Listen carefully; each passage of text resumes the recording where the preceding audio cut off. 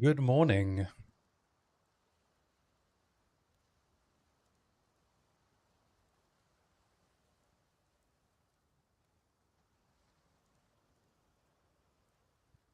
Unfortunately, I'm having a bit of trouble with OBS right now, so I'm just trying to figure it out, but I figured I can't delay the stream even more.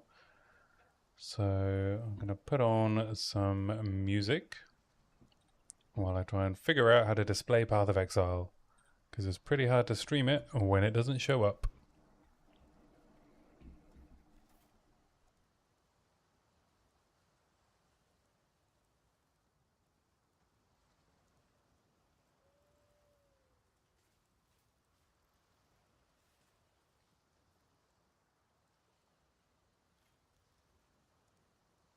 Let me figure this out. It shows PoE 2, and it's capturing the game audio,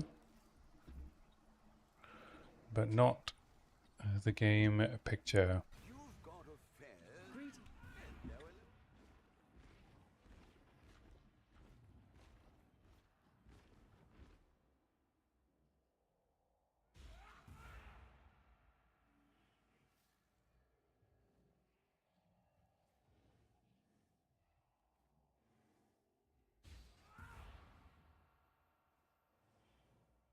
Graphics preference, it could be.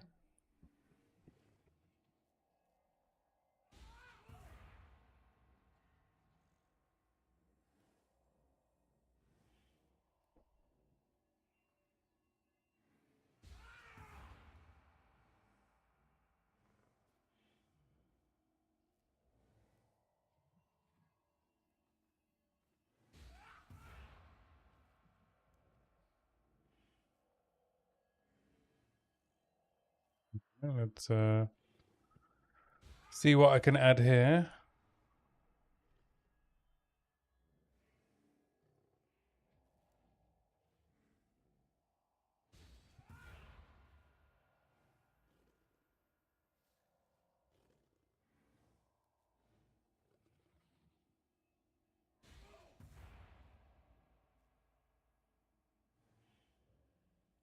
I mean, it's not working.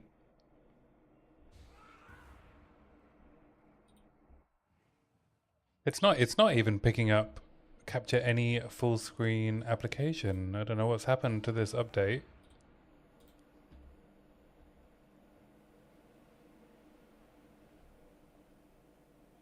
Path of building works,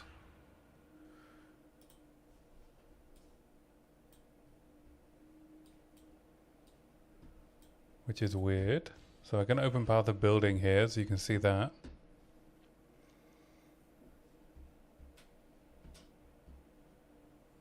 But not PoE. Why is it specifically PoE 1?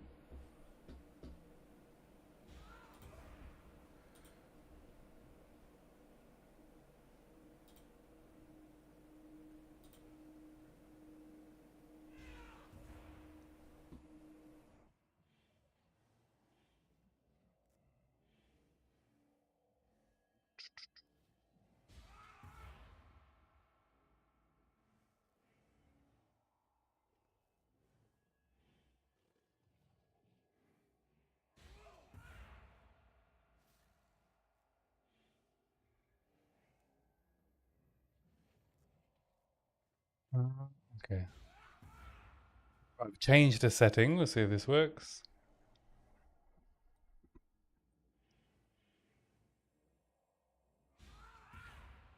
Would appear not.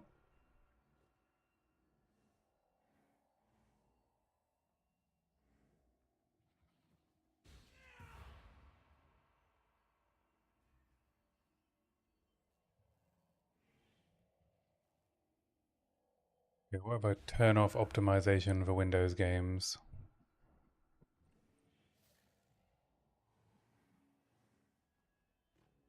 I don't know what else it could be. What could it? It must be a setting in Path of Exile itself. Change the renderer.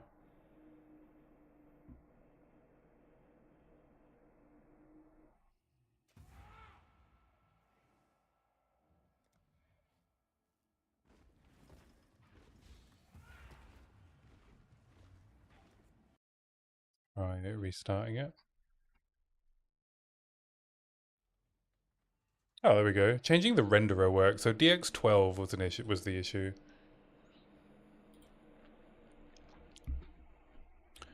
Okay. Well, I'm gonna try changing it back.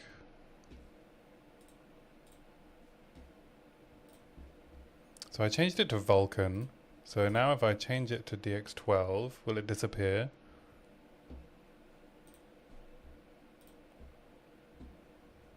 No, it seems alright.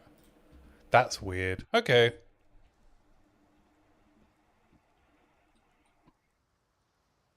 Oh, no. It has stopped rendering. Oh, interesting.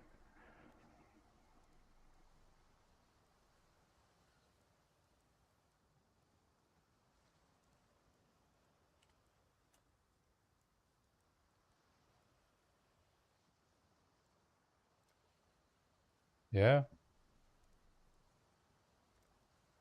Alright, I need to restart POE. I don't think that's something that's changed, though. Hopefully this renders.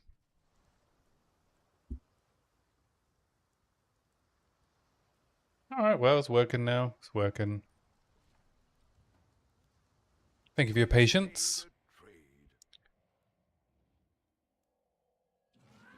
I'll have to have some more tweaking done there. So, what we got in the currency exchange? Selling random rings. Oh yeah, and I bought these div cards for the challenge. So let's get some 2 implicit.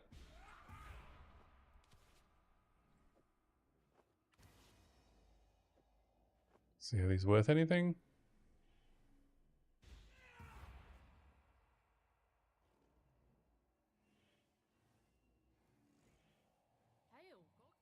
And we can sell them again. Looks like I made my money back maybe. Sell this for 240. At that price? It's for 25. It's for 6. Don't need no tabula rasa.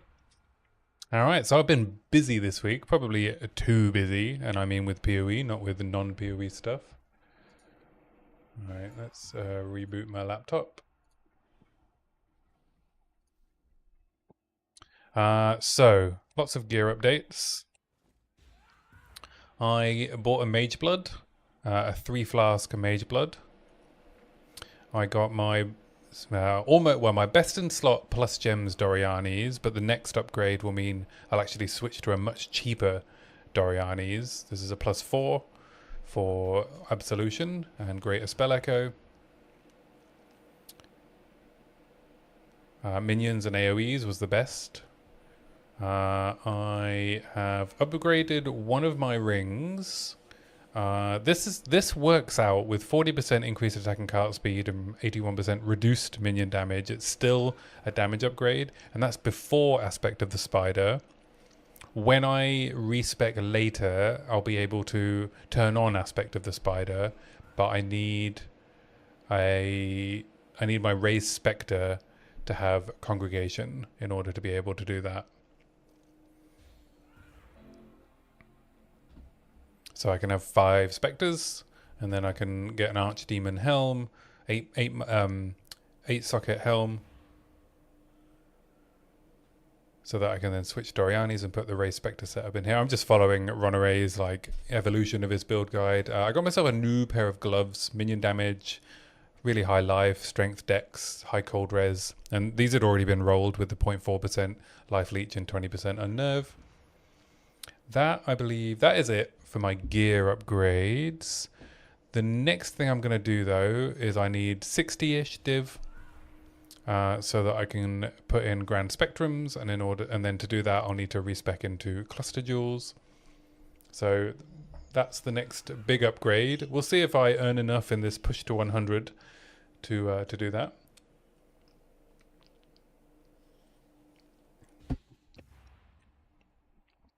So yeah, today I'm going to push to level 100. It should take me around 40 maps. I have everything ready. So I've got my 40 maps here. And I have hopefully all the scarabs I'll need. I got 45 maps worth of scarabs. Oh, I can put these. I took my void stones out because I was completing the run map at each tier challenge. So currently at 17 challenges. There's some easier ones to finish. But it looks like I'll be doing gallon grinding for one of my 36 achievements. I want to do the 5 Uber bosses. So I think Cyrus, Elder, Shaper, maybe Exarch and Eater will be the ones I can do to do the challenge. And then I'll try some other ones. I'll probably try those after I've got the Grand Spectrum upgrade. Tremendous Tempests just seems very annoying to try and do to get the increased item quantity. Same with Nightmare Nemesis, so I probably won't do those. I guess I'll try and do... I don't know how to get 4 modifiers on these invitations, but we can try and figure that out. I'll probably do some kind of astrolabe farming strategy at some point.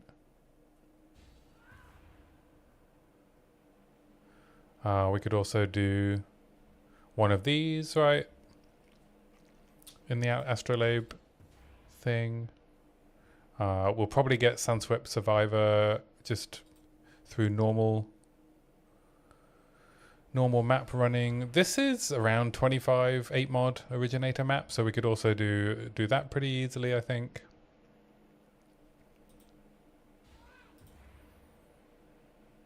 $8,000 map tiers completed. What is that? So if we did 8,000 divided by 16, it's 500 maps. Yeah, so that'll probably get done at some point as well. Astrolabes, yeah. So that's the plan. I'm going to try Simulacrum at some point. I think this build might be quite good at Simulacrum. But yeah, I upgraded my flasks today as well. I realized I wasn't making the best use of Mage Blood. So I got 3 increased effect flasks, one with immunity to bleeding and corrupted blood, one with increased armor, and effectively curse immunity. Also got myself a bottled faith to replace Writhing Jar. So yeah, let's grab a bunch of maps and get started. So I'm just using Path of Evenings, Beyond, and Breach strat. So hopefully, and we're going to be doing dunes.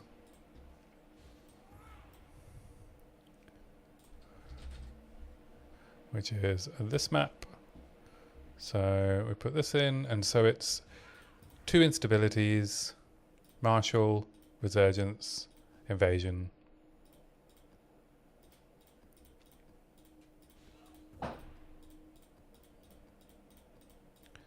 And so it looks like we've got space for some more maps, so let's just grab these.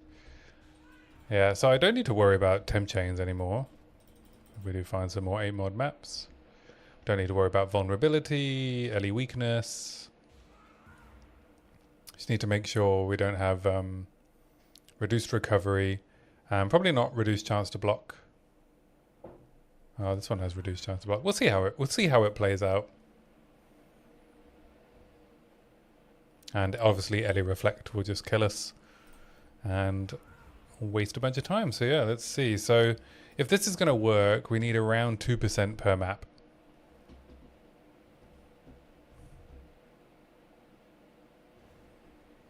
And I'm currently at 1%. So we're at 3.9 billion. 3.93 billion. Oh, we got an immediate delirium. Oh, I'm on the wrong Atlas tree. That's fine.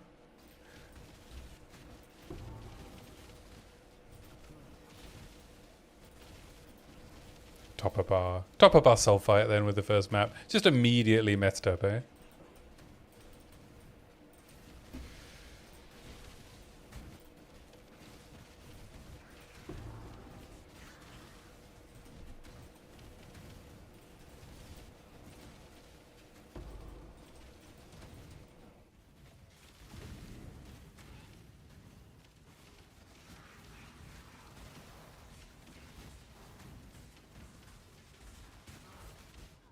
Oh, and I immediately died. Interesting.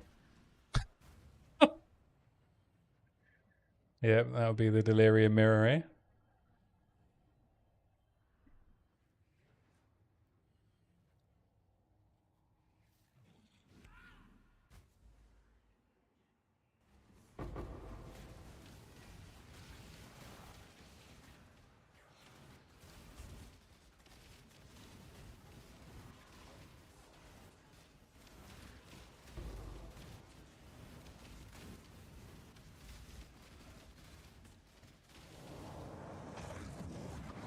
And then we've got Varun. Oh, we got another cross-contamination. That's cool.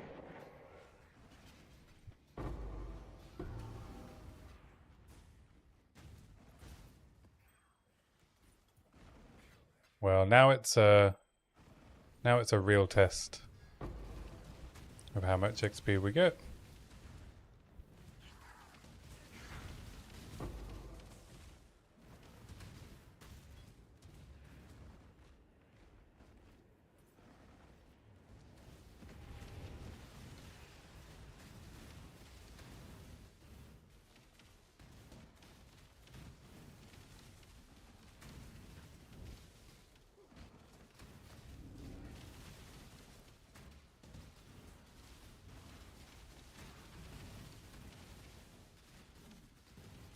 Yeah, we don't have deli mirrors turned on for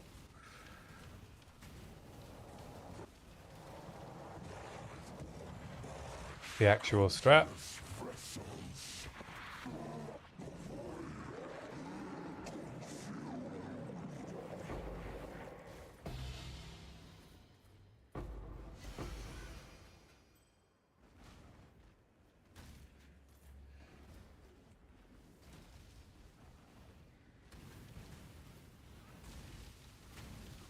Oh, back at 3.9 billion.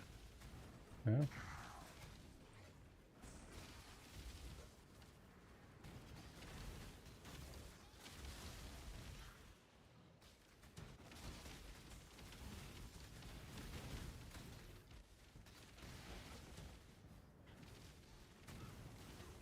Where is the boss in this map?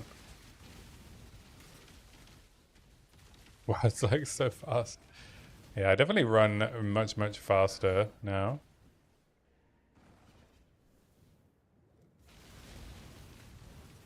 Yeah, I should probably be reading the Eldritch Altars as well.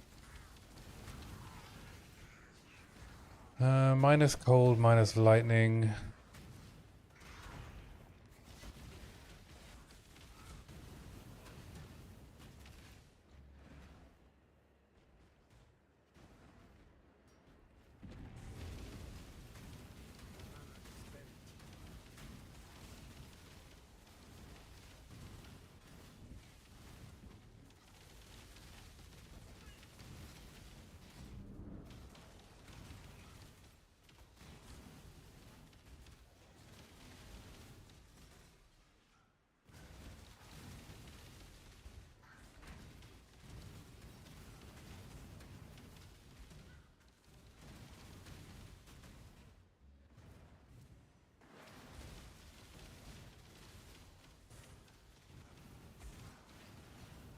Yeah, we got 2 breaches active at the same time. And there's a Varun. Another one.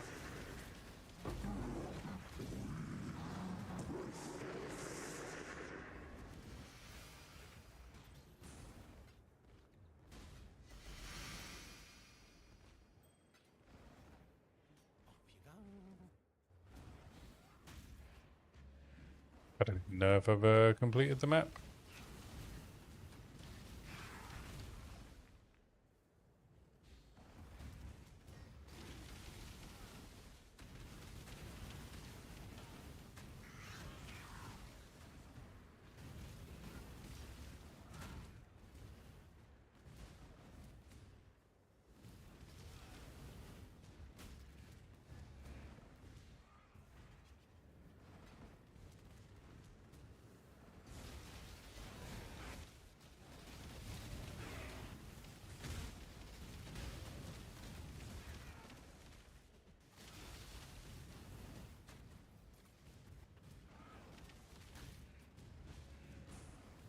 Yeah, my grinding went pretty well this week, I would say.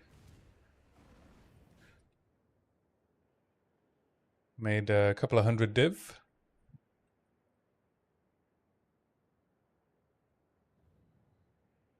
Let's just open up Safari, see if it'll actually do something this time.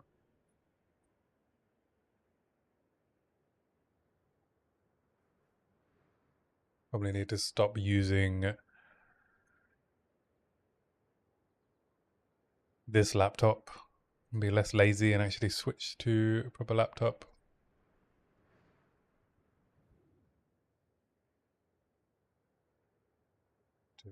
To grab password. Bear with, bear with. Also, got a new neon sign. Oh, there we go, that one. Oh, isn't that nice? Books, it says. No, it's not that easy to see.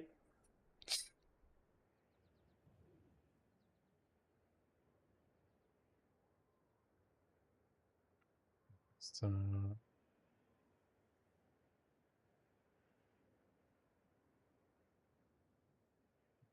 this.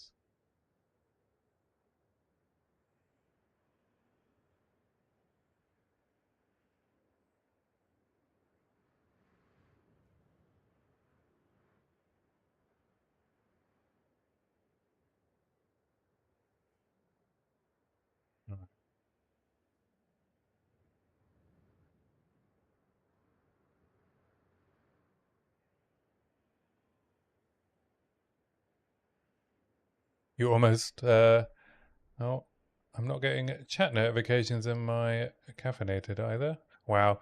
I don't know. I updated OBS and it has not gone well. Good to see you, protagonist. How you doing?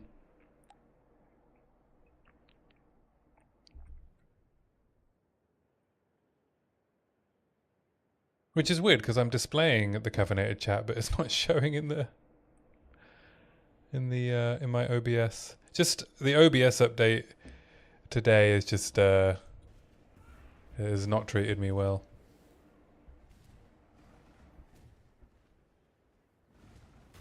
You're crying about being bad at math. You're having a bit of trouble with your spreadsheets.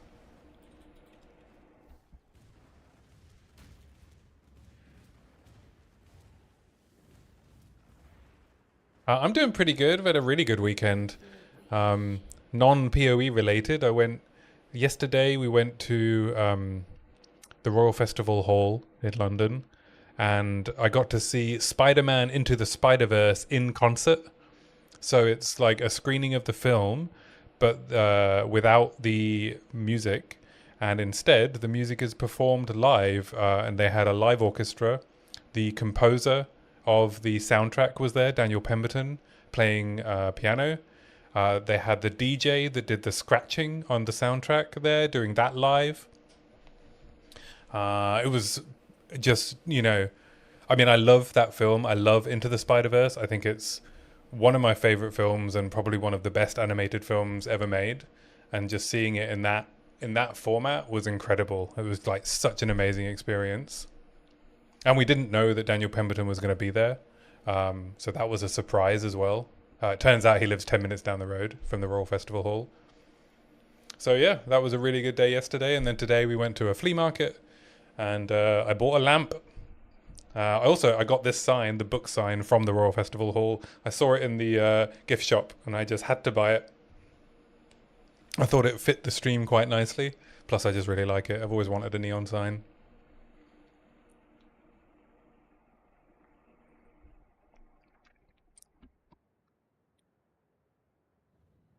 Yeah, there was an issue, right? Because Fox owned the rights to Spider-Man, which is why they went on Disney. They're on there now, though. Disney got the rights back. But yeah, Into the Spider-Verse is the animated one with Miles Morales. I would highly recommend it. It is an incredible film.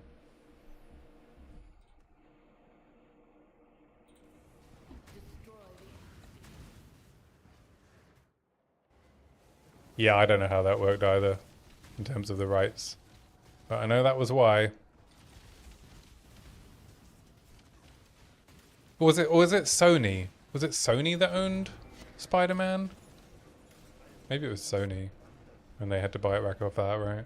There was a similar problem with X-Men, right?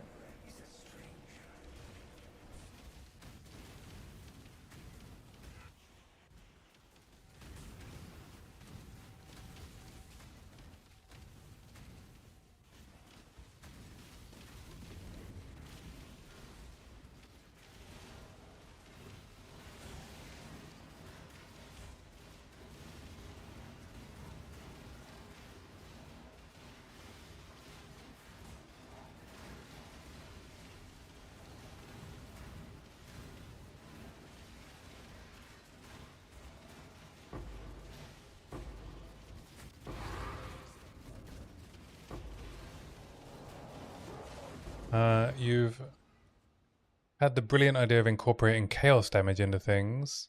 Thought it would be good to actually have it scale properly against ES life. What do you mean by incorporate chaos damage in? Is this your feedback?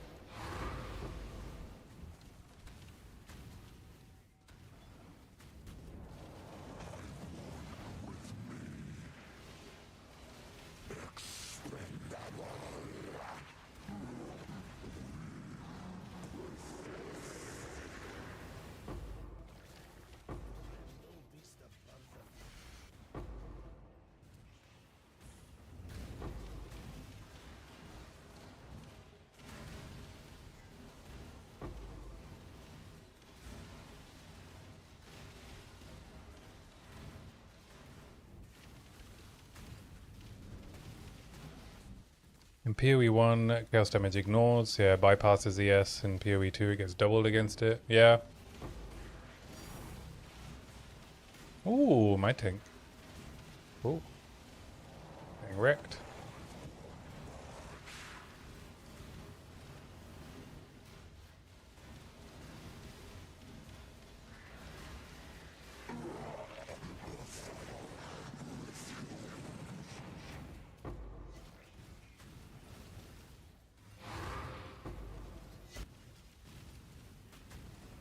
Yeah, I mean, I think I imagine the reason it's works differently in PoE 2 was because they wanted to not probably get rid of chaos inoculation at some point, right?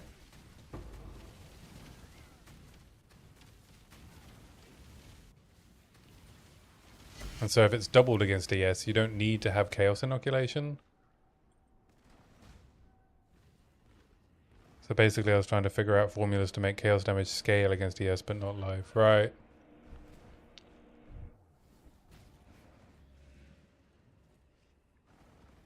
Do I need a 25% bow? No. Just pick up currency instead.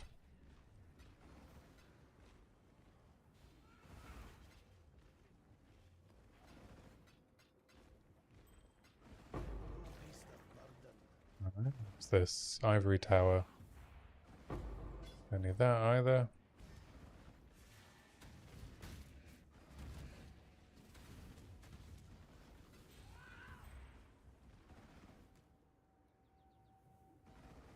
You can add in ward.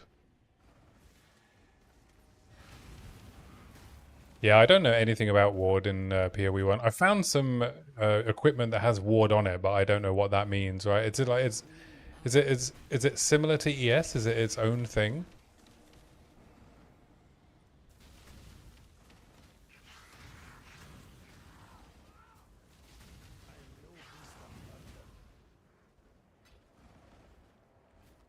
These storm seekers.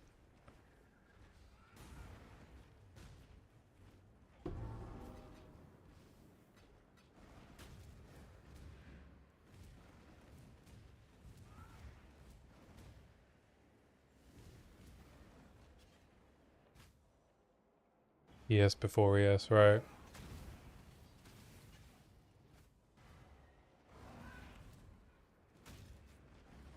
I rewatched your defenses video to try and better understand it.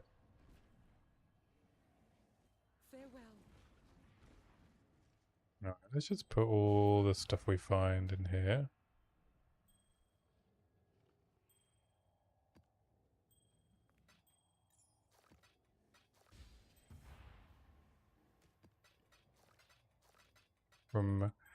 apart from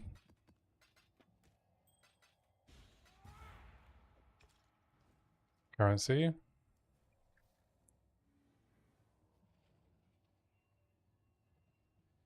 Ward works at a flat value, and if you take a hit, it breaks for 5 default seconds. Right.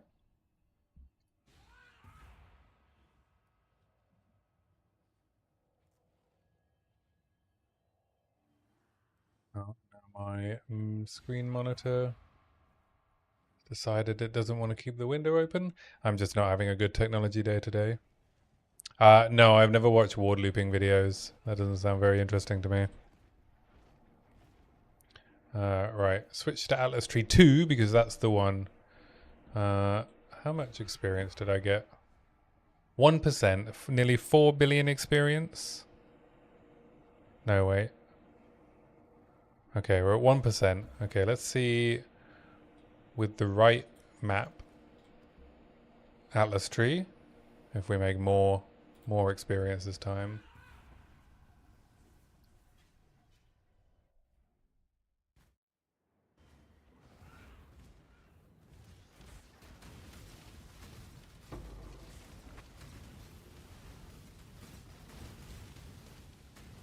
Yeah, I think the points you made around like whether or not crit reduction should be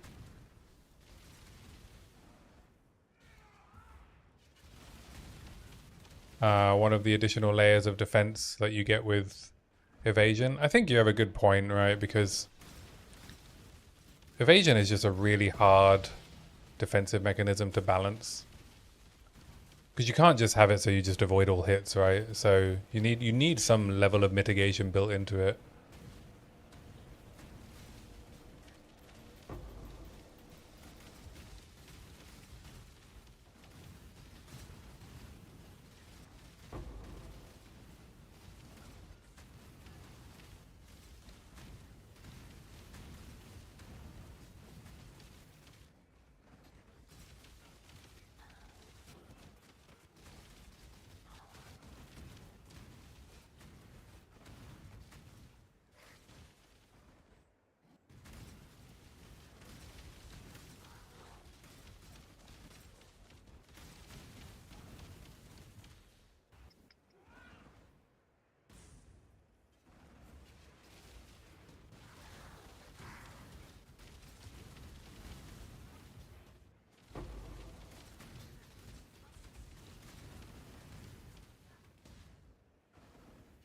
Increase quant.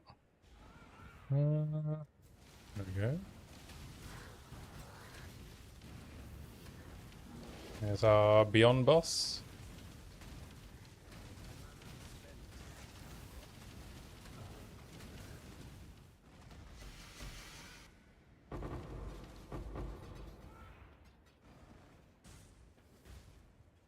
Another Eldritch Altar. Increase quant. Extra lightning is probably the most scary of the stats I could take on an altar probably, so we'll see.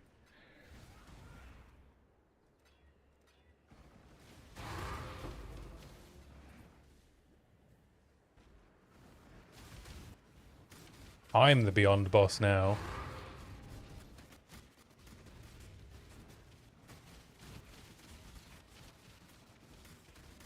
You're not sure if evasion should be viable on its own. Well, no, yeah, right. Well, no defensive mechanism or primary defensive layer, I think, should be viable on its own. I think layering should be required.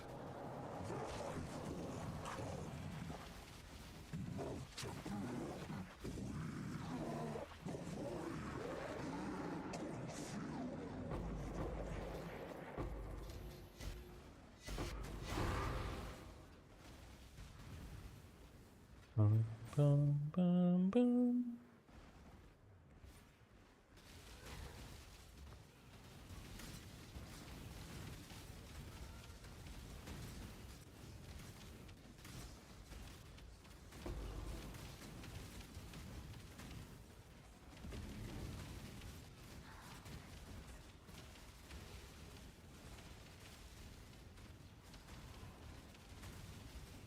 Yeah, I've been thinking about my own thoughts on defensive layering, but then I got too distracted thinking about the Atlas. And like that looks like it's going to be the first video I make. My my wants for the Atlas changes, or like, you know, my articulation of the problem.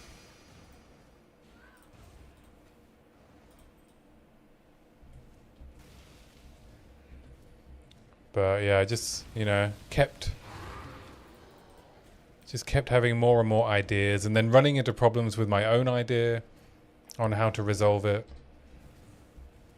But I think I've got a relatively elegant solution to maintaining an infinite atlas that's fun to interact with. I just need to do some drawings. I have a lot of the script written. I just need to create the visual aids to communicate the idea.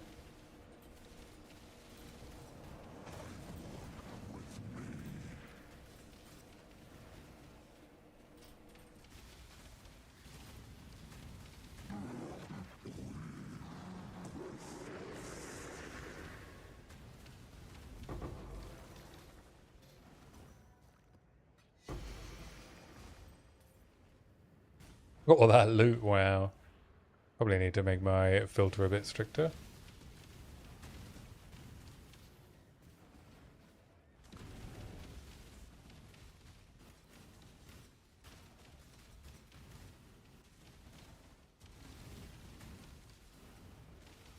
Yeah, resets is one part of it. I mean, obviously, the main point of the video will be to try and clearly articulate what I think are the three major problems.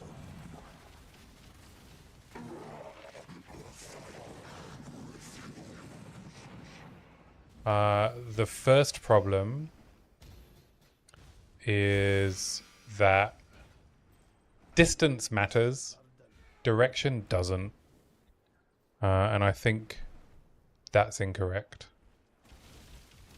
I think distance and direction need to matter. Much akin to, right, this is the lesson I think we can learn from what makes Delve work, is that direction and distance matters.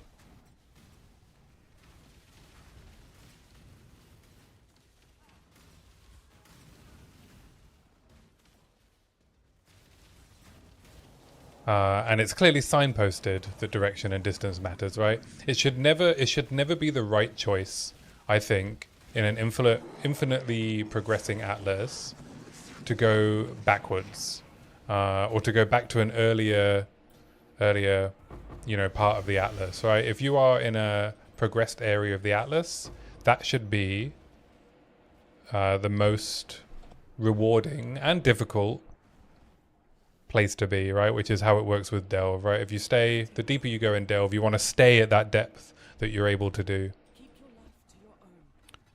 And to just signpost it, right?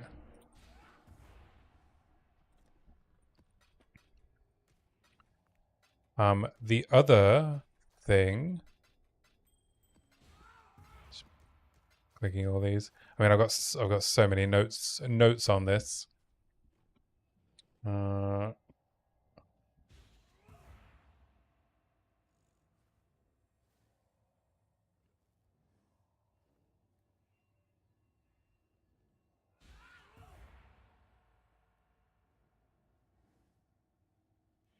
Yeah, and so, you know, clearly signposting you need to go a certain direction, and then think obviously the it just being massive, it doesn't really help.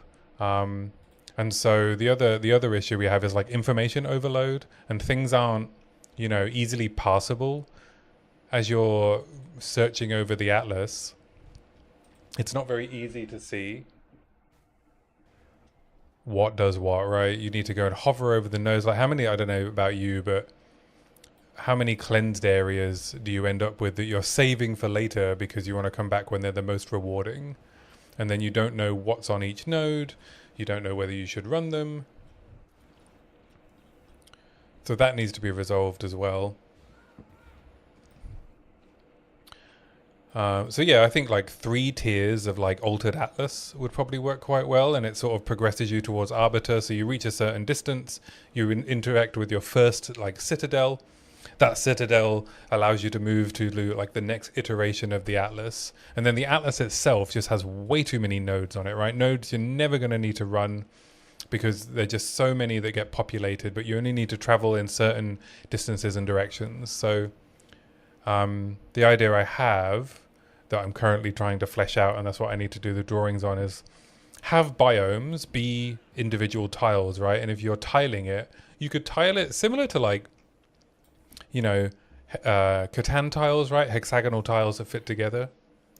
And then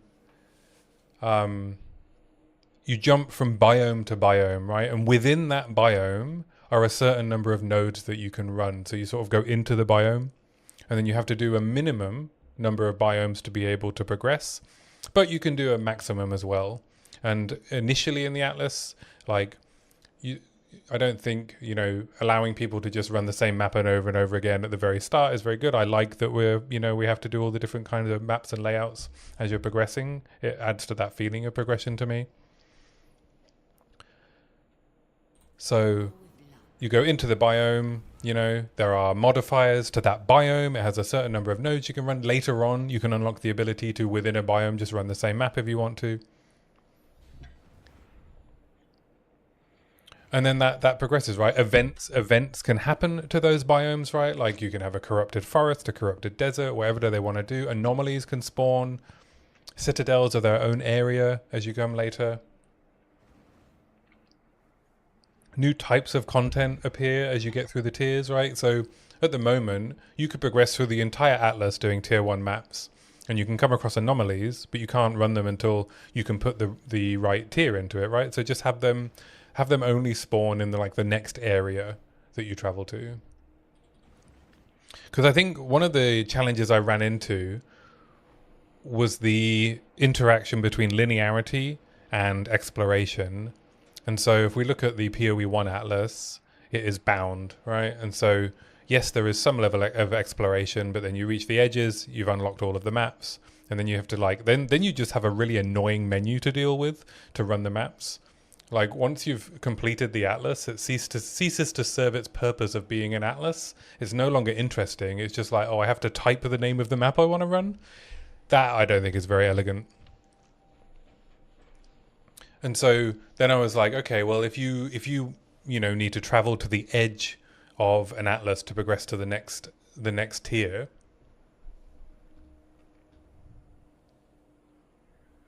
all right, yeah, I'll give a rundown again. I mean, it's hard for me to articulate anyway, which is why I need to make the video to articulate it properly.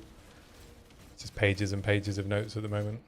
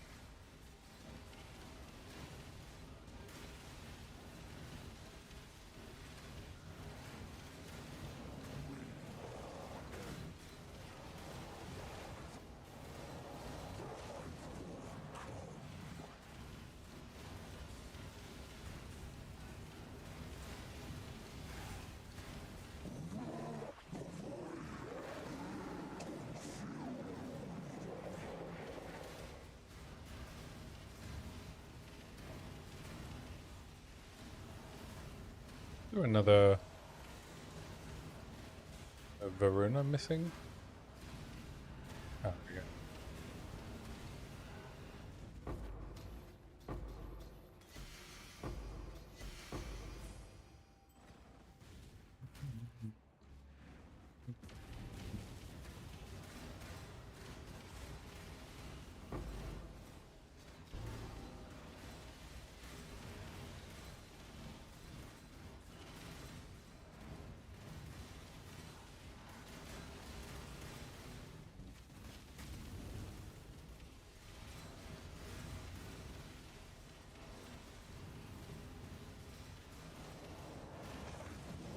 There's a double Varun.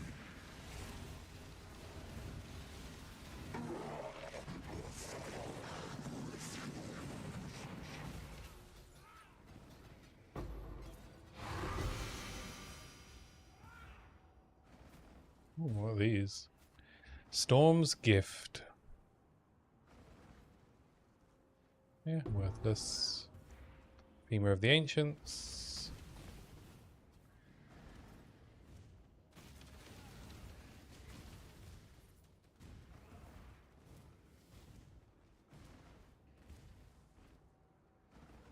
XP per hour, 10 million. Doesn't seem like very much. Alright, first map done. 40 to go.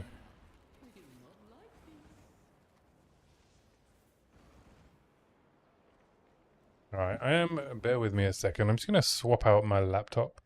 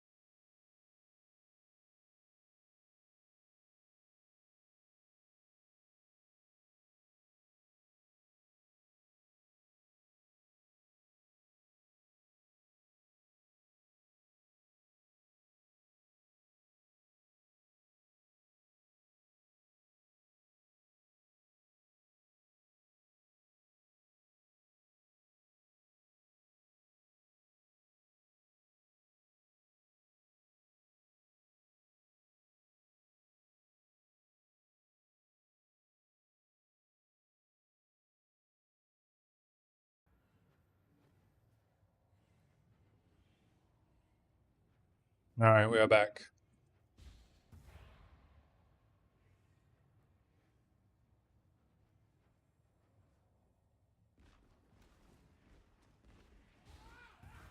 Greetings. Go with courage.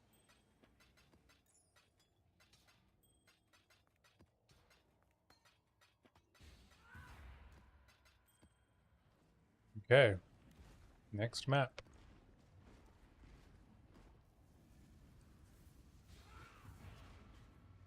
See if we can hit 100 today. No, I'm already an hour in. Not ideal.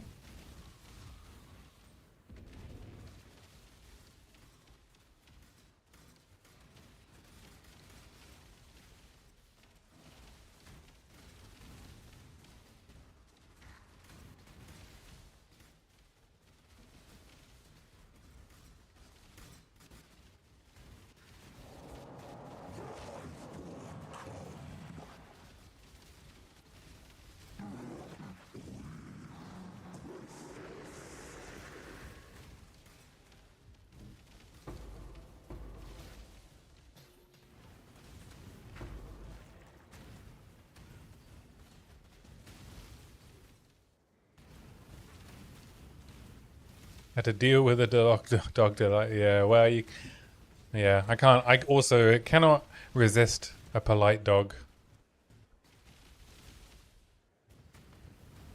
Or any dog. They always come first.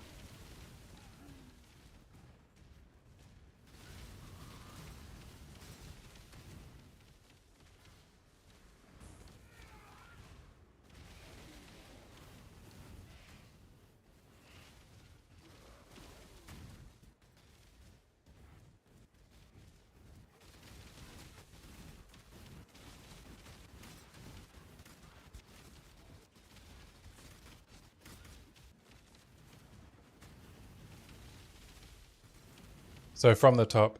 All right. Yeah, well, I mean, this is good practice for me figuring out how best to explain my ideas, right? It's much harder without visual aid. Okay, so we have 3 current systems. We have the POE 1 Atlas, which is bound completely, right? You explore initially.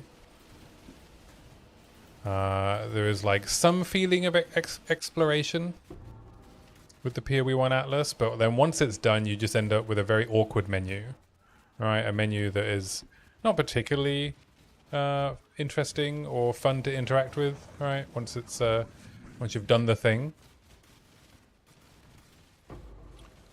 And then we have Delve. Delve is an infinite atlas where the visual communication is very clear. You at a glance can tell what biome you're in, what the node you're heading to is in. Direction and distance matters. In Delve, very, very rarely does it make any sense to go to a lower Delve level, right? Once you reach an area that you can handle, you go left and right. So direction still matters, and the distance from origin matters for both difficulty and reward. So I think clear signposting and visual communication and direction and distance mattering are the important parts of Delve that should be brought into the PoE2 Atlas. So I would want there to be much clearer signposting that you need to be traveling in a direction, a certain distance on the Infinite Atlas. And I'm okay with it staying like this is all assuming, right? The Atlas needs to remain infinite. I think as well, and like you said, right, there needs to be effectively resets built into the Infinite Atlas to stop it getting too big. Is one of the solutions. And so you reach a certain distance, you interact with your first Citadel boss, you get through that, then you have the option to move to like the transformed Atlas, the next tier. New types of content can start spawning, right? Anomalies, right? They start spawning at tier 6.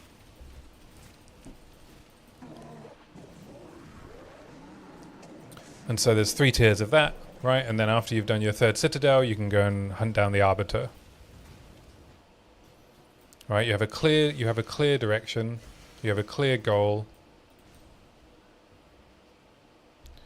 And now the other issue we have, even within this system, you need to solve for 2 problems. So the first problem is you cannot bound the Atlas, because it should be an option that if someone wants to run 1,000,000 maps at tier 1, they can run 1,000,000 maps at tier 1 difficulty, right?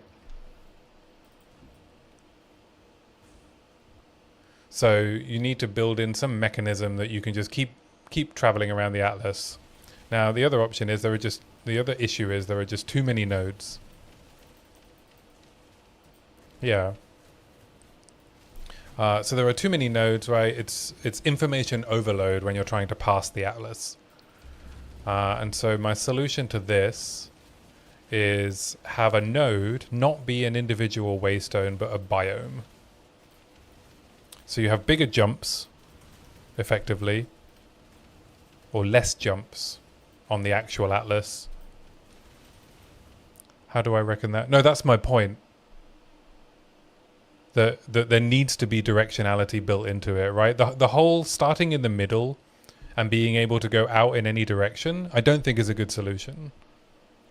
If you want distance to matter, you can't give the choice that moving north, south, east, or west is equal, right? I think you need to start from a point and move outwards from origin, right? Distance from origin. And then have, cardinal directions matter. So if you head closer to origin, things get easier.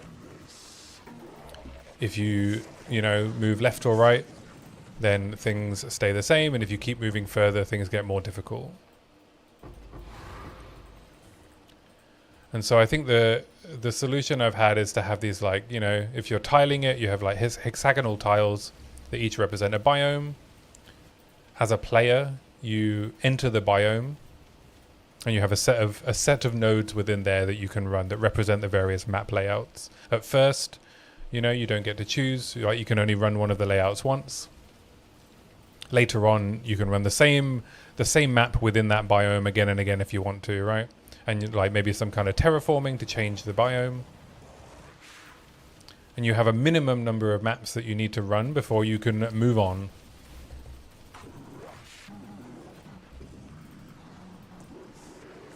Yeah, possibly. I might be describing another system, right? Any resemblance to other systems is purely coincidental, apart from the ones I've mentioned. Events can happen to the biomes, right?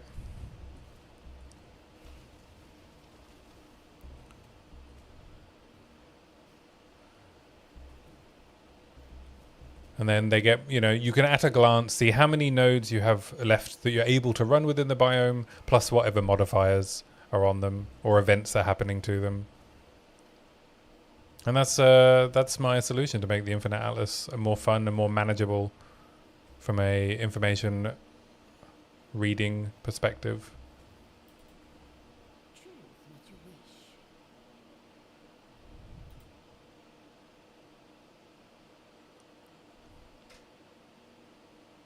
Oh no, yeah, I know you're not saying I'm stealing. Sorry, that was a very defensive response.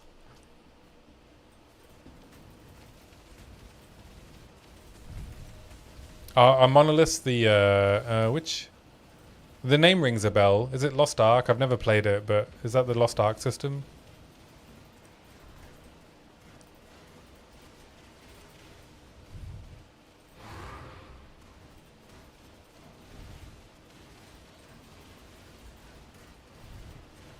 Last Epoch, right. Yeah, so you still get the exploration, right? You move from biome to biome. But we make distance, we make distance matter, we make direction matter.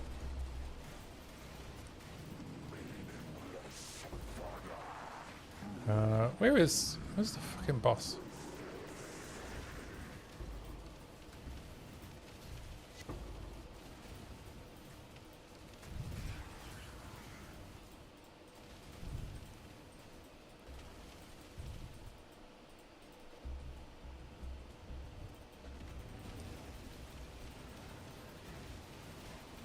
Yeah, so you just have way less nodes that are visible to you as you're exploring the Atlas, right?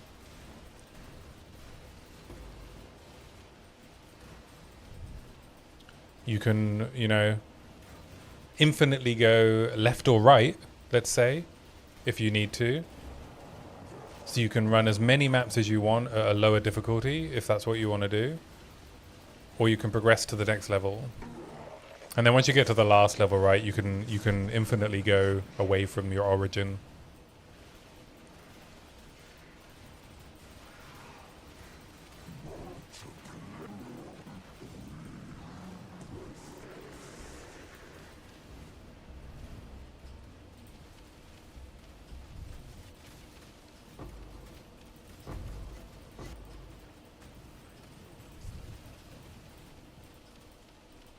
No, I'm full.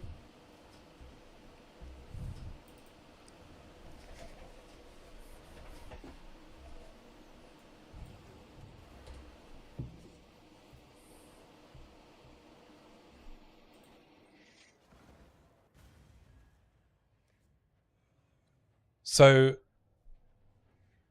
within a node, the idea is that there's a minimum number of maps that you have to run in order to move on, and then a maximum, right? So let's say you have to do at least 3 nodes within the map, but you can do up to 7, right? If you wanna farm that biome for that node, right? And biomes can be, you know, take up more than one tile. If they don't like the layouts, I think during early progression, who cares, right? Either have better layouts, right? As a developer, right? Have layouts that aren't so bad that no one wants to run them. You get to choose the nodes within the biome that you're running. So let's say there's like 7 nodes in the biome. You can pick the 3 that you like to run the most. Later on, you have some kind of transition where you can just run the same node repeatedly within a biome. If you don't like the biome, again, right, make sure that there is something that is fun to run in each of the biomes, at least, but also have some kind of like terraforming activity. Now, I don't know if I did think about this, right? The terraforming idea might be too much busy work, right? I don't know if that is an elegant solution. But I mean, really what I'm just trying to articulate is the core issues, right? Direction doesn't matter on the Atlas, and that's a problem when distance does. Signposting is very poor, and there's too much information, right? There's too many nodes that you'll never run, right? When you're scrolling the Atlas, how many hundreds of nodes do you have to scroll past that you'll never run? Also, because distance only matters for some things, right? It only matters for access to citadels and anomalies. Otherwise, well, and like finding new corrupted areas, right? So you're just looking for those things to run. And so you have this situation as well where as you're progressing through the tiers of the Atlas, you're unlocking a bunch of cleanse zones, which you then don't run because it's not worthwhile while you're still on a low tier of maps to use up that juice. So that needs to be solved as well.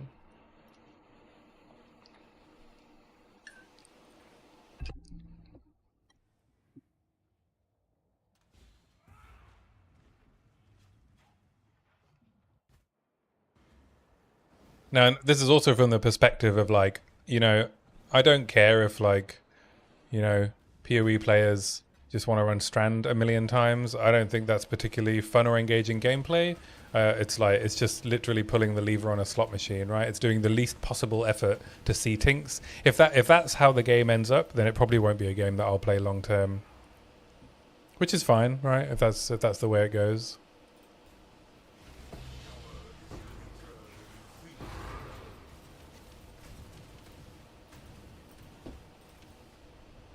I like the exploration. I want the feeling of progress. I don't want just a menu where I pick Strand and run it 100 times.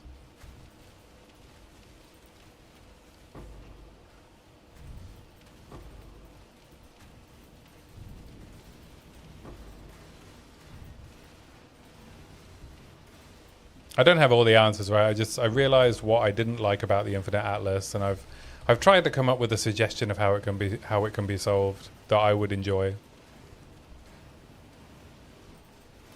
Because that's all that feedback can be, right? What would I enjoy? And if the 100,000 or however many 250,000 other people that play the game don't enjoy that, that's fine.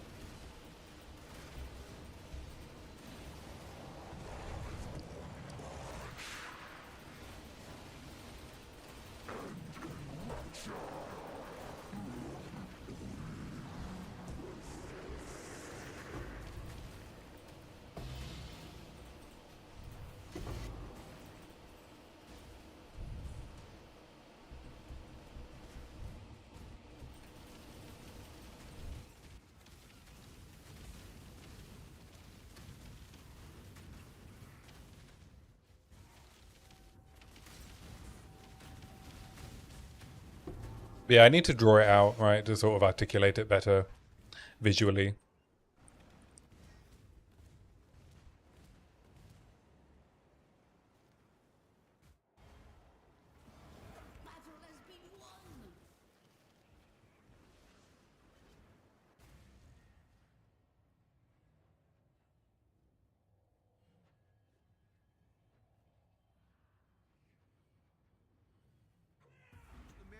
Hello. Till next time, shall we keep Ba-dum, sailing? ba-dum, ba-dum. 5%. Okay, I think I'm getting like 2.5% per map, which is what I need for the number of maps I've saved. So should be level 100 in about 40 maps.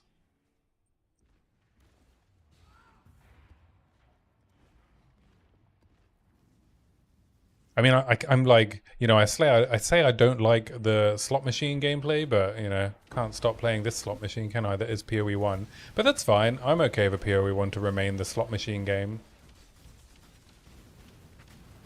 0.1 tower situation. Yeah, but you're not doing anything to these biomes, right?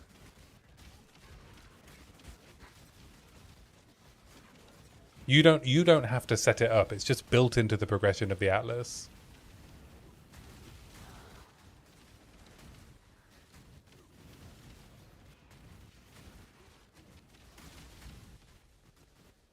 You gave my pride a bloody knife. Be ready to use that hook. Right, why is the syndicate here? Hurt, isn't it? Death is a natural part of life. Death. Ah. Oh, no. Whoa. Oh. Keep or lose Did I not block syndicate? nothing. He's quite I block anything? intimidating as carnage.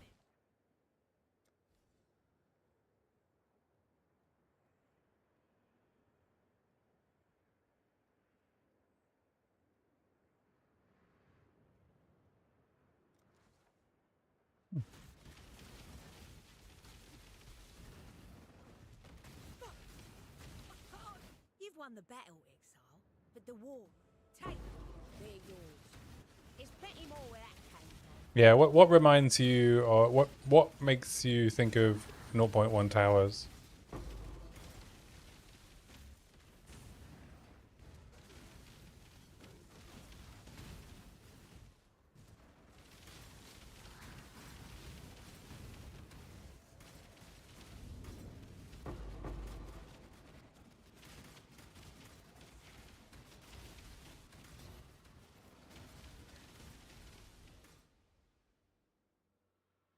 There is a kind of, I mean, there has to be linearity, right? There's already linearity built in. It's inherently built into the fact that there is an atlas to explore.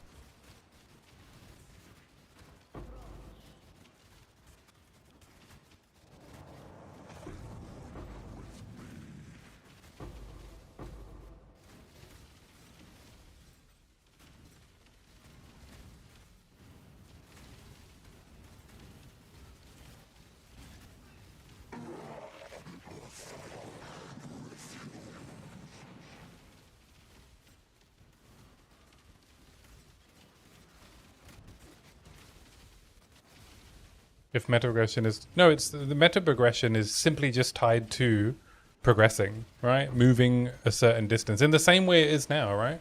There is nothing making you go and find the arbiter, right?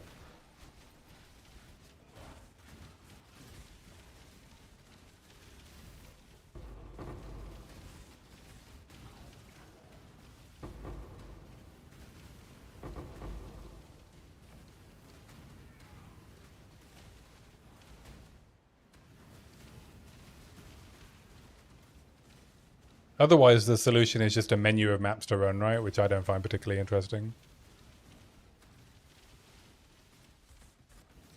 I don't find the POE 1 Atlas system interesting at all, right? Apart from the first day, right, where you're filling it out. I find that interesting. After that, right, it's just a really bad menu.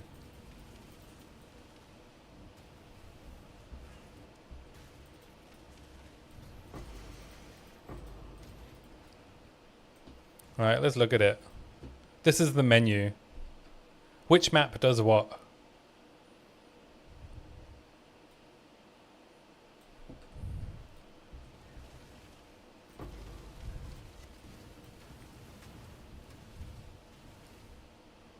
Why is this in my hip hop playlist?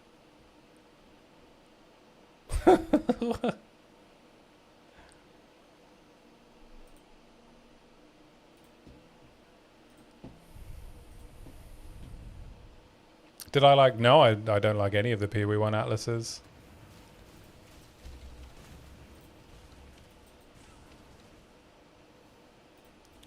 Honestly, the only reason I'm still playing POE 1 is sunk cost. I want to finish the challenges because I've already put so much time in. To me, this is just a very uninteresting slot machine. Well, a more interesting slot machine, I should say.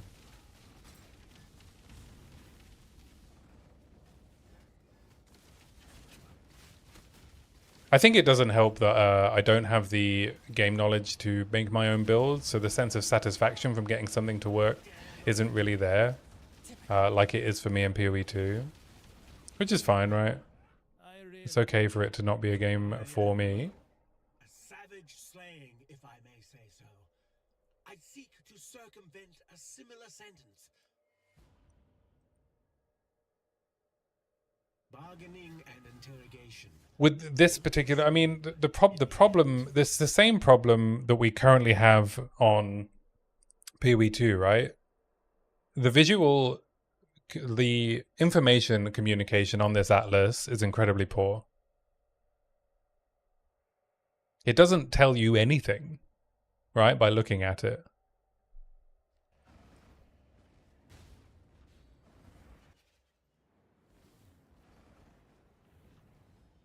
Choose what you... Your wish has been granted.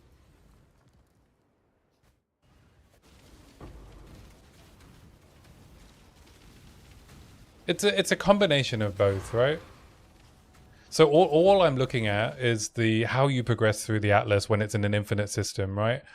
What is the feeling of progression? In PoE 2, the feeling of progression you get from the atlas is you find corrupted zones, right? You find anomalies and you find citadels so you can run Arbiter. Otherwise, there is no reason to move around the atlas. So I want there to be more feeling of progression, more reason to be moving around, right? For direction and distance to matter.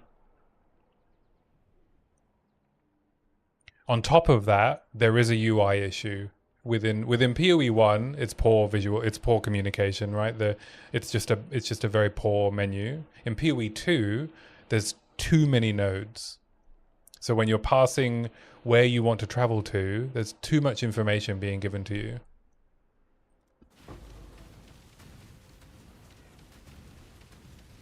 I'm not trying to solve like everything that's wrong with the end game, right? All I've been thinking about is how do you make the Infinite Atlas system work? Oh, I wondered why it's so hot in my office. I've accidentally turned my heater on.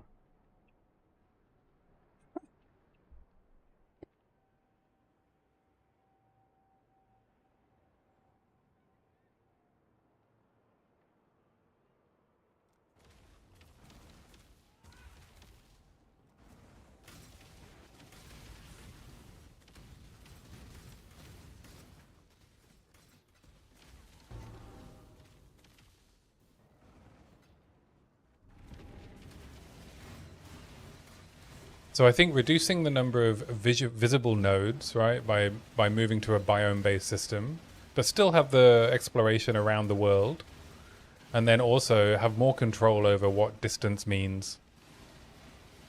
That's what I think would be more fun for me.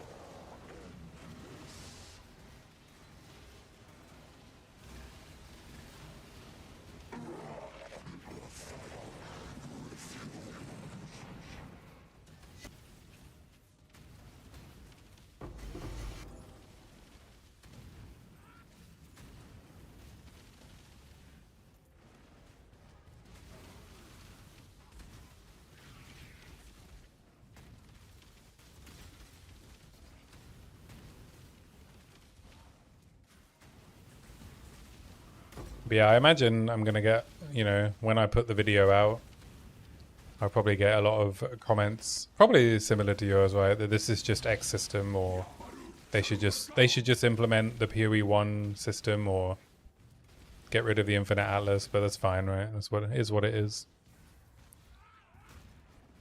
That is the nature of feedback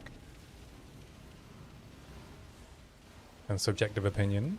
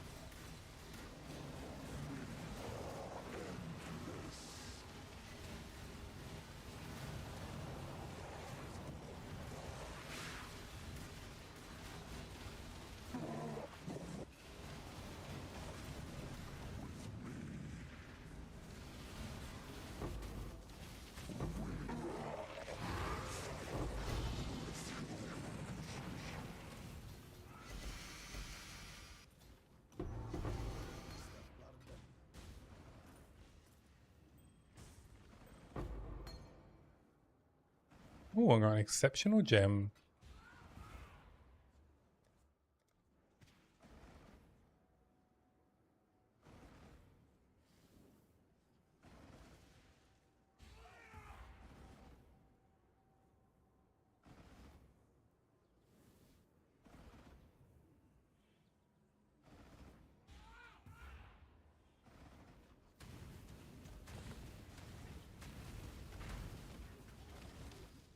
Oh, I meant to be getting a delivery from the flea market we went to earlier.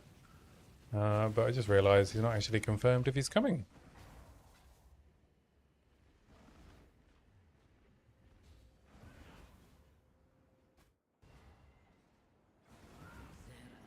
We do not like this. Greetings. Go with courage.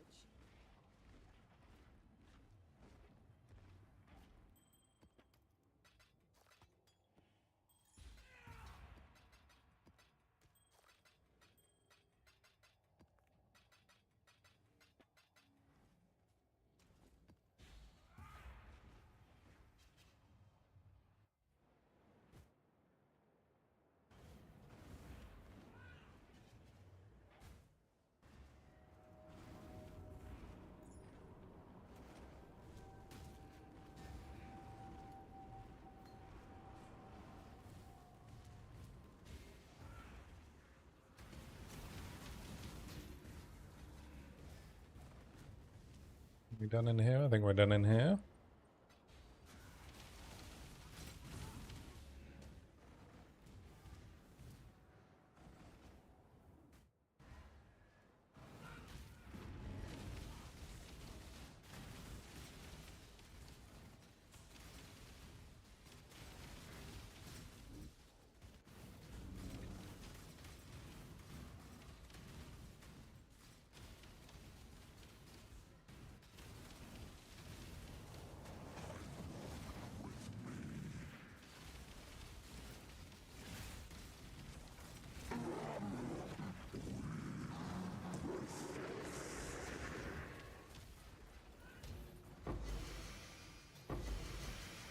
Nope, accidentally clicked the portal. Do that all the time when gear drops on top of it.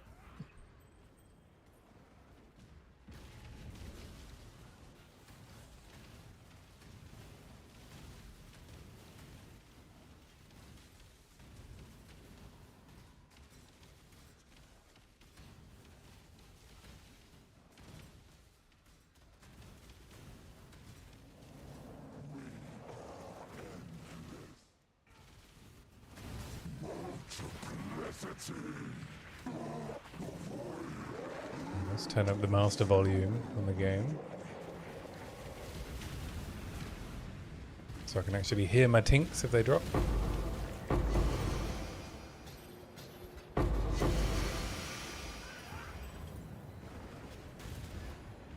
Probably shouldn't reveal the loot on the map. Might crash the game.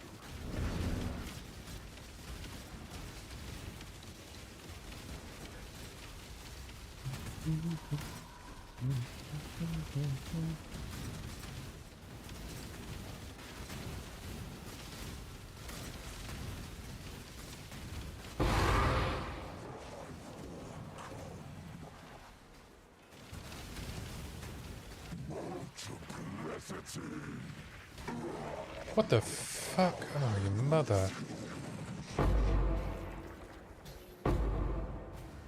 I guess that's just going to happen sometimes. It's going to make the leveling experience a little bit slower. Rip.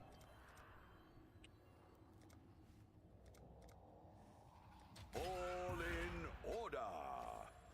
Hello. Keep your life to your own.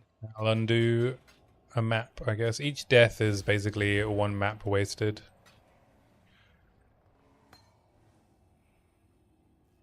Oh, these were like 2C. Alright.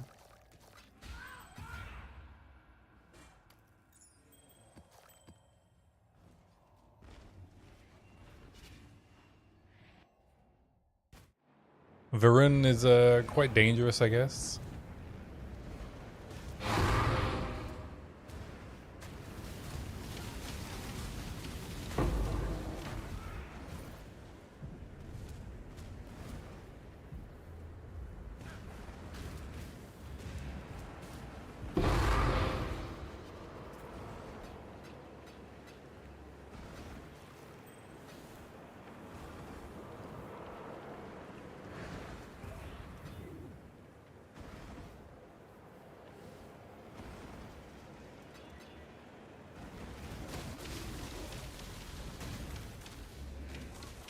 What's on this map?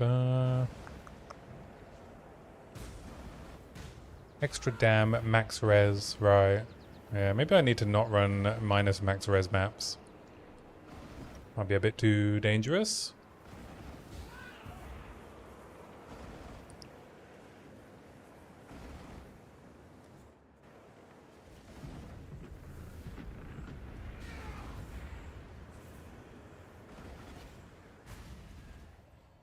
Greetings. Farewell.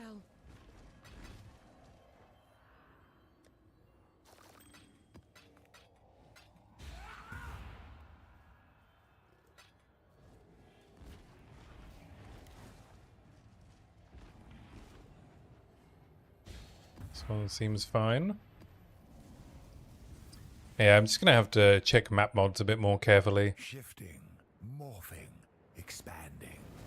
A reminder of the virtues of an agile mind.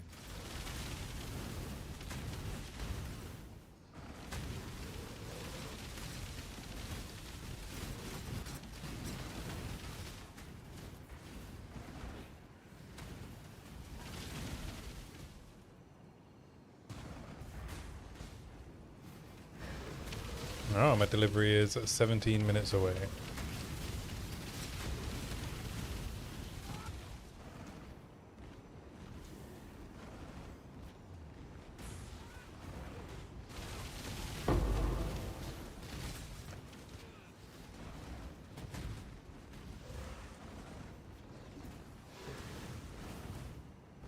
Pick up the last of these pretty little lights.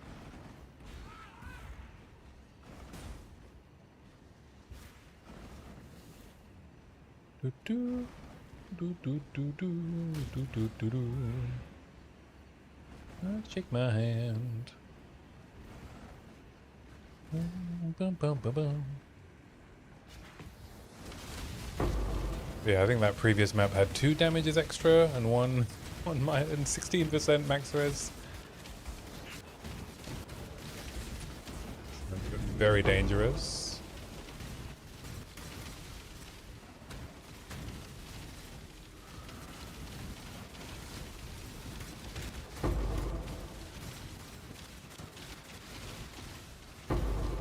Lord.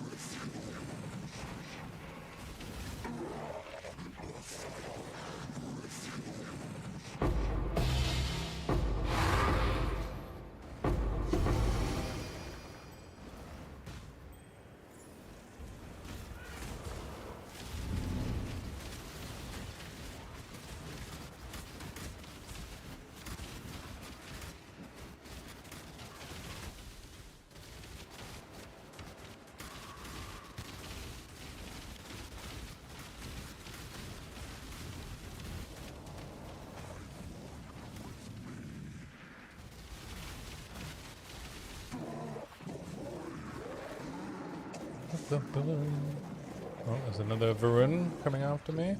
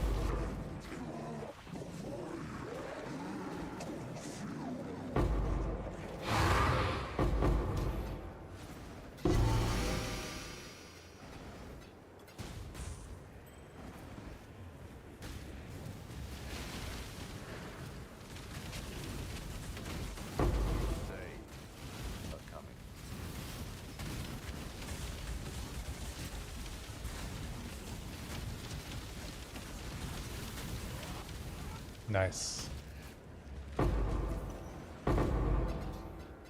No tainted volatile orbs yet. So I've got about 14 minutes till the delivery arrives. I'll have to disappear briefly.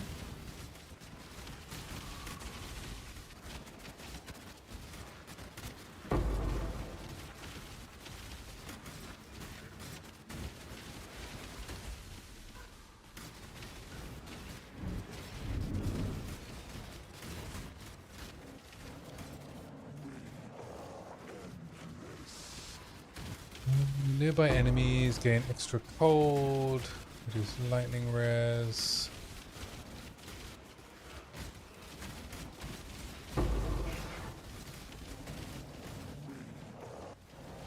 Let's go deal with Varun.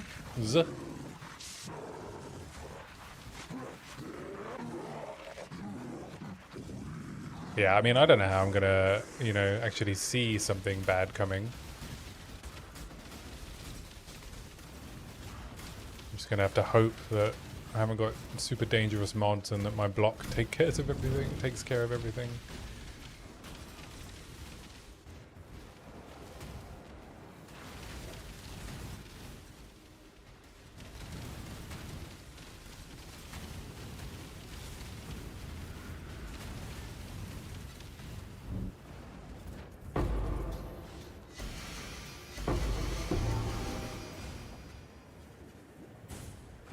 Don't think this is a particularly good.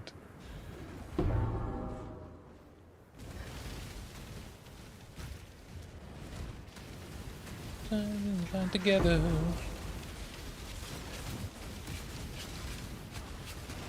To the end.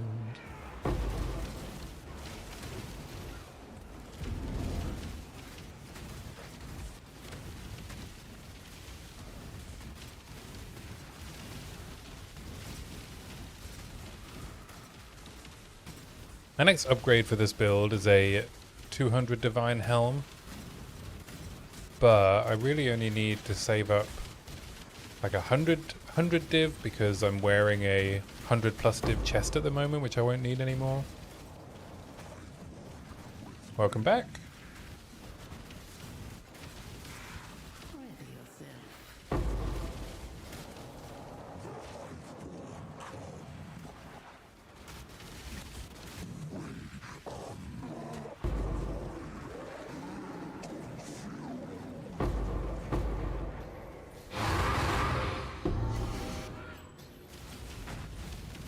Sign together. I am no beast of What burden. is your desire?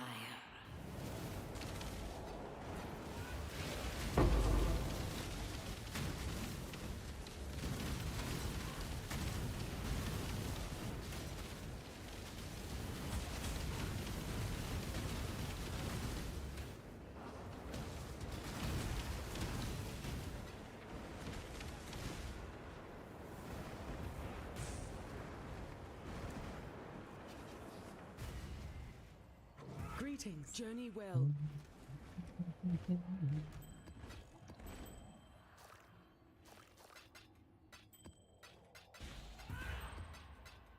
I guess these maps are taking longer than I thought they would. So I don't know if I'm going to hit 100 today. Hello. Probably picking up too much loot.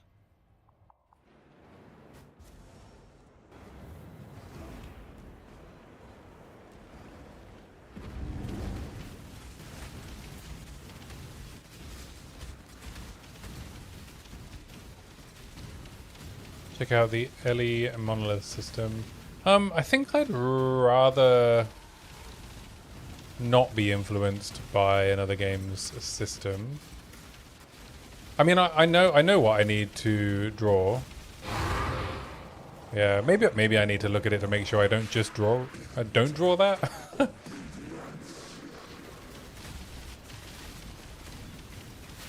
I think I remember. I think I've seen a picture of it. Right, it's like you move from like bottom to top, right? And they're like you have these like branching paths. I think the system that I'm thinking of will look very, very similar to the current Atlas, right? I'm trying to think of how we make it look better. How we make it the existing system function better rather than a new system. But I don't know, yeah, I'll have a look. I think I remember what it looks like.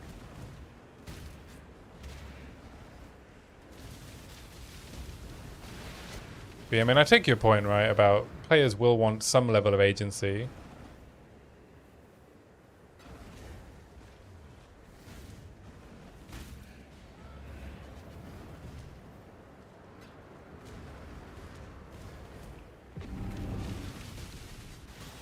But yeah, if distance doesn't matter, right, then there's no point in having an explorable atlas. Like, just for finding unique events.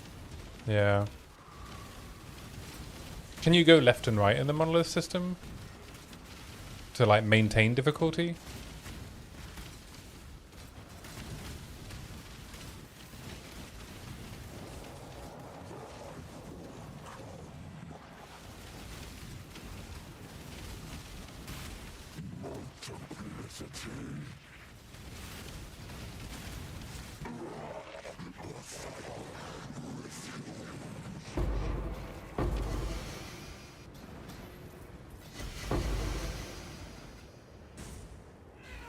Oh, okay, right. Yeah, it's just yeah, you're not progressing further away, right? You're not progressing to the next level of difficulty, right? Or the next atlas, right? If we're maintaining the size of the atlas, trying not to make it too big.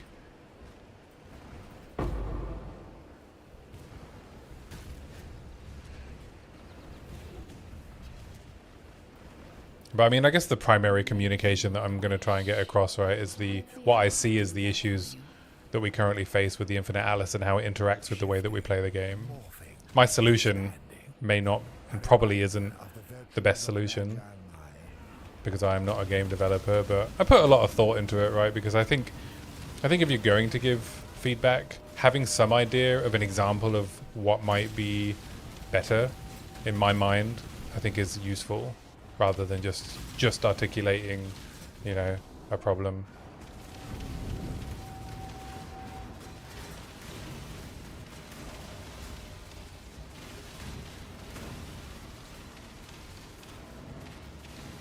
All damage can sap, extra fizz as lightning.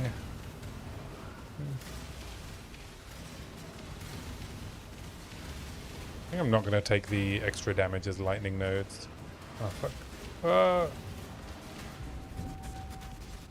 Oh no, I messed up.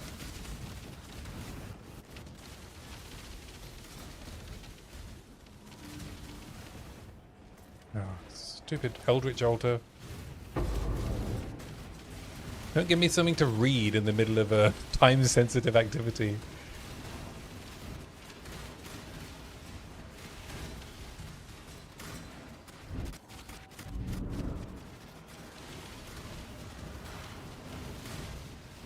Why is it not spawning enough enemies? There we go.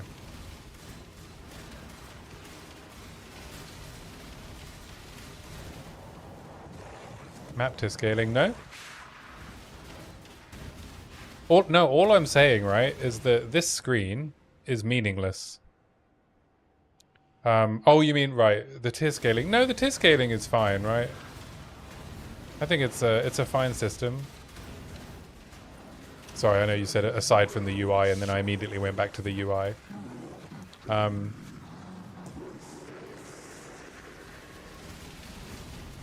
Yeah, I mean, for its purpose, right? I think the POE 1 Atlas system is fine, right? People enjoy it because they pick a map they like to run. I think the idea of the scaling, I think is a different set of problems. Like how progression works itself with the map tiers. And I don't think it's necessarily needs to interact with the issue of how you make an infinite atlas and find a balance between linearity and exploration.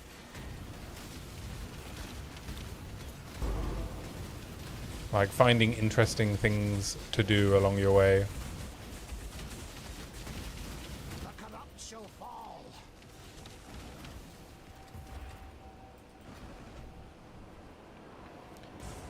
Yeah, I mean, that's what Ziz said, right? Ziz said he's run more map types. I don't know if anyone else has said that, but I think it's because you can easily choose a different layout. I think that's why, right?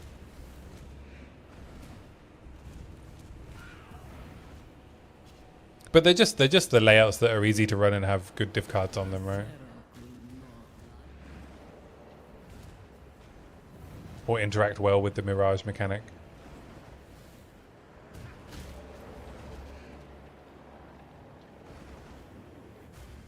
Some maps interact with Mirage better than others, right? That'll be why.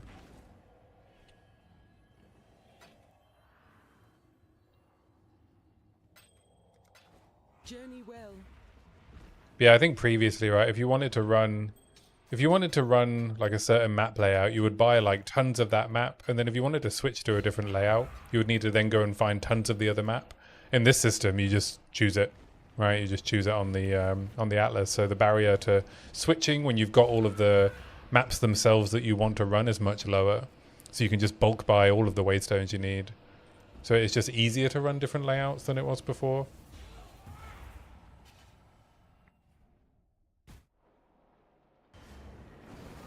But the choosing to run the same layout and again is not, it's not a feature of an exploration based atlas, right?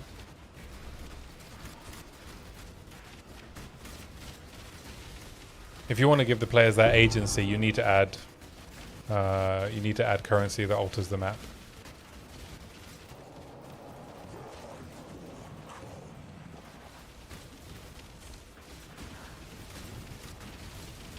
Or alters the biome or whatever it is, right?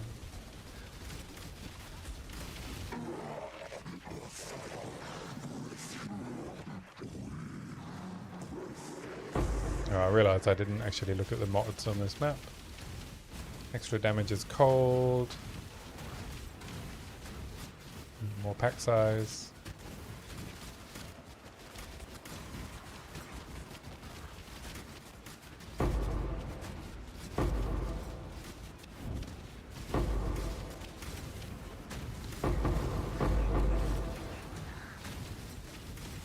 Map boss.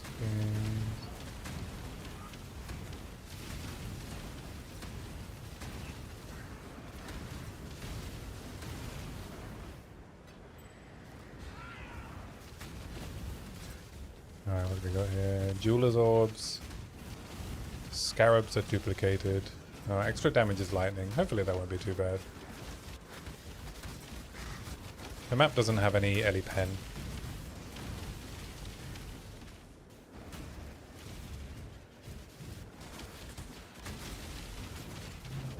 Player gains minus fizz dam reduction. We get more rarity. Alright, heavy belt, doing a bit deceiver.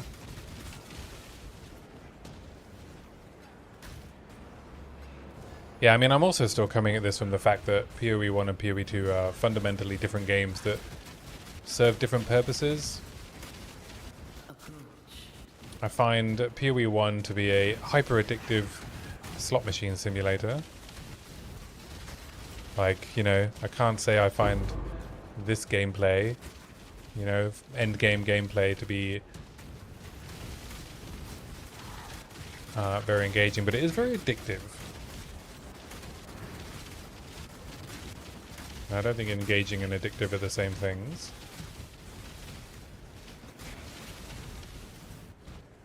I'm interested in pushing PoE 2 in the original slower, you know, exploration, slower combat direction.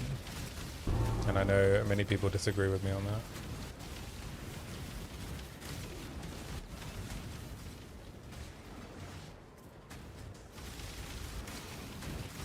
I think anomalies are cool. I think citadel hunting is cool.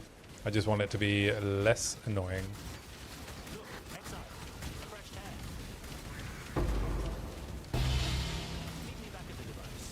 And so I think my idea pushes it back in that direction, right?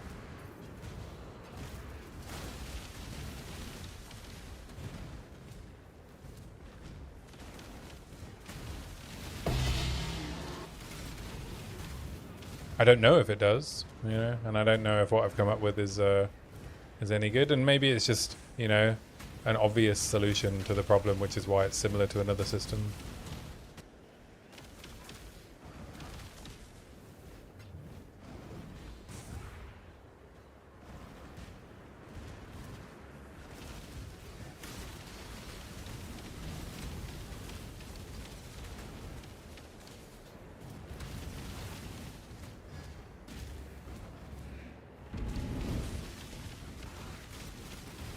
Part of me wonders if releasing an early access in the way that they did has shot them in. Well, it might have, right? Especially considering the way that feedback works, right, is the most vocal and engaged members of the community will be the ones that you hear feedback from. And perhaps you won't hear any feedback from like 75% of the player base. You just build a game in response to vocal feedback and then find that you have created a game that only those people want to play, and then you lose a large portion of your player base. I don't know, right? I don't know if that's the danger. Okay, that's my doorbell. I'll be right back.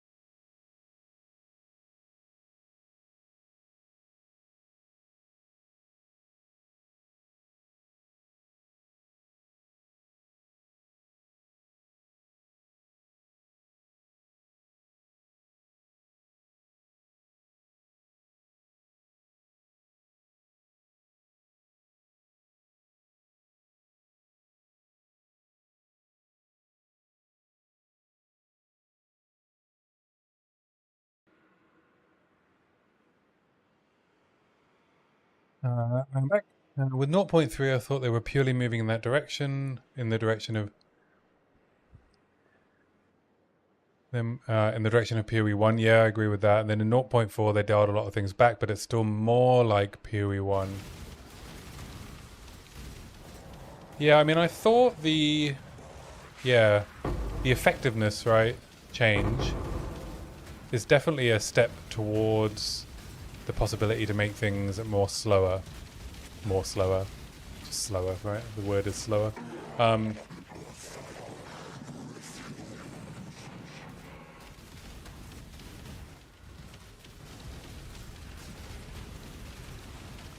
Yeah, the endgame rework will clarify things, and like I don't even know, right? I think I just want to make the video at this point because I started thinking about it, and I thought about it a lot, and like I just want to know if my ideas, resonate with people.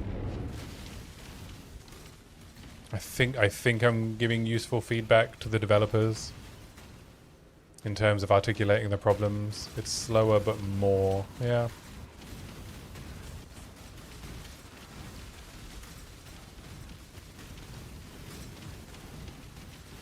Yeah, I mean, Temple isn't slower, is it? Temple is just, can you create a build that can deal with high effectiveness but hordes of enemies?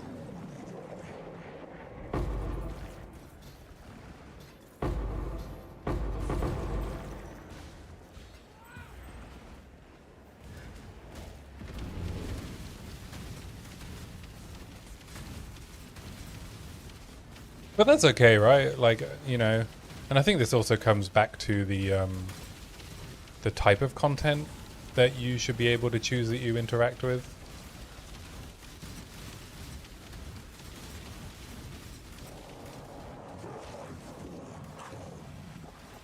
I think what's really hard to deal with, right, is the balance between, if you want that choice between dealing with hordes of enemies or less but more difficult enemies, how do you, I don't know, like how you add both of those things into a game like this is, yeah, I don't know, right?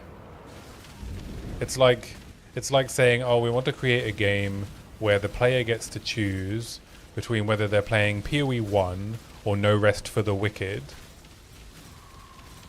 The rewards are the same for doing both.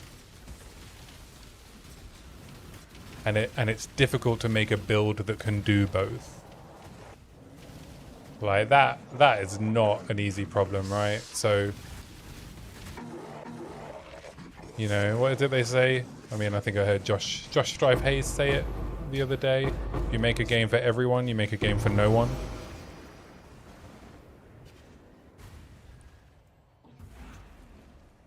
Greetings. Hello.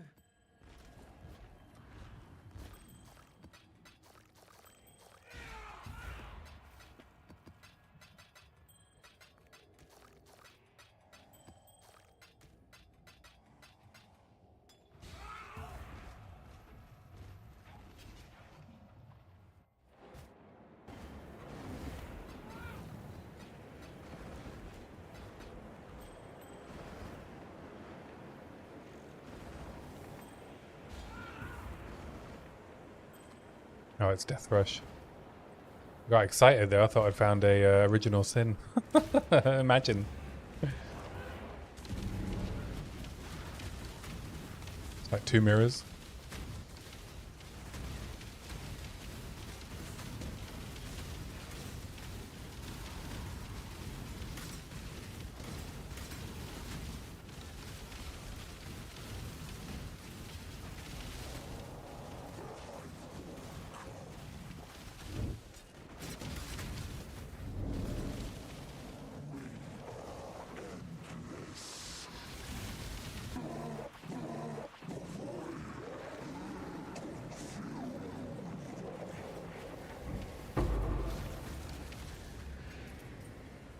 Yeah, and I think I'm just, you know, I'm not going to touch the discussion on how you achieve that balance, right, between the type of content. I think when it comes to class identity, like active and passive defenses, primary and secondary, as they relate to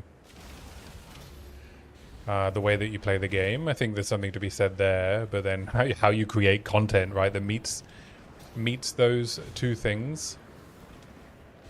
Fast versus slow, is I have no idea. It's a crazy difficult problem to solve.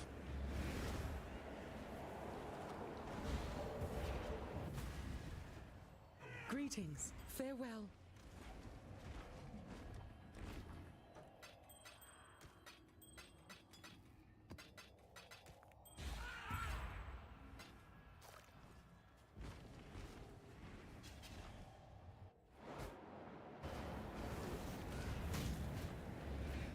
Choose what you wish. Rare monsters have 2 additional mods. I guess I don't need any gold, so What is your desire? I will do that one. More mods, more loot, more experience maybe?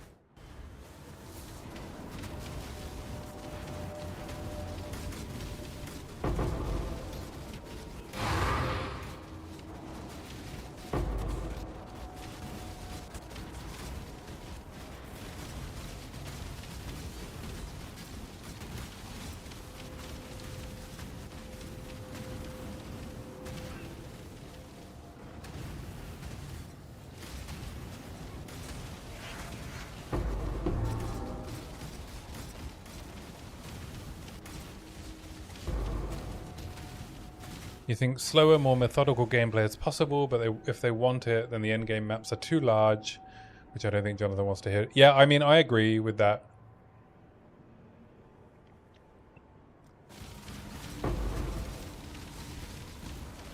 I mean, in some ways I agree with it, right?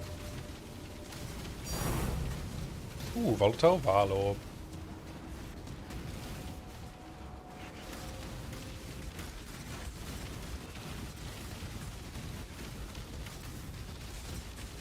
Like, I mean, that's another thing, right? With the maps being too large,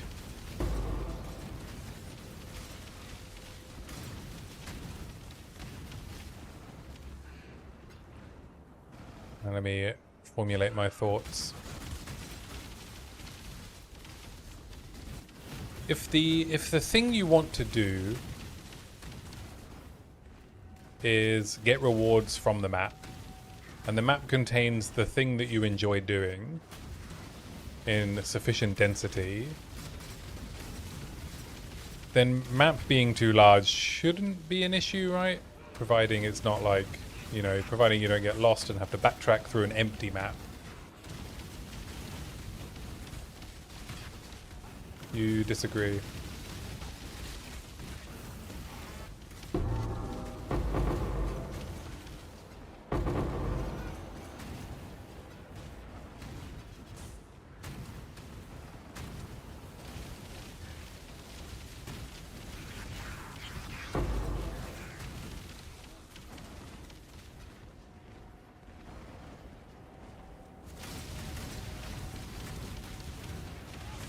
One of them being progression. Right, that's what I'm saying, right? If the thing you want to do, right? If the rewarding thing to do is just running the map, right? Like I'm doing here, right? I'm running dunes.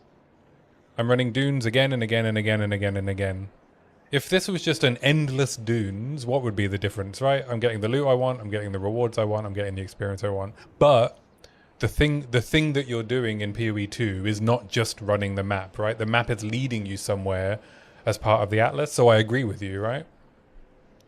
Because moving from map to map is also part of the progression, them being too big is an issue. But if the only thing you're doing is running a map again and again and again, and you don't care where you go, then it doesn't matter, right? As long as the map is constructed in a way that you don't need to backtrack through an empty map.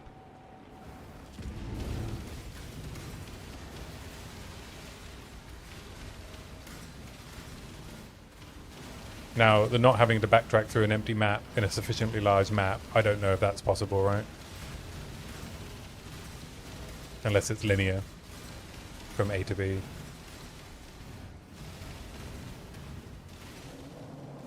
Like Endless Ledge. Remember Endless Ledge?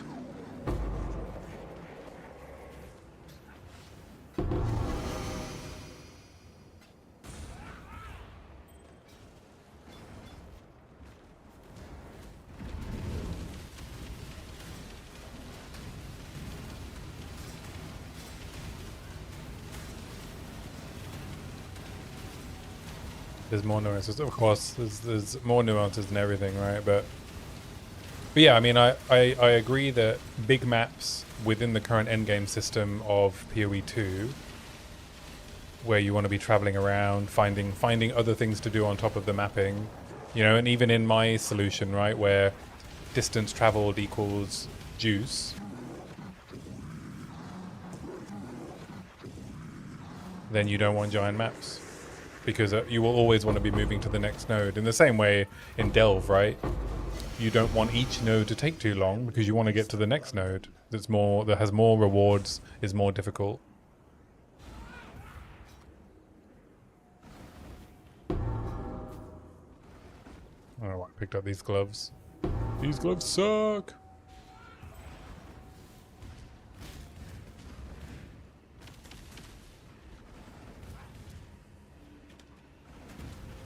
Up until you hit your build's level of incompetence. Exactly, right? And then you want to be moving, but you still want to be moving as quickly as possible from node to node. Because the things in between the nodes are useful as well, right? I actually find everything in here. One monster remains. One monster remains. Out of my reach.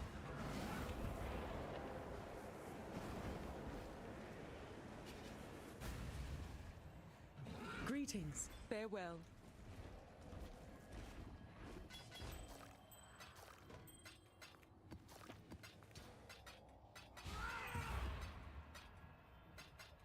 How much a volatile Val orb is worth?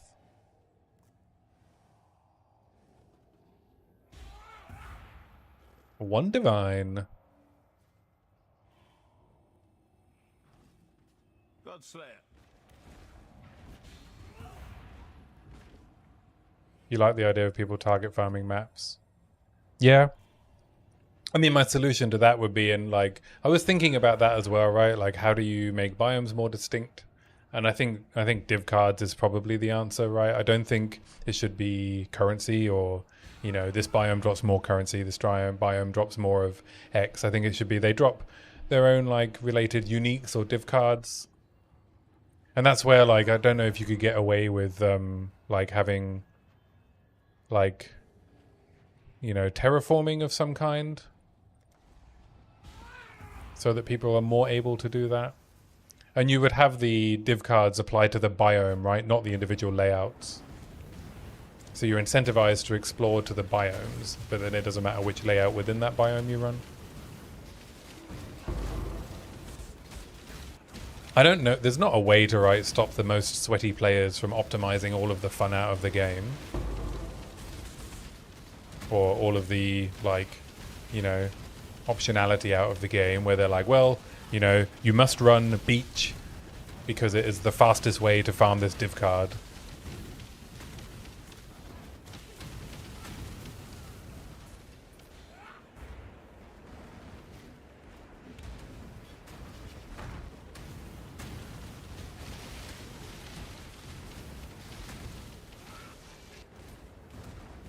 I mean, it is a loot-based, action RPG after all, right?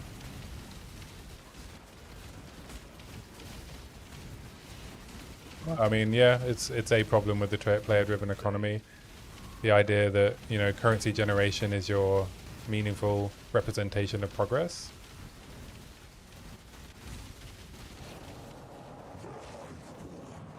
Especially if that currency is the only way for you to beat the highest level of juice.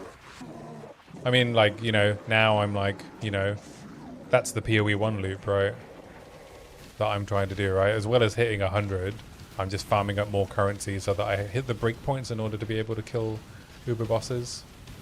Whether it's through damage or damage resistance.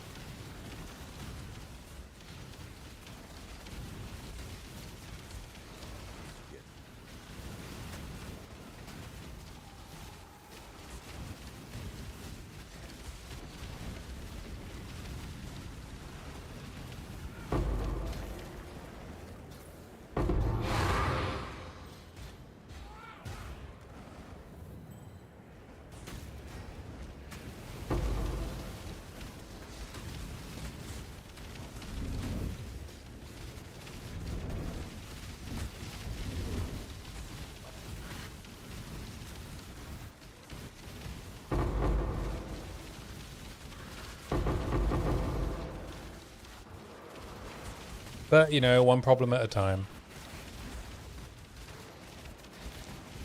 Yeah, 100% built into my feedback would be having biomes have unique rewards.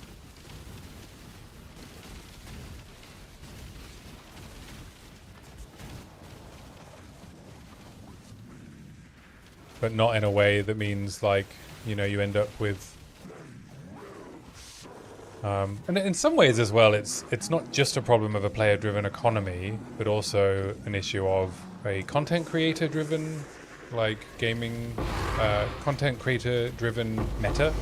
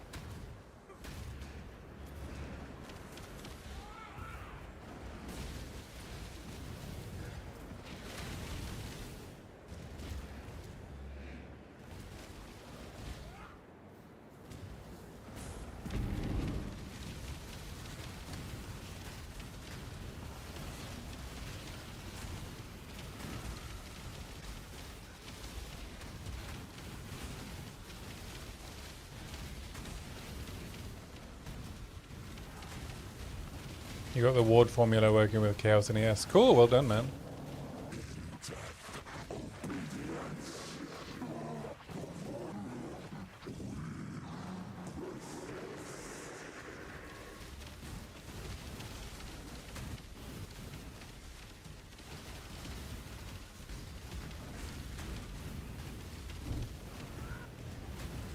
Is ward your solution for the secondary mitigation for ES?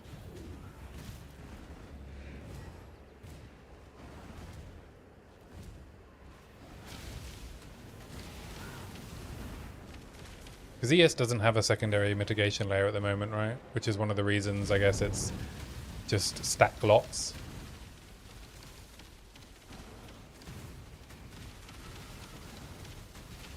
You have deflection for evasion. You have armor applies to Ellie for armor. And then what does evasion have? Nothing, right? There's no other secondary mitigation layer. It also doesn't have an active mitigation layer, right?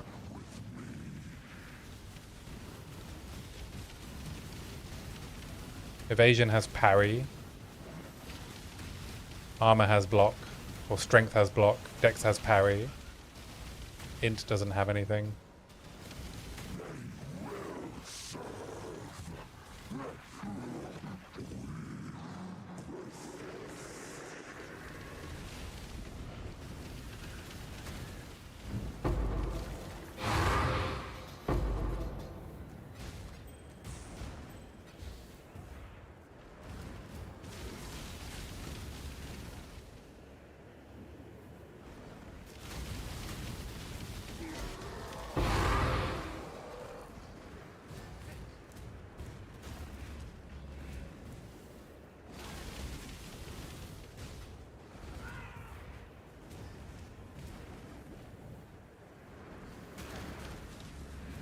Trying to get the numbers to work properly, and then you can play with them or open the spreadsheet for others. Fair enough.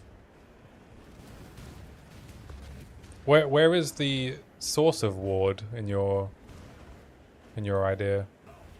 Or what is the source of ward?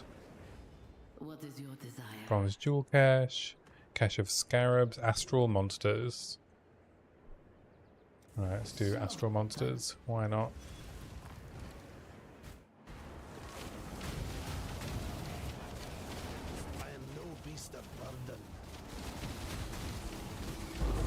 No, I know in POE 1 it is, but I mean, what's the idea, right?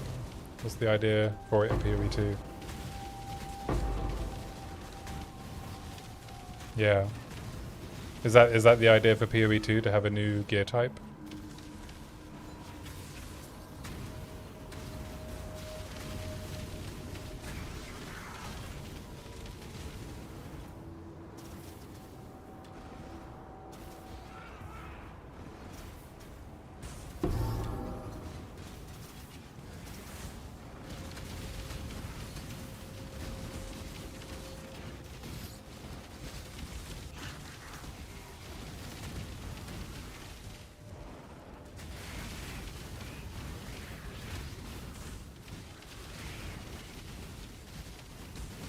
I'm gonna go drop off my gear again.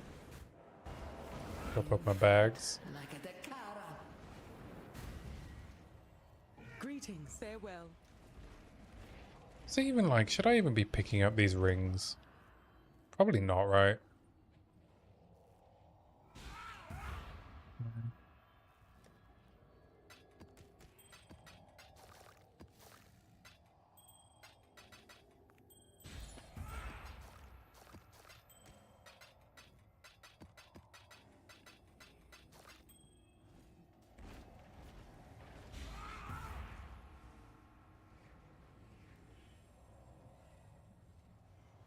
When you first joined... Oh, sorry, I missed that. I don't remember it, you're right.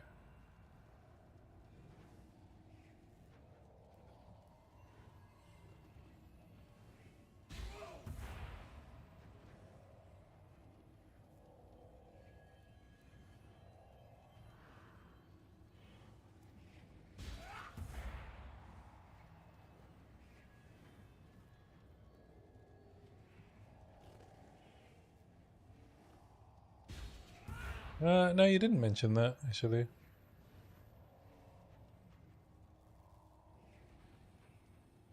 There are no messages about communication of defensive options.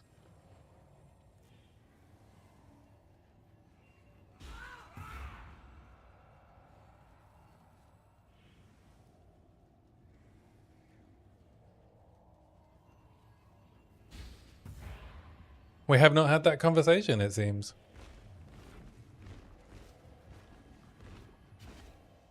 Not according to my chat log, anyway.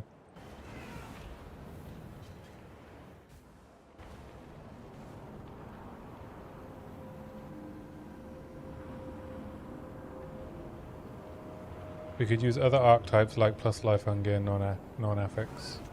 Yeah, I guess you didn't explain. I think you said that sentence before, but...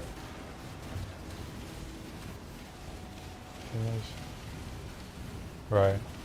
I mean, yeah, I think I read it, but it was more I didn't understand what you were getting at.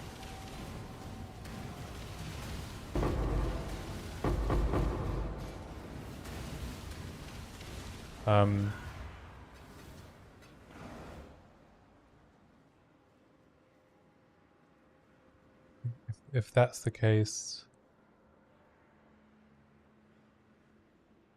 we could use other archetypes. Yeah, I'm not sure what are you getting at with that idea? Please help me to understand.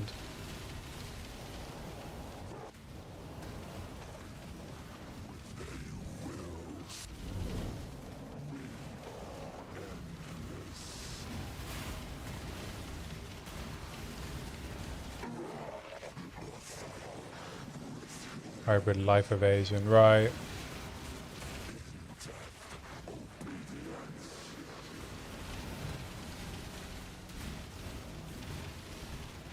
Is this a solution? What is this a solution to? Not having enough health pool or communication?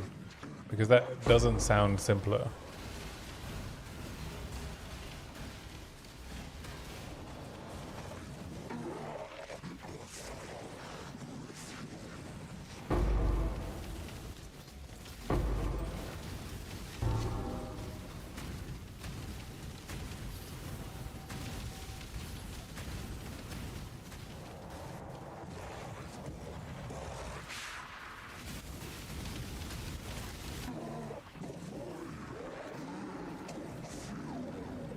I mean, to me, the problem is the, tertiary layer of available health pool is just isn't high enough, right? Is the problem.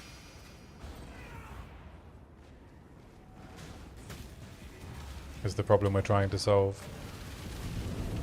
When you eventually get hit, you die, which is what we want to avoid, right? And so the solution to that is make that happen less. Give the player more life pool or better mitigation, right? So the hit that hits you doesn't do as much damage.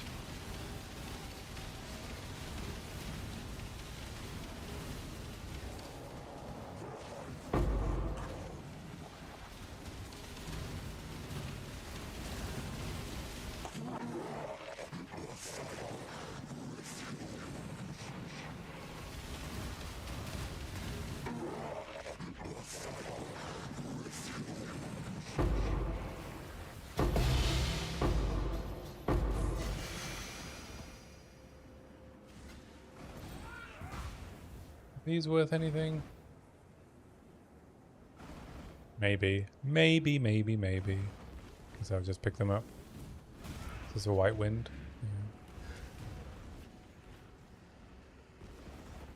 Yeah. 0 monsters remain.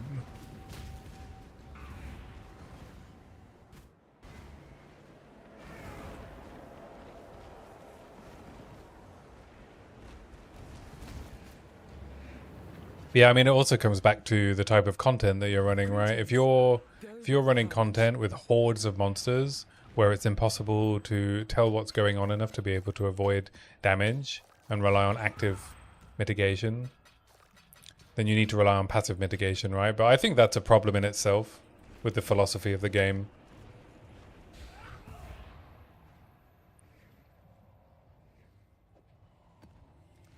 They're in tension with each other, right? The fact that dodge roll exists is in tension with passive mitigation.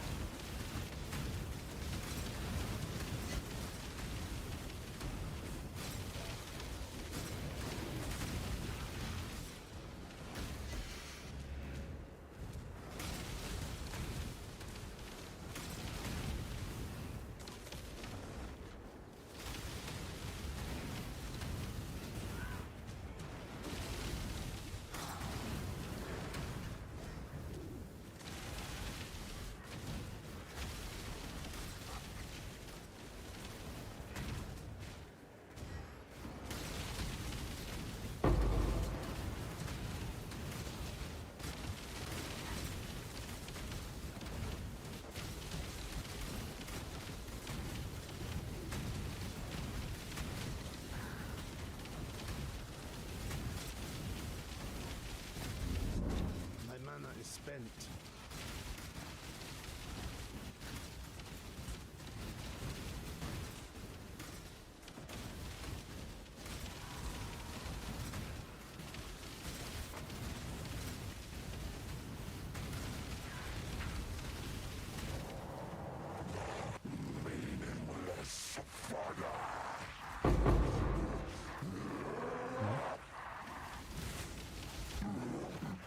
That was scary.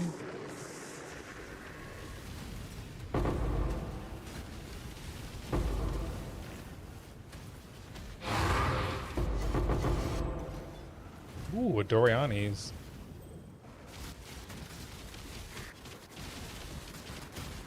I'm wearing one of those.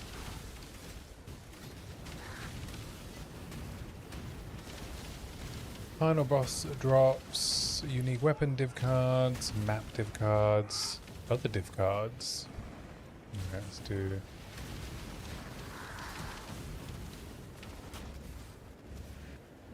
Altar, basic currency, and chaos orbs, quant, and dupe scarabs.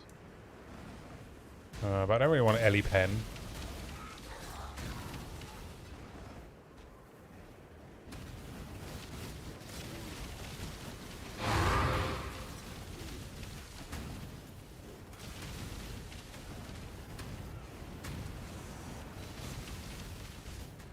Approach.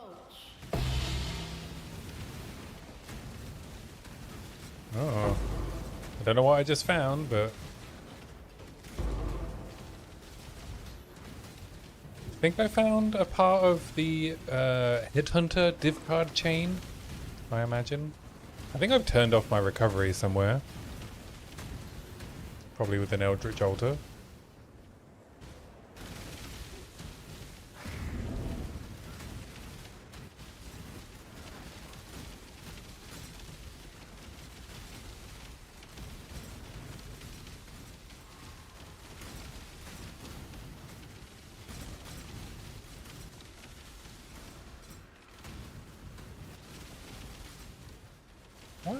Why am I taking damage to my ES?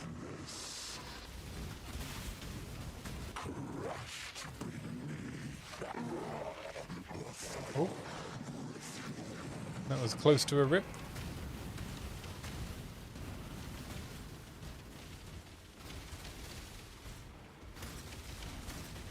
I think I might have clicked the wrong button somewhere.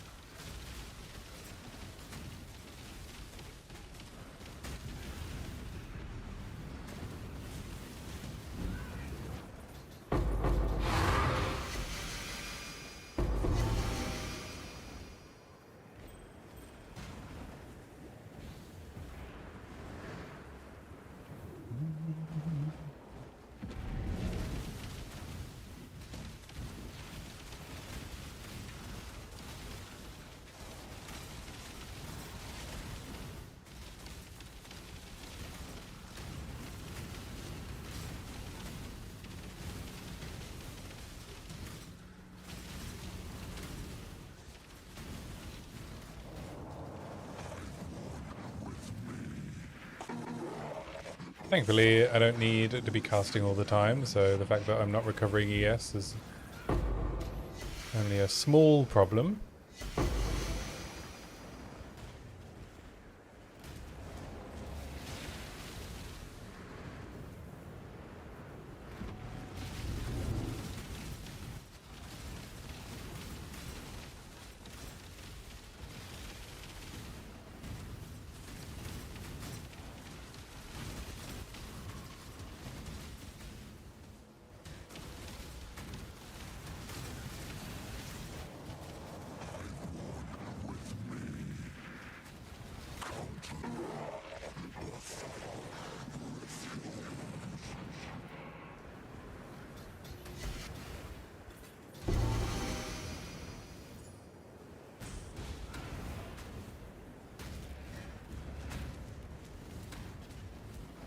We'll see if it recovers when I... Where's the boss? Oh, there it is. Ooh, 2 more patients.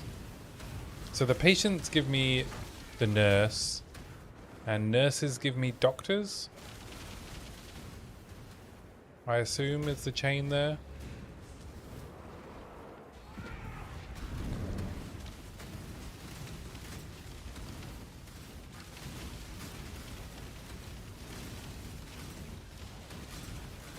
I'll have a look when I'm done. I assume it just means that, like, you know, patients are worth like a few chaos relative to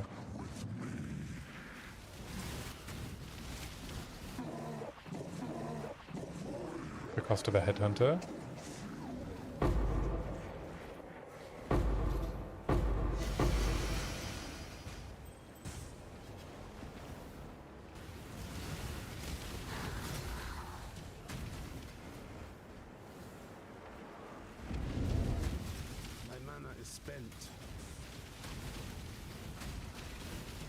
No, we're 12% to 100.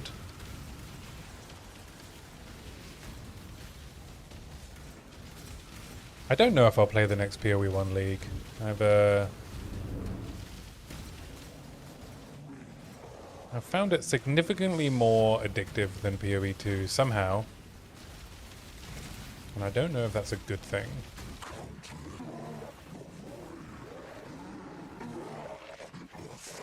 Maybe it's also that, you know, like I said earlier, I'm not getting the satisfaction that I've built something, or I've done something, or figured something out.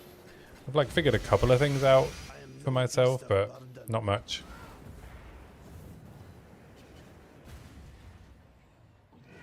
So I think the way I interact with these games probably isn't not giving me the same satisfaction, but I just can't stop because, you know, the next goal is there. Alright, they're 20 chaos each, I guess.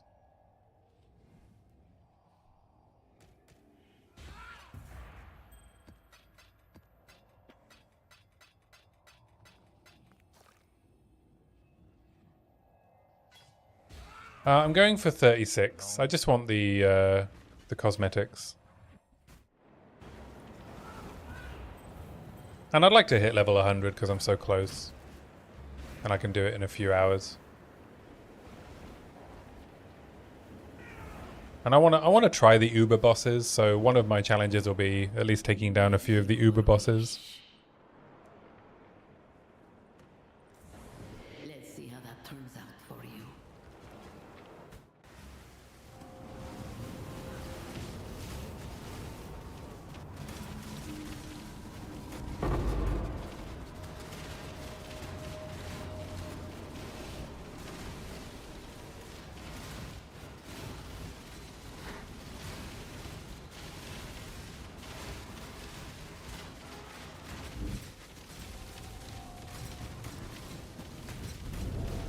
And maybe part of the issue as well is I kind of told myself that I would, you know, I'd get the challenges done, you know, the Atlas done, do some Ubers, and then like go back to POE 2 and making content for POE 2. But then that's just led to the behavior. It's like, well, I just want to get everything done as quick as I can, which means I'm just playing way too much.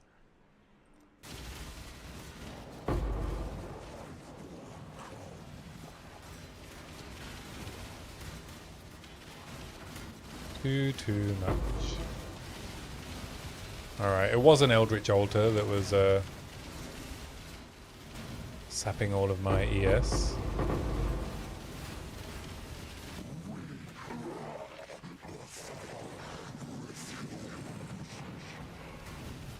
Want that?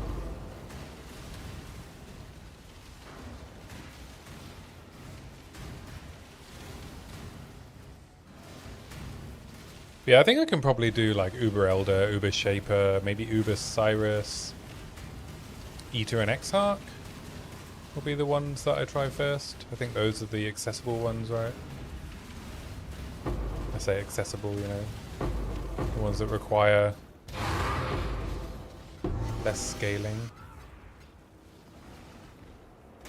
I'm at like 25 million DPS. Ish with my build. Well, I say my build with Runaway's build.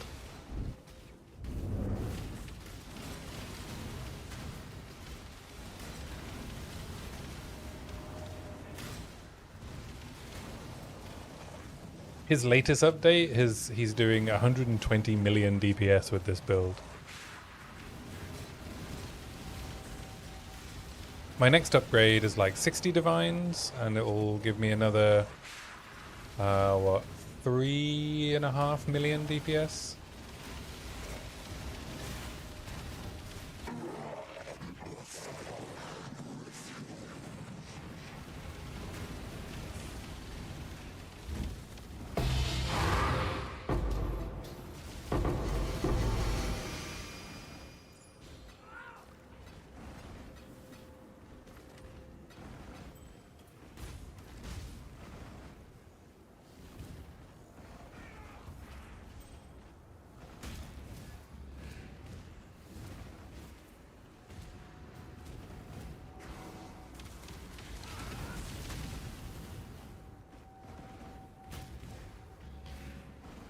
Must have time to gather my will.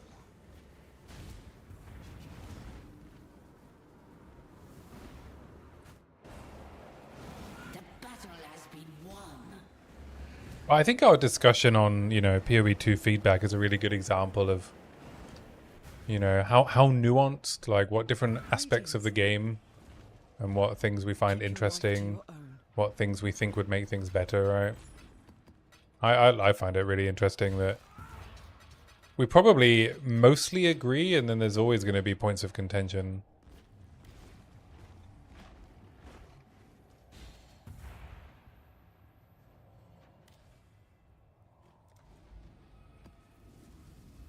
Oh, I've only done like 8 maps. I'm so slow.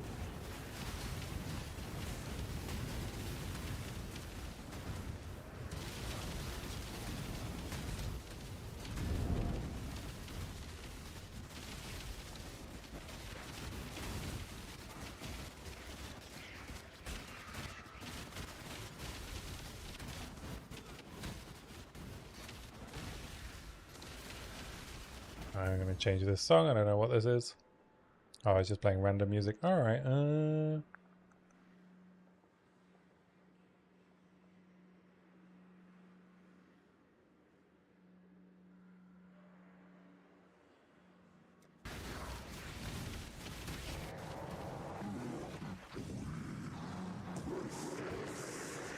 Yeah, I agree, right? Yeah. Conceptual level feedback is the way to go.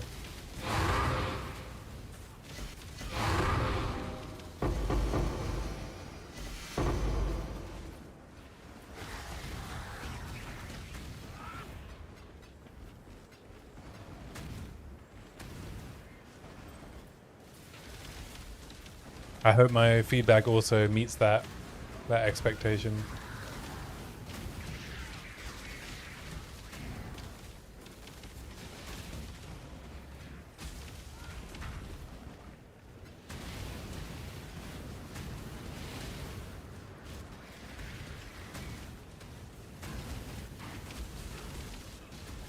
I saw on your video one of the more recent comments. I mean, when I rewatched it, in response to like the armor problem, I think they said Our POE one already solved this problem, and that's with Fortify. Which I think is kind of missing the mark, right? Because Fortify doesn't solve the armor problem. Fortify ignores the armor problem and presents a different solution.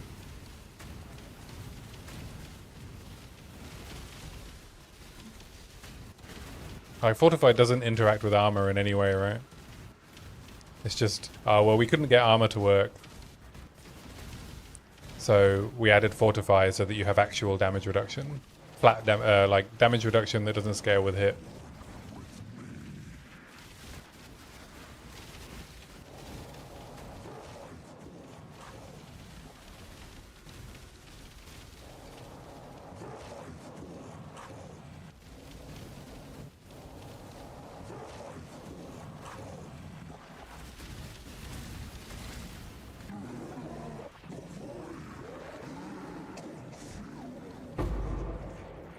And I think what they're trying to avoid, right, is painting themselves back into that corner where they brought in a band-aid for the issues with armor, and now they can't remove it, right?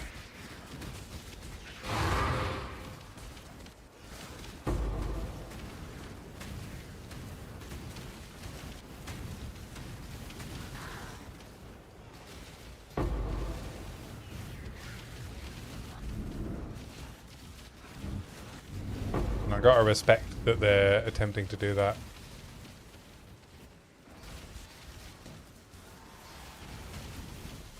Well, I can't cast anything.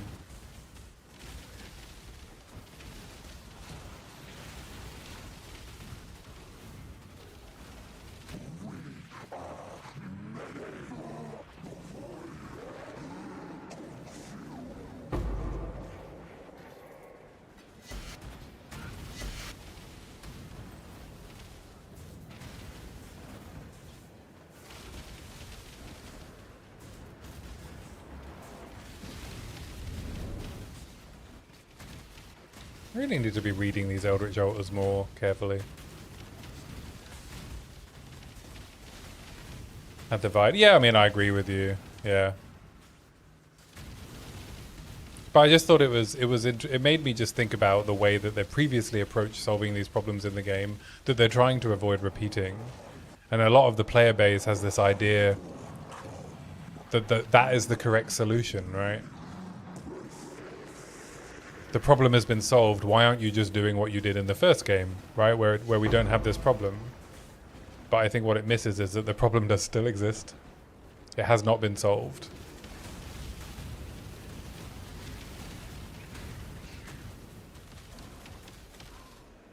Yeah, exactly, right? That's why they didn't add the bonuses to PoE 2. I guess you get so used to just being like, oh, well, I'm an armor character, right? I'm strength-based, right? It's less about armor, it's more about being strength-based.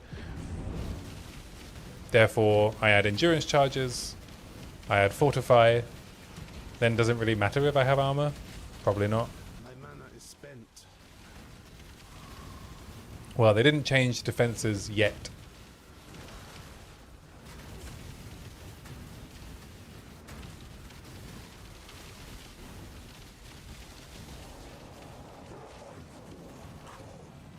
I mean, in your exploration of how do we solve these problems, I guess you're finding, right, that has been on their radar for a while now, yeah. I mean, the solution is not easy, right? Like, unless you think you've solved it, which I don't think you do, right? I am the beast.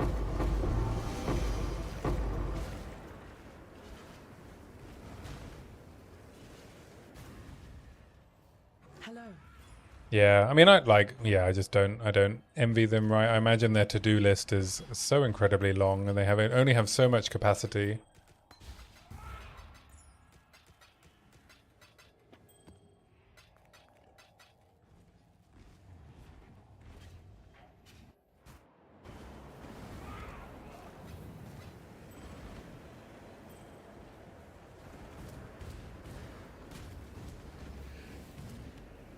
Like, is the highest value change to fix armor? Maybe.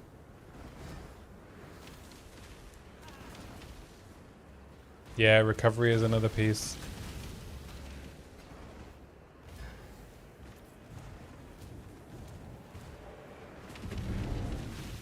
Yeah, there's a real danger, right, of making it too easy to make an immortal character.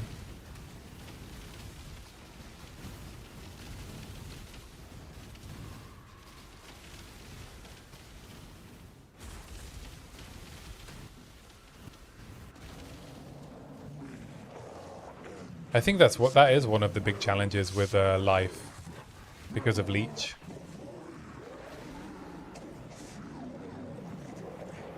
With a sufficient life pool and leech effects, you are functionally immortal, right? Unless you have a hit that you have to avoid because it one-shots you.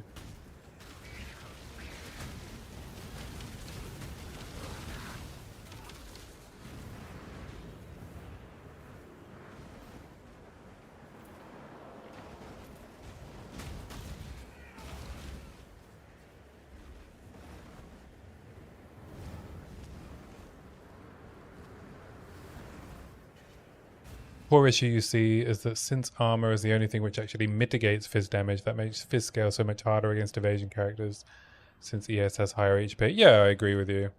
Hello.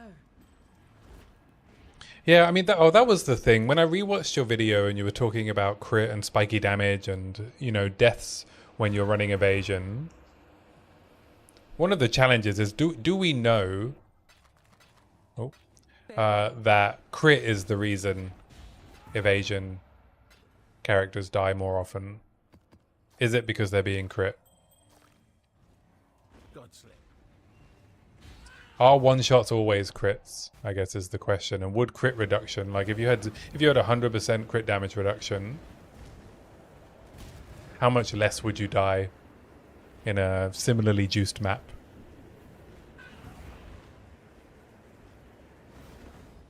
And that's really hard to find out, right?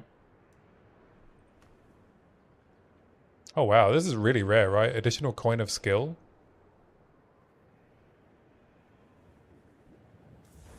Let's see how that turns out for you. Oh, fucking portal. Let's just immediately click the portal.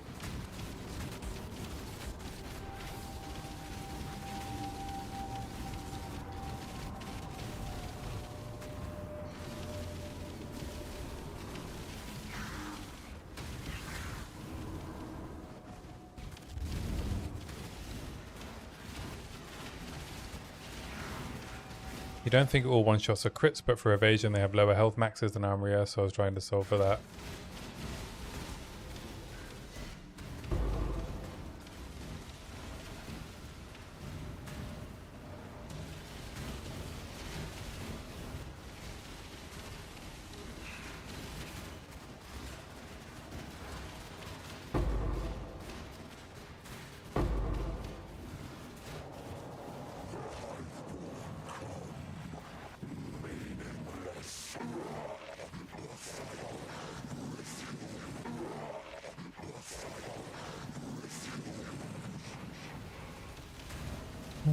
Or quant, I guess.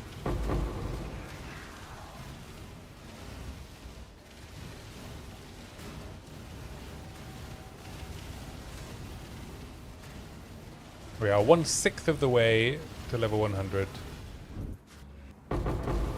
But if a monster's base damage is too high, you'd hope that could be adjusted on a case-by-case basis. Whereas the answer is gets better stats, right? Which is a very boring way to deal with things.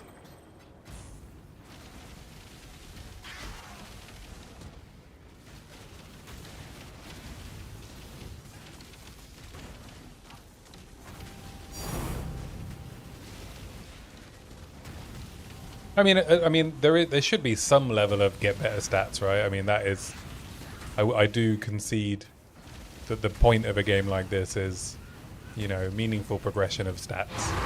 Like one of the things that makes me start to lose interest is when the time between upgrades to my character is too great.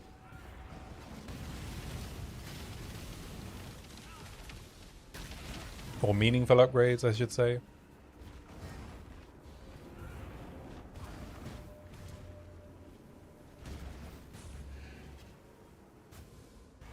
It happened to me a little bit this week. I was like farming Delve for the currency to buy like, you know, my gear upgrades is +4 Doryanis and my Mage Blood.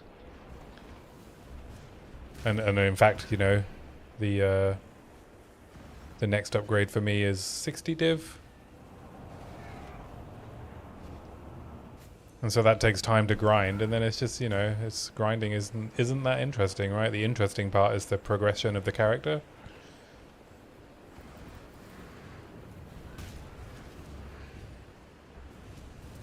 I mean, the character, I don't know, the character might be able to do Ubers now. Maybe I should do that, but I really want to hit level 100 for some arbitrary reason.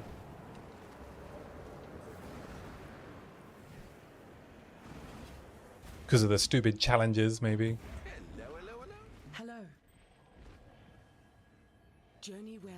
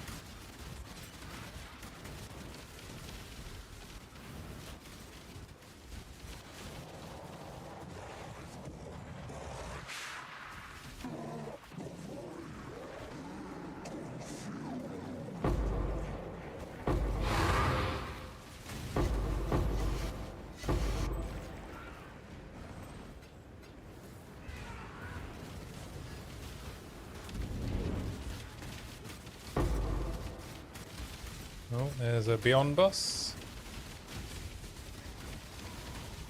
Now I'm the Beyond boss.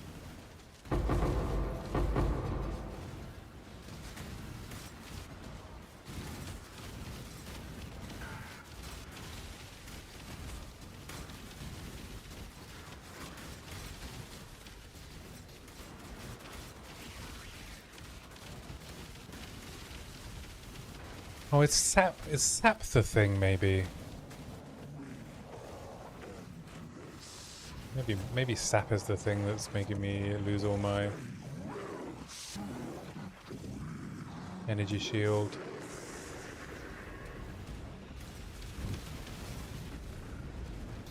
I don't know what sap does. Ooh, puzzle box. 1.5 divines, or maybe they're like still a divine. I don't know. Oh yeah, Valdo's maps. There's a challenge as well, right? Bit of a stat check, though. I don't know if I've got the cojones to go into a void map, which I think is where all the best gear drops, right?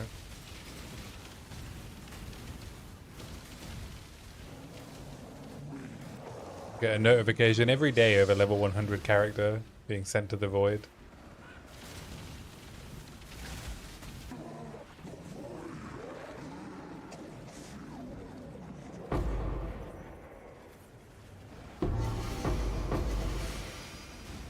Ooh, what are these? Repentance.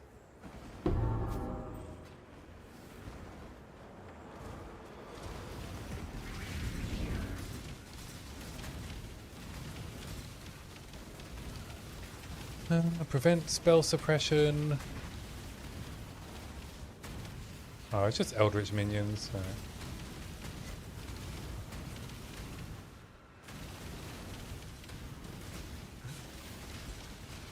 Forgot I'd opened a breach.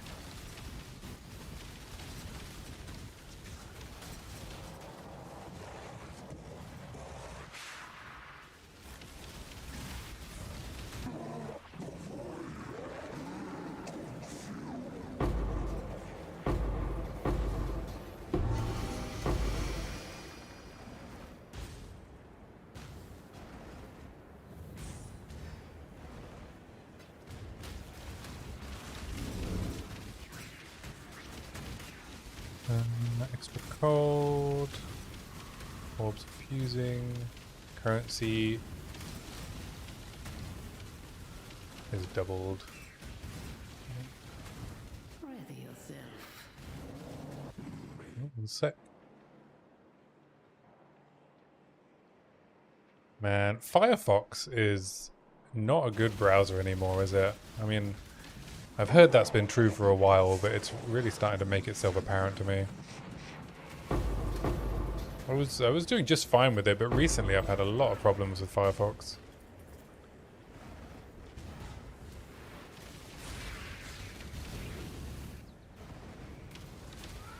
Oh, Nameless Seer. What do you got? Worm Sign, Sundance, Alpha's Howl. Not worth anything? 5C.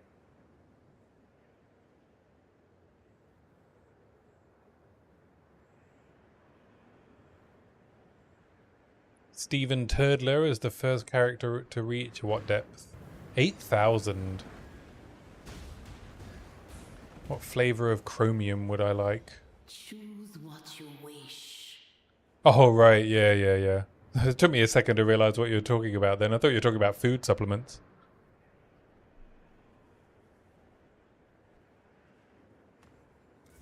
An interesting choice. FF did get a new... Yeah, they removed a line, right, from their... I don't know if you watch a YouTuber called The Primegan. If you're into software development.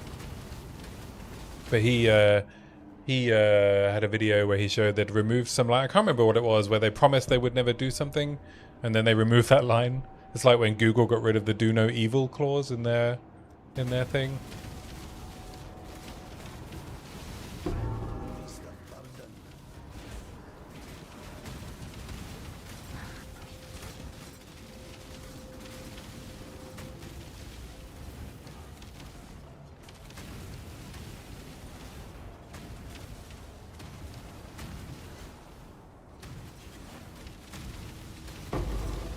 Oops, all evil, right?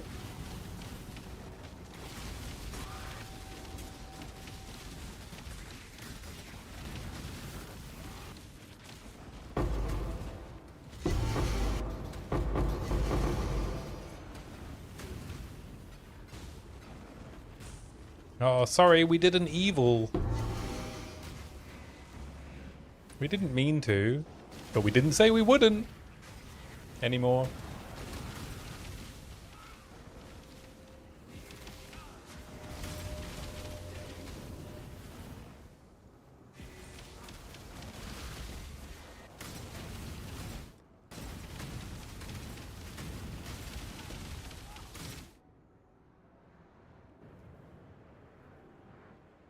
I don't know about you, but if I'm watching stuff like a POE podcast, I'll throw it in incognito so I don't get recommended nothing but irrelevant build guides to me. No, my algorithm is pretty varied. I generally, unless I've been watching too much YouTube, then I tend to always have like relevant things recommended to me. I listen to a lot of varied stuff.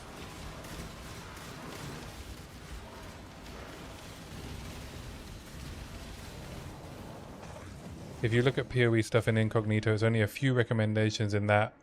I get the most alt-right pipeline stuff shoveled in. Really? Interesting. Yeah, I mean, there's some alt-right gaming channels that I had to, you know, tell the algorithm off for recommending to me.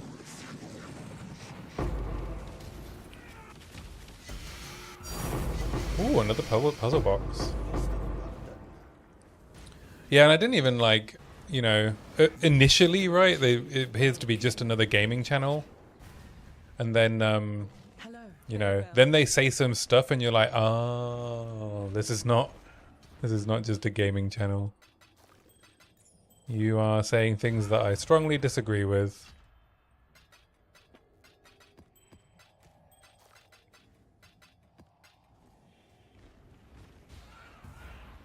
You get a bunch of Jesus stuff, wow.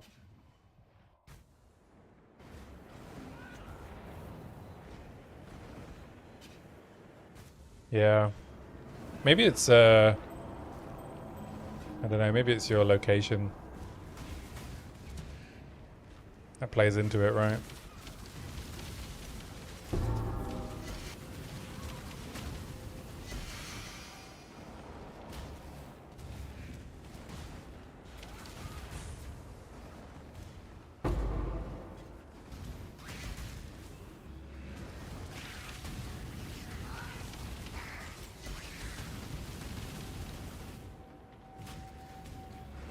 Yeah, my algorithm is it's pretty wholesome, I would say.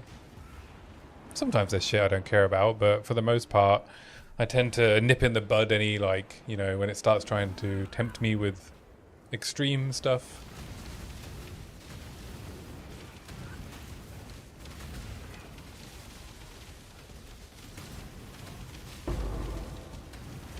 I'm pretty careful about cultivating it, right, and making it very intentional, and it is, like, relatively straightforward to craft it.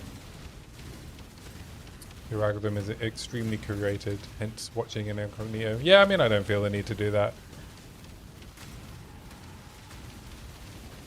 Thankfully, my POE watching doesn't seem to trigger a bunch of crappy stuff.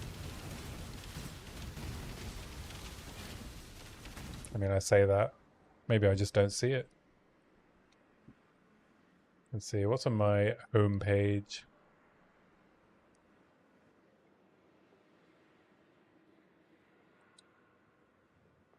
Anything embarrassing? What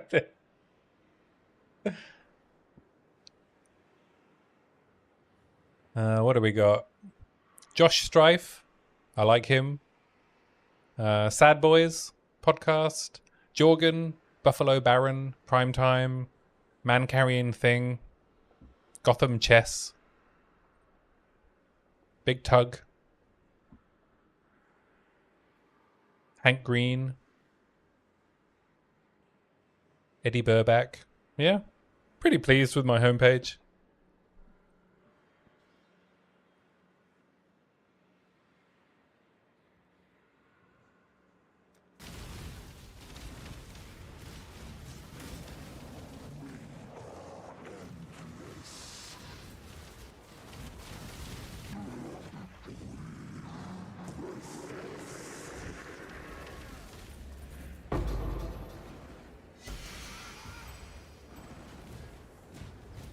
I mean, it's still, you know, half build, right, as YouTube is.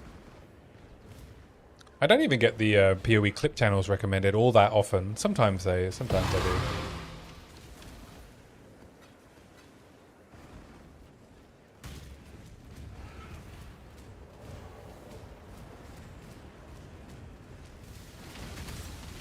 But I started not watching them, you know, when they're doing all the rage bait stuff. I don't know, it's like, sometimes I'll throw on a clip video. You can always tell when your dog is really sleeping because he'll roll on his back and make little T-Rex arms. That's adorable. I love it when they like start chasing something in their sleep. And they go... Hello. The little grumbles they do. So cute.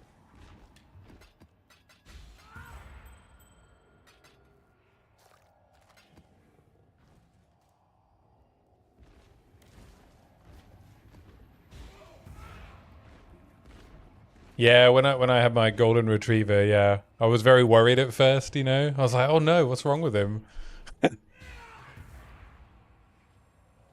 No, this is a reduced chance to block map. Okay, let's see how it feels.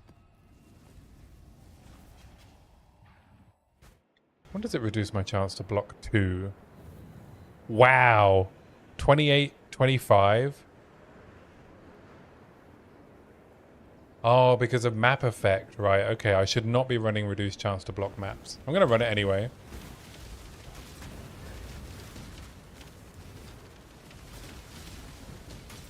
Okay, I've got to be really careful what alters I take.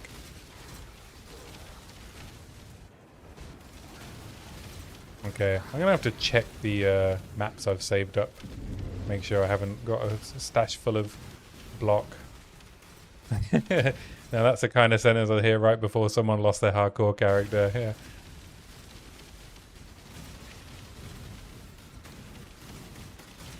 Absolutely. I have probably said that before I'd lost my hardcore character in the past. That is a classic me thing.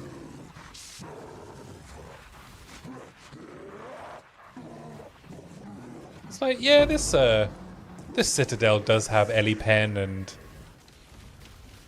damage gained as extra. But it'll probably be fine. Oh, why did Theodore do so much damage to me?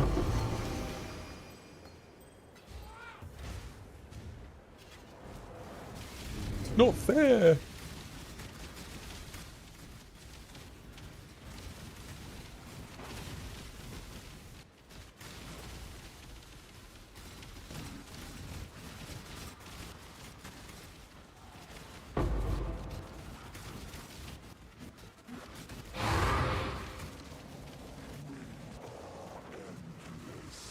Oh, oh, fuck.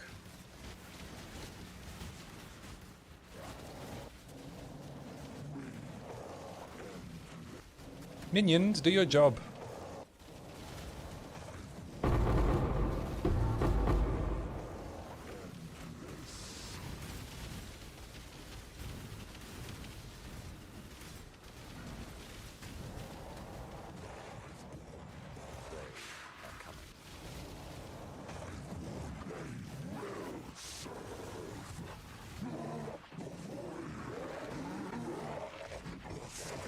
I should just run around more, I guess. I do have a habit of standing in one place, casting. Because I do like 1,000,000 DPS, so I guess I assume that helps.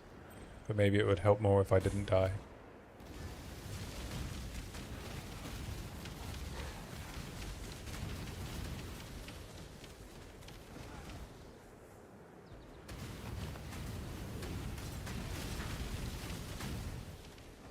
Maybe it would help more if I didn't die.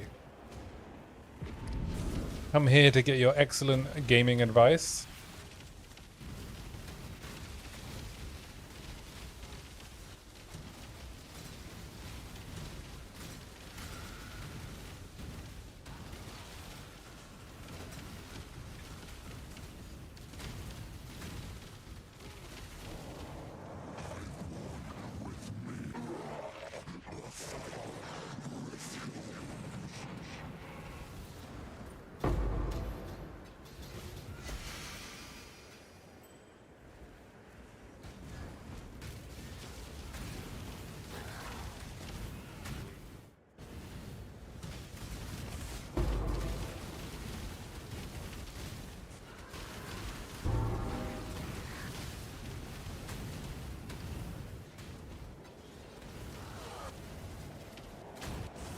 You've done well.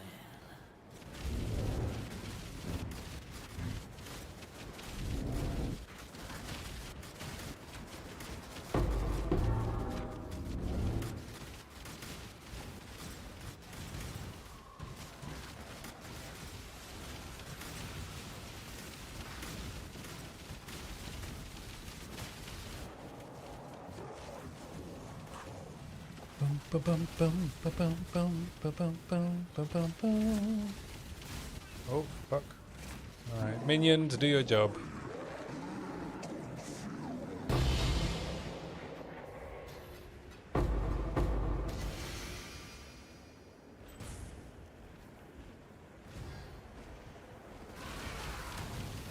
I wasn't that impressed with Mage Blood at first. And then I rolled my flasks properly, and now I think it's stupid.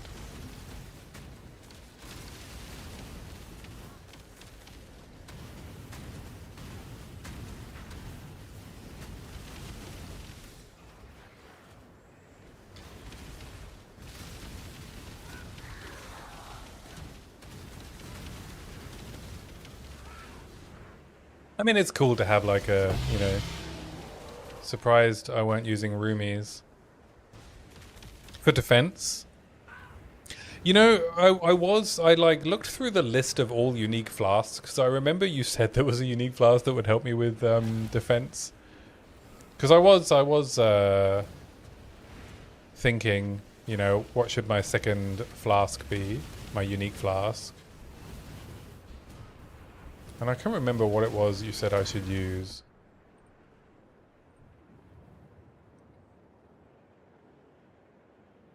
Rumi's concoction. Oh, right. Okay, it's because I'm block capped.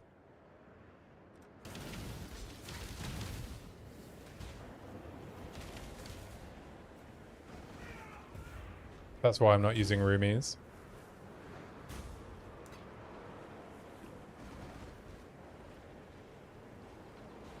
Yeah, I've been block capped for a while.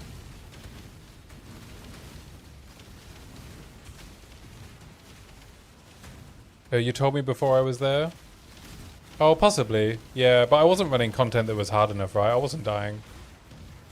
And it was only when I'd already got block capped and was running harder content.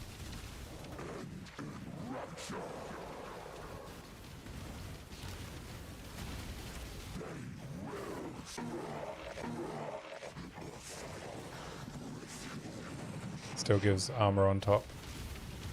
Yeah, but we know armor sucks, eh?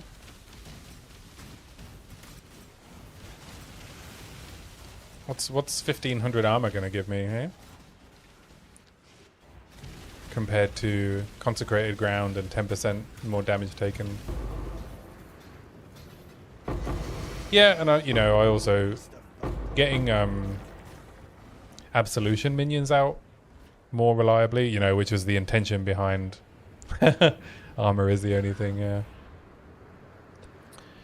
Getting more Absolution minions out, like the intention behind having Writhing Jar, right, was getting the minions out makes things die quicker, which is probably more valuable than 1500 armor. To be fair, armor is mitigating the 10% of lightning damage that does get through.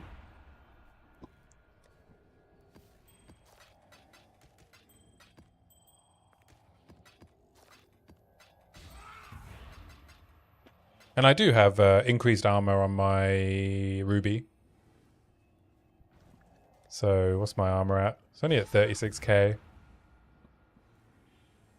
POB says my max physical hit is 23,700.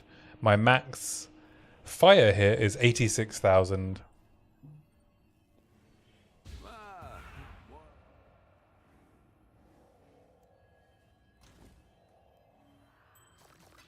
Yeah, right? And I have, Granite Flask with increased effect. I have 58% increased armor with increased effect.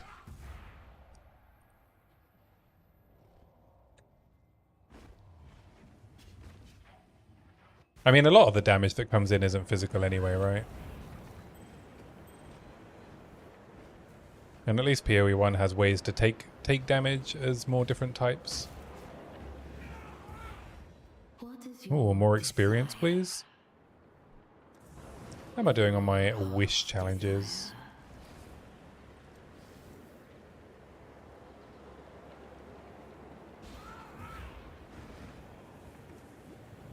One more Navera, 3 more Kalaris. Oh, for fuck's sake, every time I zone into these stupid mirages, I accidentally click the portal.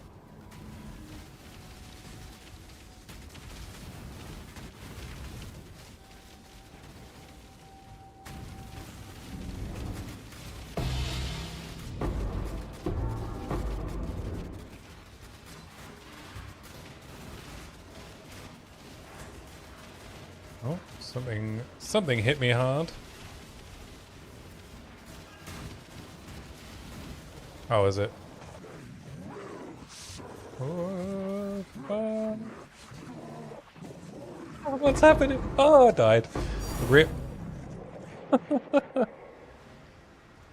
I could not see what was happening there. Greeting.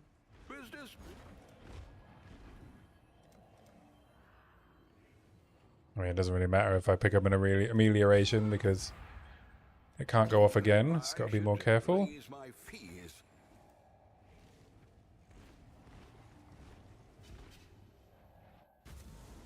Oh, am I in my less block chance map? Whoops. The astral chain is broken. haven't even activated any of the altars in this Mirage.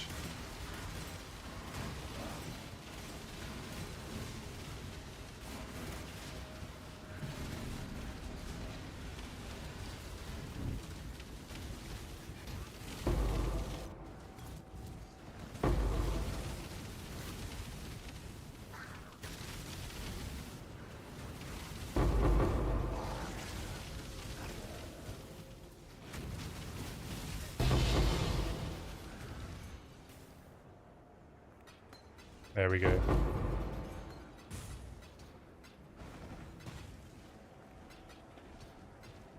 I just have to not die again, otherwise it's very painful.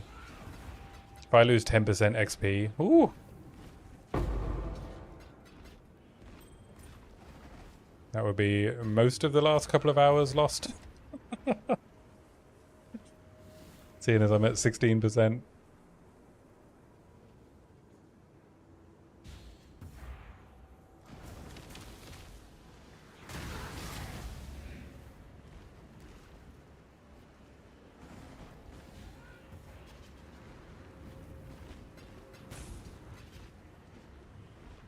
Extra lightning chilled ground for jeweler's orbs. Oh, we can do less cold res. Have I thought about? I mean, I think the best flask for me is bottled faith. What does that series promise do? I looked through the whole list, and the best option to me seemed like bottled faith. So I did look at all of them.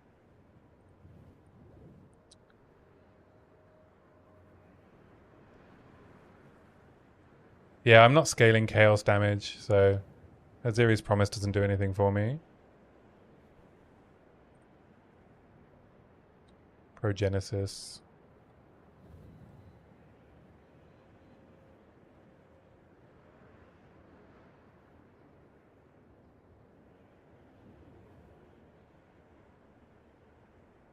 Yeah, Progenesis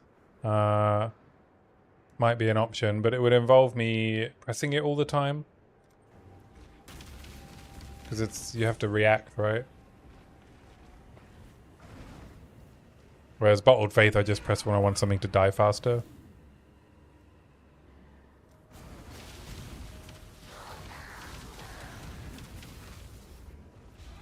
I wonder if this gives me more block. It does not.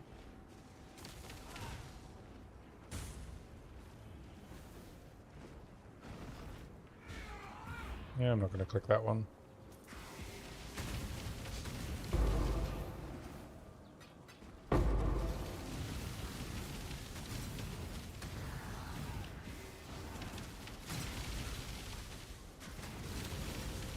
Yeah, I think, Progenesis might be an option, but I'm okay with Bottled Faith. I could just not run less block chance maps, you know?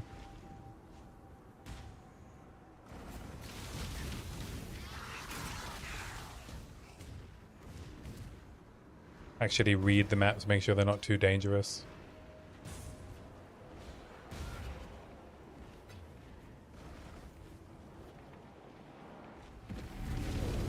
That'll be my defense. Not being such an idiot.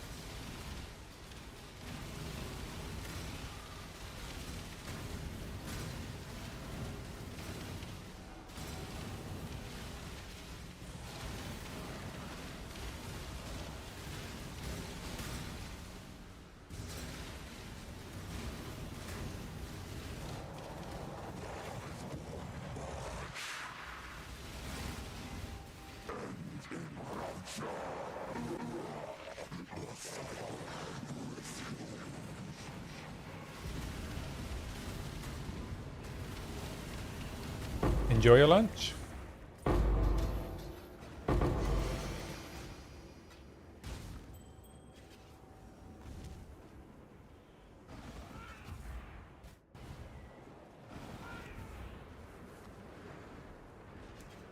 All right, let's weed out all of these dangerous maps from my map pool, shall I? Greetings, journey. Greetings.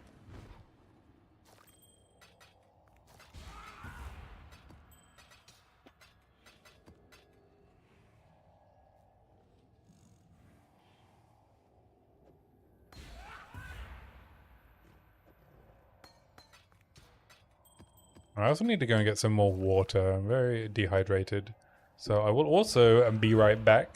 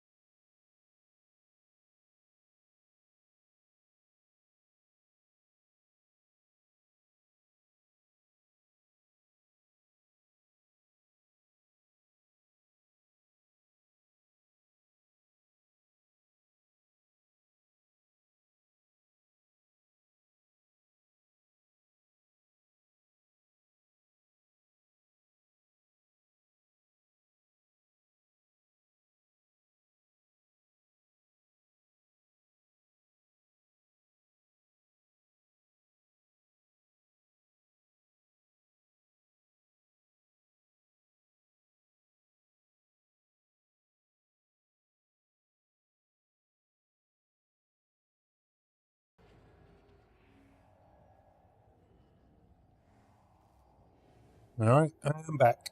I decided to also have a snack and make a cup of tea.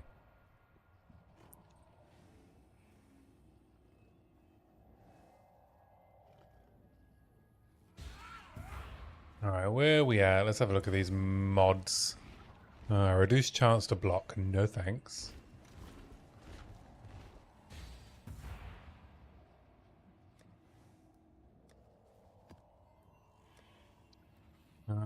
Let's check for block. Okay, none of the other ones say reduced chance to block, so I don't know where they came from.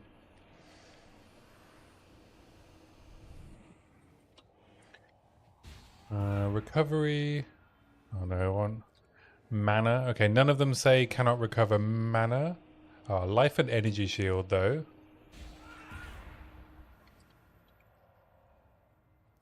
There's a few.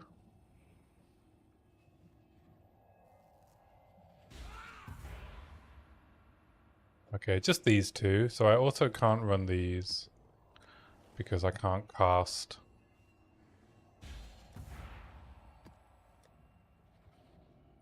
Cooldowns is fine. More damage is fine. Max res? I think max res is fine as long as there's not more than one extra damage as. These are all max res and extra damage as lightning, and lightning is my least avoidable. Extra damage as fire is fine. Extra damage as cold is fine. Extra damage as lightning. What else is there? Penetration? We don't want penetration in this stream. Okay, there's no pen.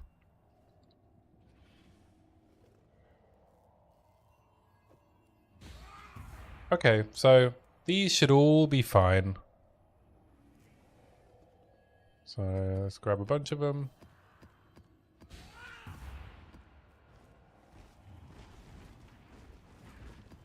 I thought I'd selected a bunch of maps that were fine, but I guess I'd missed some scary mods.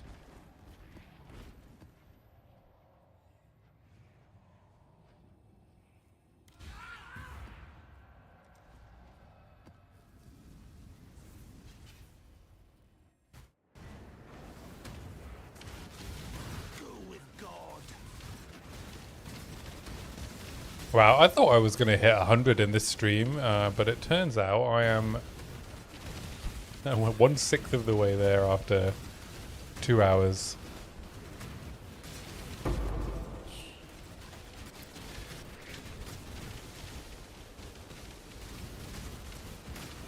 If we can spawn some Beyond bosses before I activate these breaches, so I'm not doing both at the same time.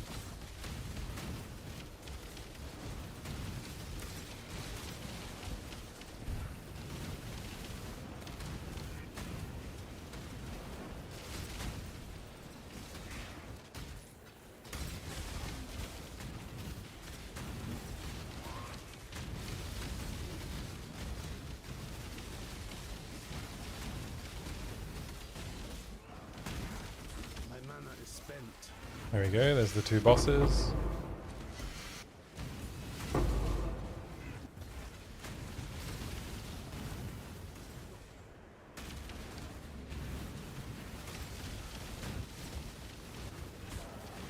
Now it should be a bit safer to run the breaches. I'm pretty sure Path of Evening, when he communicated this strat, said that you can get more than 2 bosses, Beyond bosses in a map, but that has not happened to me.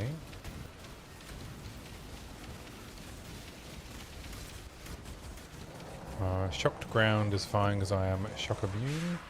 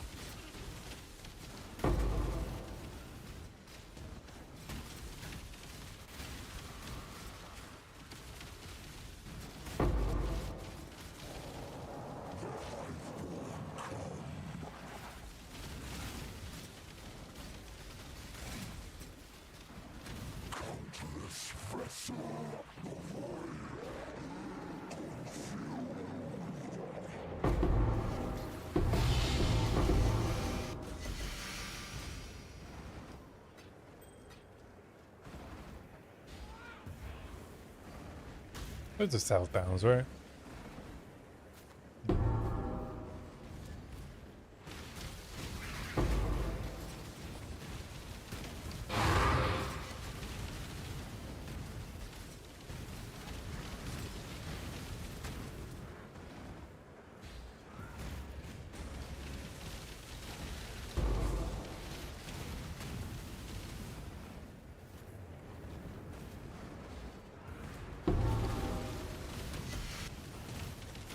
So I think I've died twice, which is I've lost 5%. So I would be at 22% towards 100 if I hadn't died.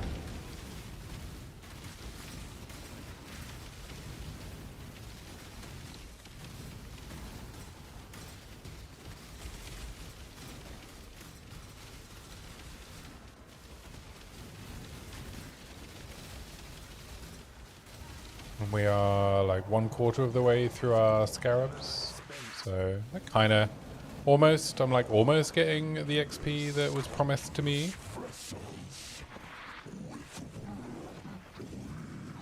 I don't know if I'm like running these breaches wrong maybe.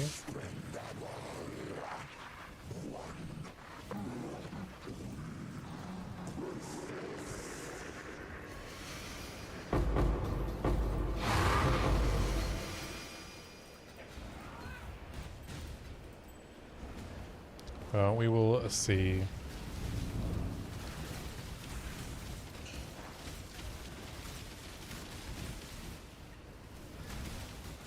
They are coming.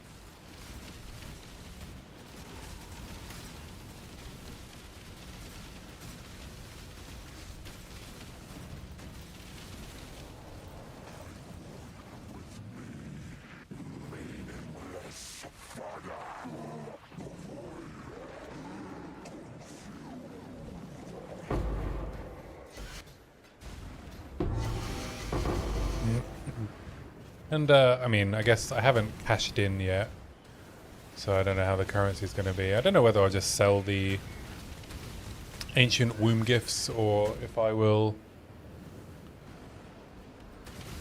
roll the dice. I'll see what the current prices are like.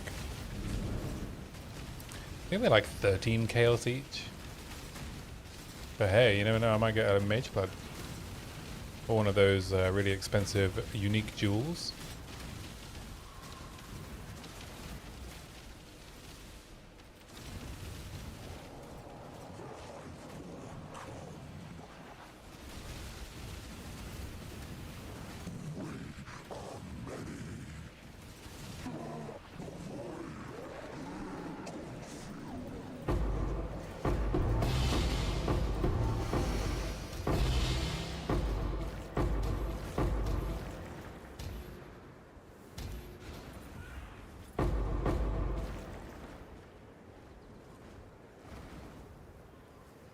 Dump me bag. Because me pockets are full. Hello.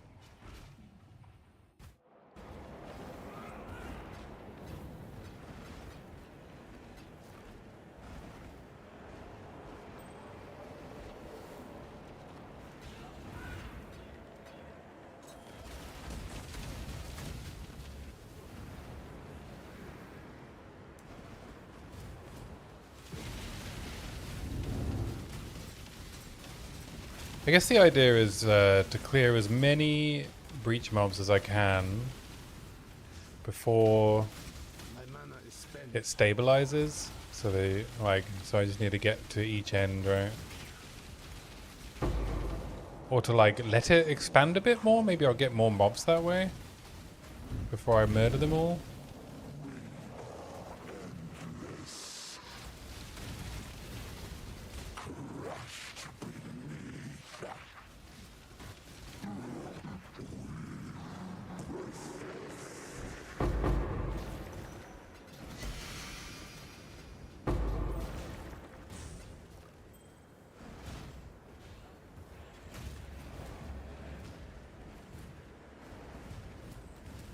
couple of altars I didn't activate.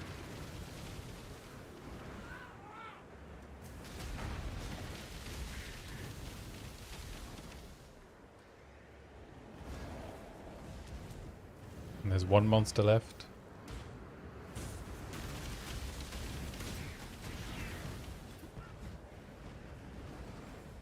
Choose what you wish. Well, portal scrolls and wisdom scrolls will drop us other currencies. Come back alive.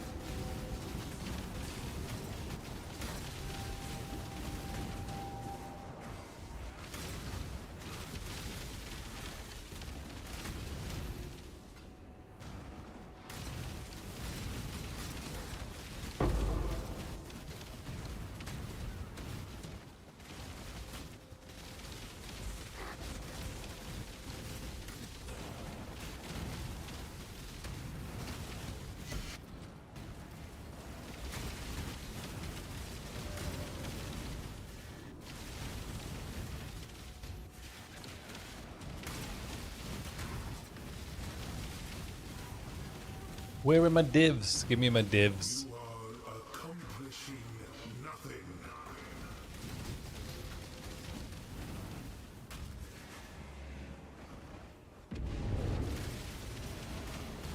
We're gonna have to summon the Breach and the Beyond bosses, I guess.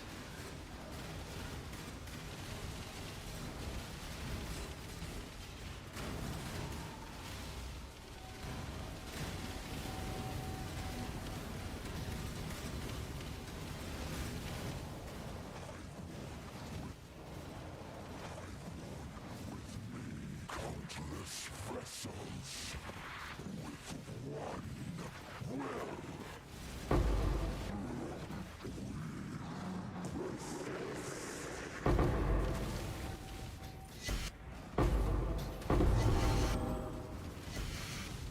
I think I should stop picking up these rings because I cannot see myself IDing them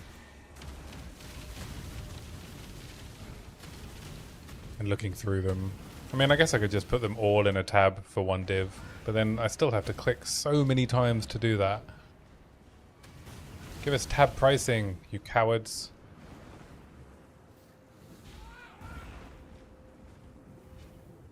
Yeah, I think I'm just going to stop picking up the rings. I might just remove them from the loot filter.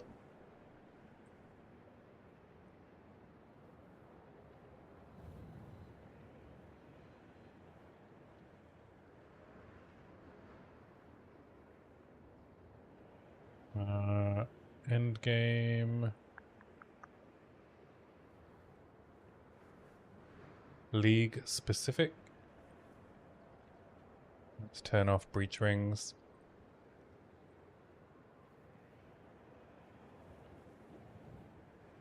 Give that a second to propagate. You live to fight another day. Maybe this will speed up my leveling a bit.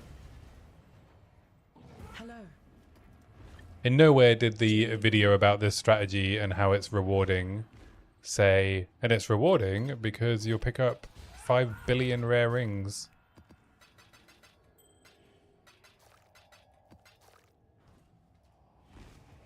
Alright, how much is an ancient womb gift worth? Oh, I got a level 84 one. 20C for level 84, 10C for level 83. Oh, I've got quite a few of level 84 ones. Oh.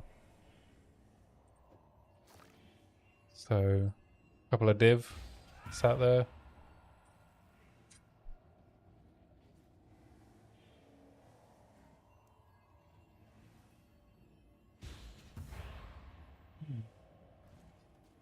Not terrible.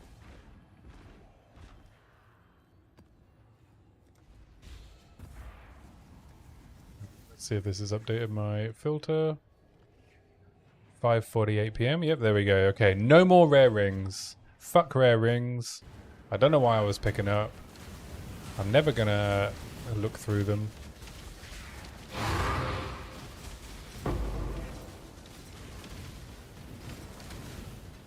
I just want liquid items.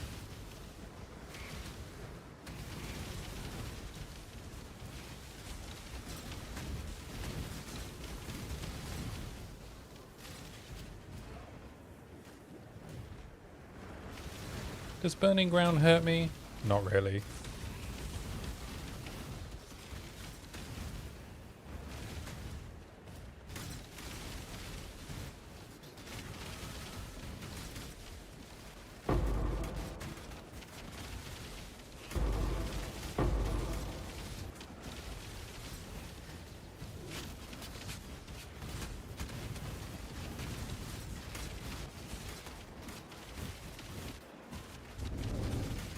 Oh, fuck.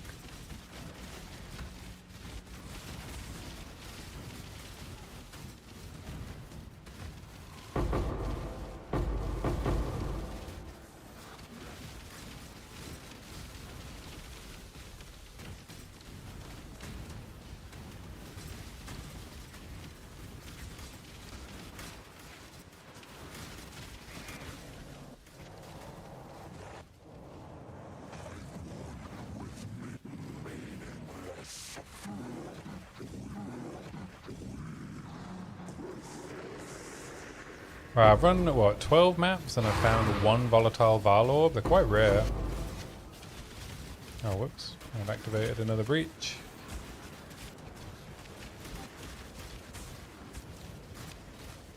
Approach.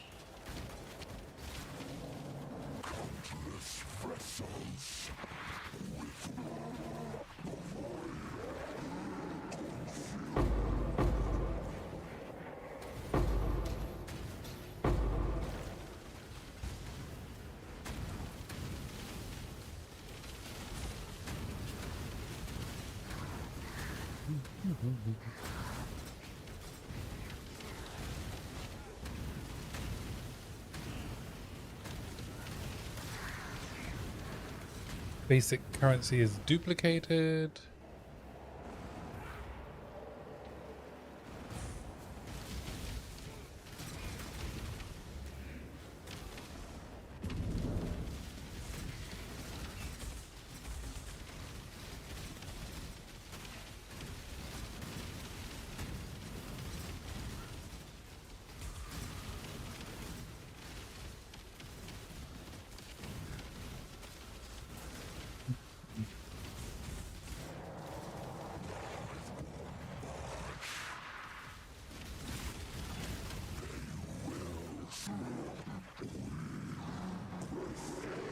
Yeah, I don't think my DPS is making much of a difference though.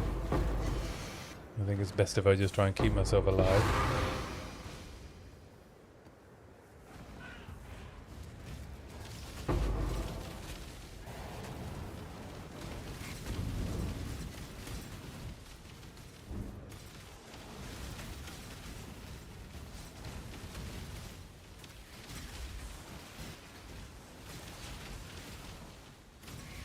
I am impaled.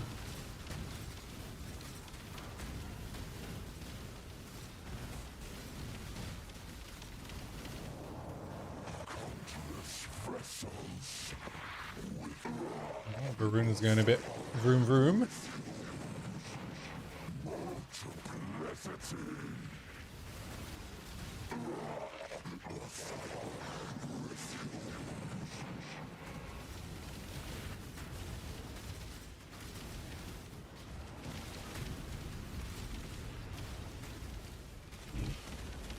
It's going to be so nice when I hit level 100 and death cannot scare me anymore.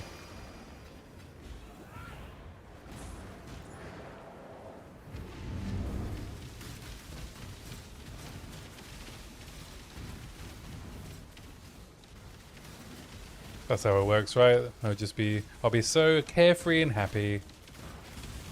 No longer worried about dying. Oh no, I've activated 2 breaches.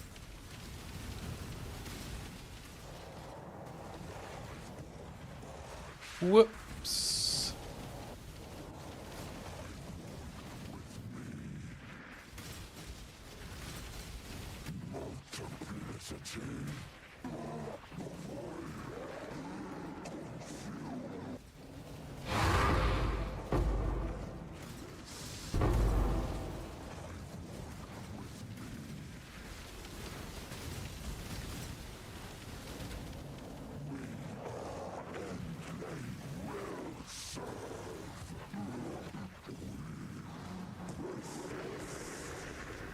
Valdo calls for me. Yeah. I mean, when I've done all the challenges, oh my tink, I will run some void maps.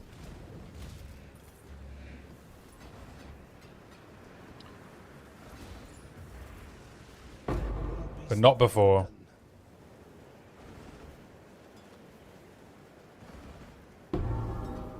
Not before.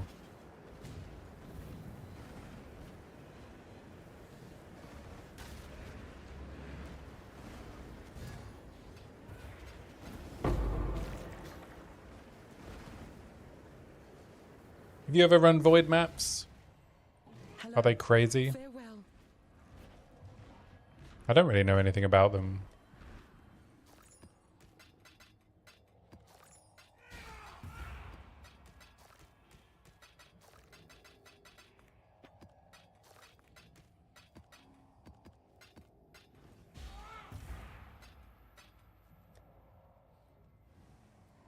You run out of patience before you can do Ubers. Hmm. Yeah, I'm close. Honestly, I thought I would be able to get 100 and the Ubers done over my next few streams without needing to grind during the day, but I don't know if actually that is feasible. I was hoping to be done with POE, you know, by, you know, Tuesday. Be done with POE 1 so I can focus on POE 2.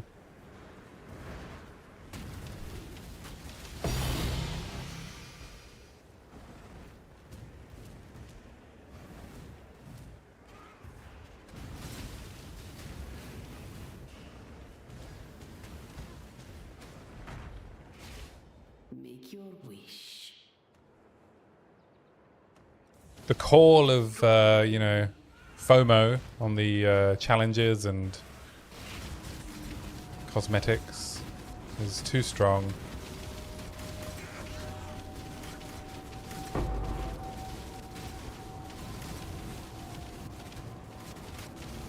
Plus, I think what doesn't help, right, is with the current PoE 2 status. The only thing I feel I have to do is produce feedback on what needs to get better in the game, which, you know. Yeah, I got the Maven one. That was just from doing the Atlas completion. I got that. It's so good. I really love it.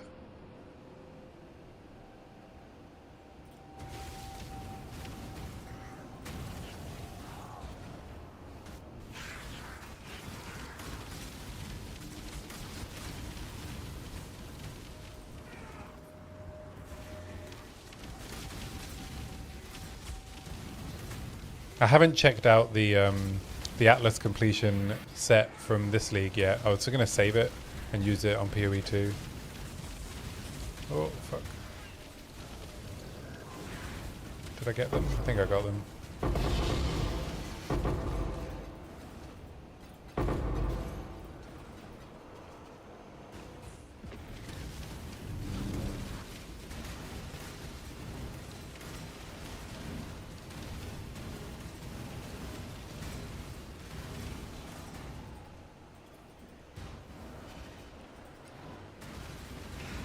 Oh, I've activated 2 breaches again. Whoops! Alright, that's 1 down.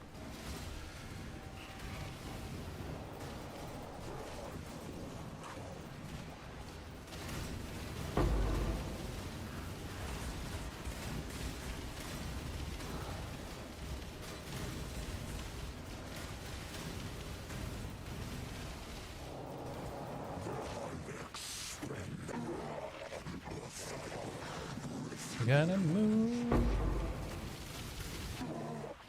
And this curated like autoplay based on the couple of songs I had in this playlist. I had like 3 songs in the playlist, but I have to say I've been really enjoying the algo choices. Tidal has a pretty good song algorithm, I find. It tends to be pretty spot on with the kind of things I like.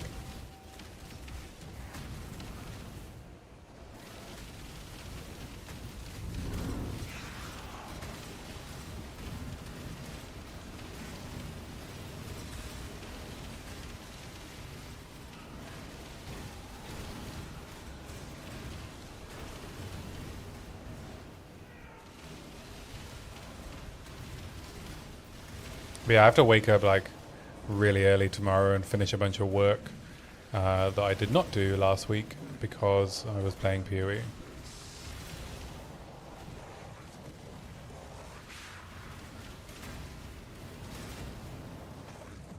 Which apparently my boss doesn't like. Can you believe it?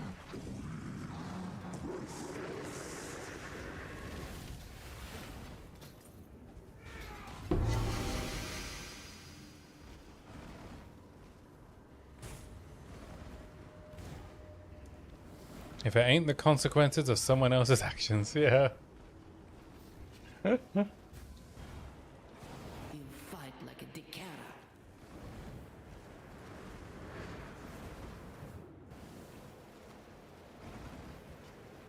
I mean, the other issue is, you know, they keep assigning me or, you know, like offering these juniors to help me, but they can't actually help me, so I just have to do all the work myself, plus the additional work of explaining it to the juniors. And I don't really believe in, like, blaming other people, you know, for work not getting done. I played PoE non-stop last week. Money, please! Yeah.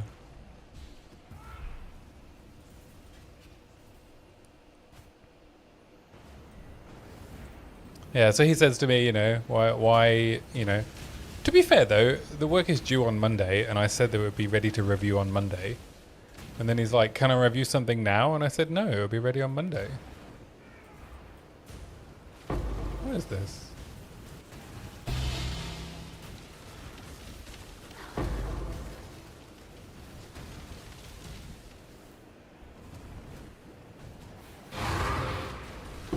And then he got annoyed that he couldn't review something that was due on Monday on Friday.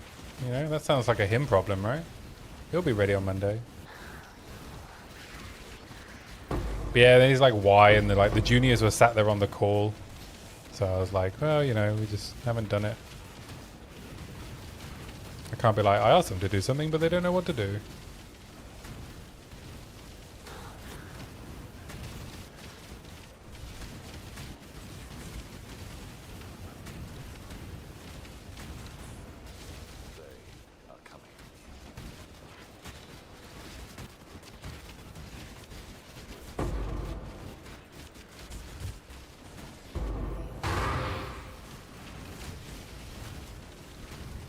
Enjoy dealing with the dogs.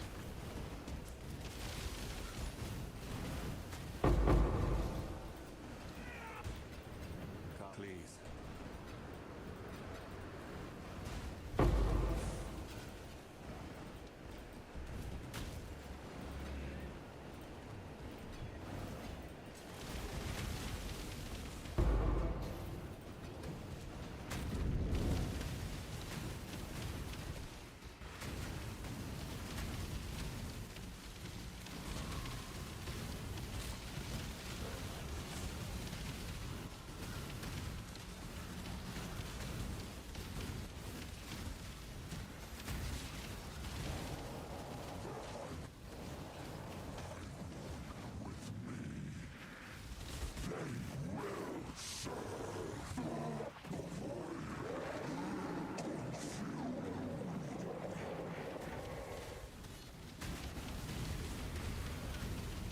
How am I doing? 21%, good lord.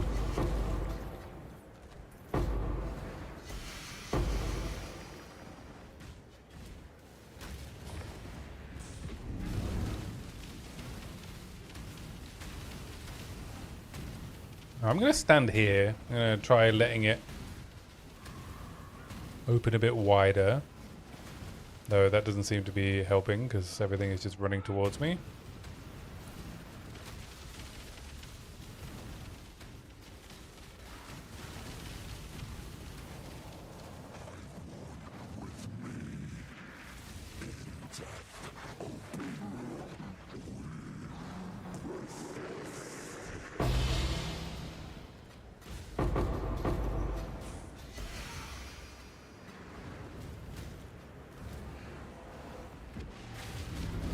Alright, let's try this again. Just stand in the middle.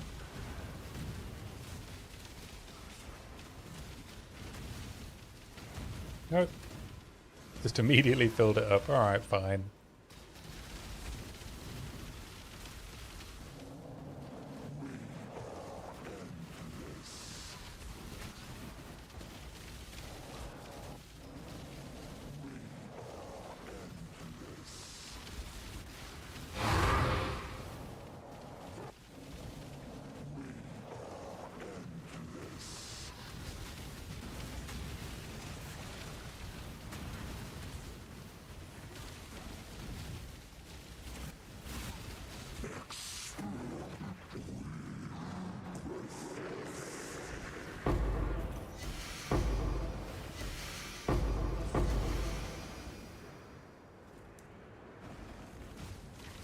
Bum, bum, bum, bum.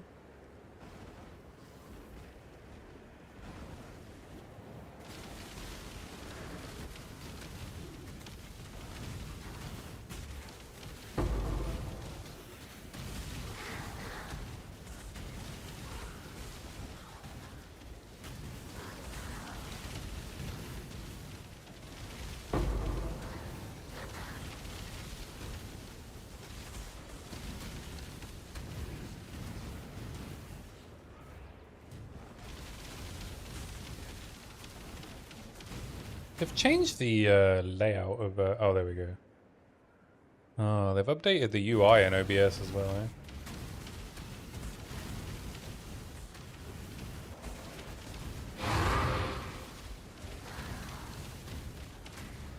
I guess it looks nicer. OBS is, I guess, a very old school looking app. It looks pretty much the same, but they've just slightly changed the font on some stuff.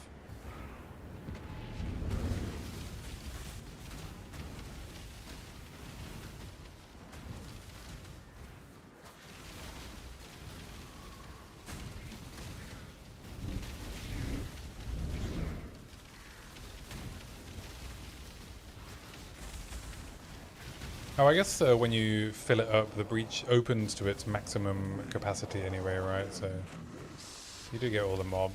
Just gotta make sure I kill them all before I kill Vroom Vroom.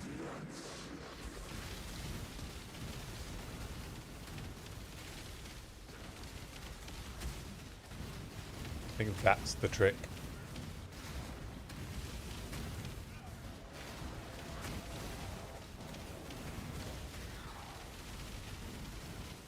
Do a full loop of the big breach and then head to the center.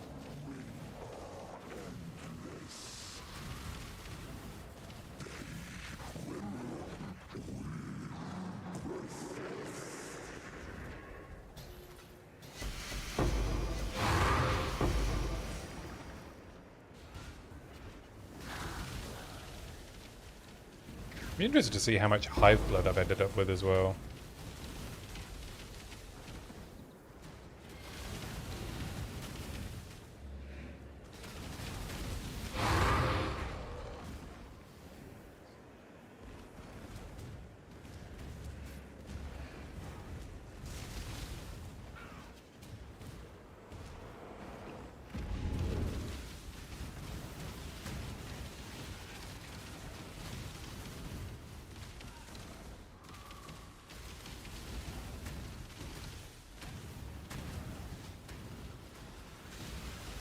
To the edge.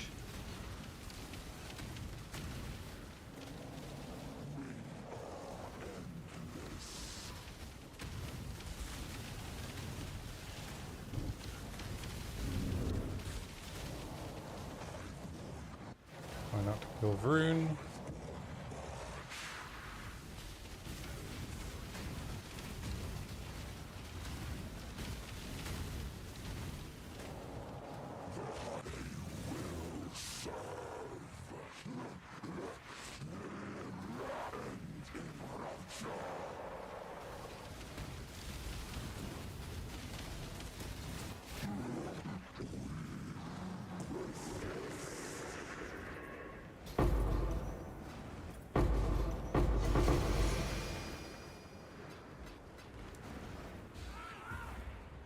Get into the mirage! It's a mirage!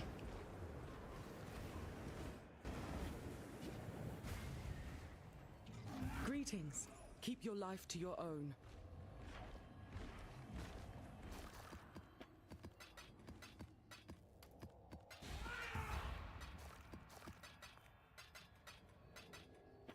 Oh, good way to get RSI in it.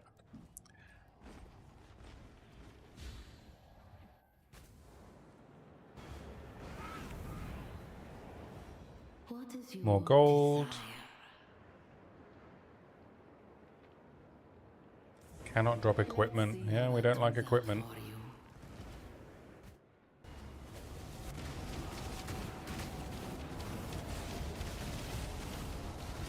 Protect the mirage.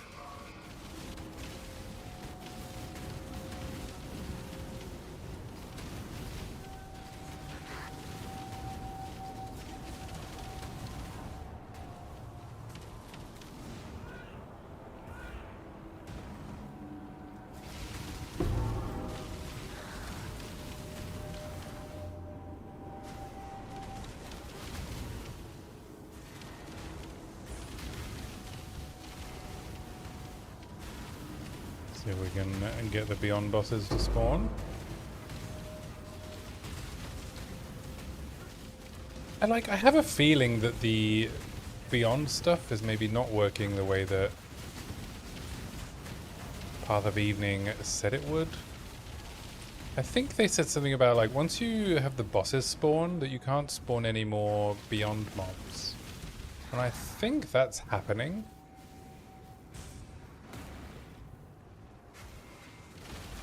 Because I get a bunch of tainted currency, and then the Beyond bosses spawn, and then I don't see any more tainted currency after that.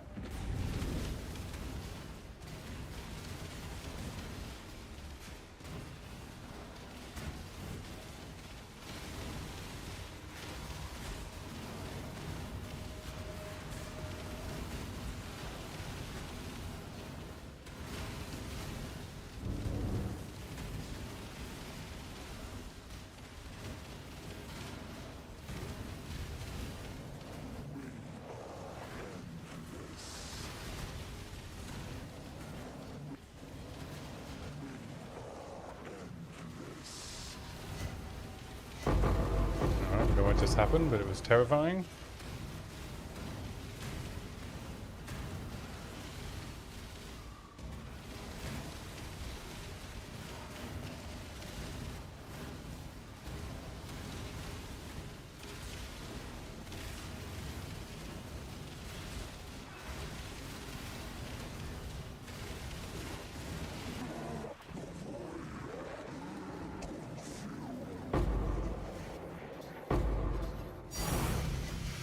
Fighting.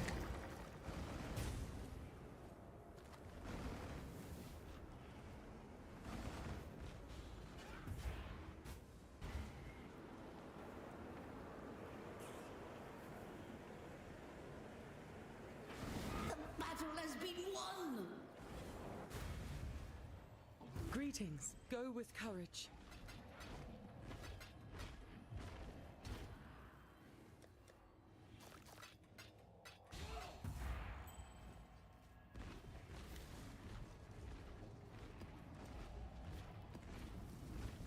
Alright.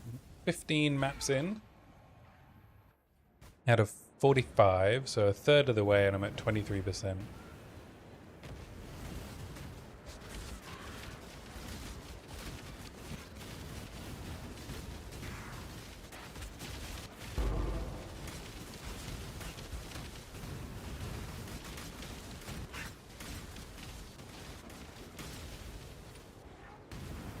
Expedition Scarabs, Quant.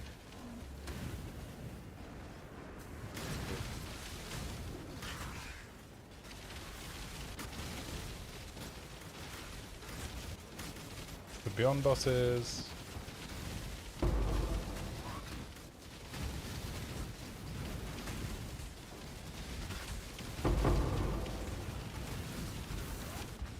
Still alive, we got him.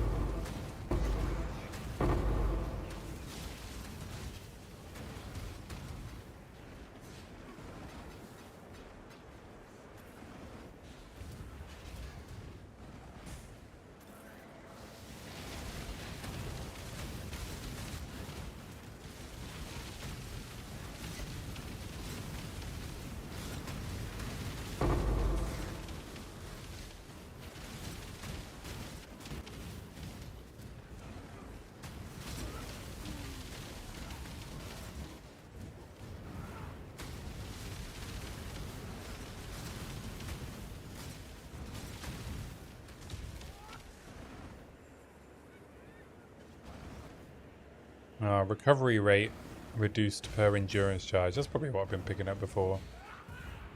And 24. Map boss gains Ellie Pen. That's fine because he dies so quick.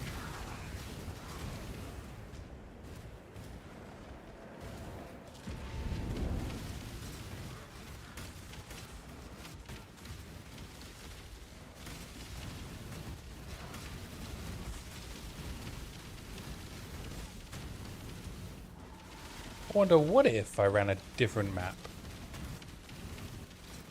What if I ran Jungle Valley?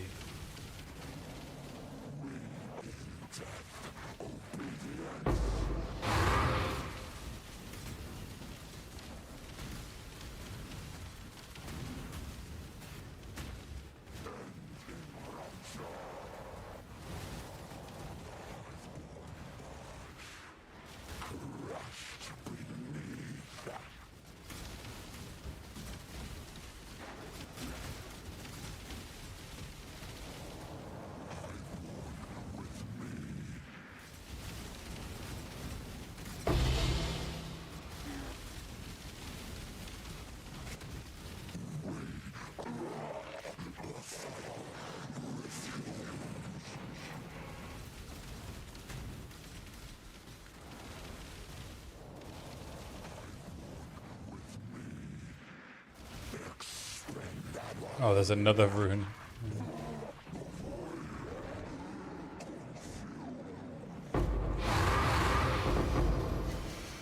I'm getting a lot of gold as well.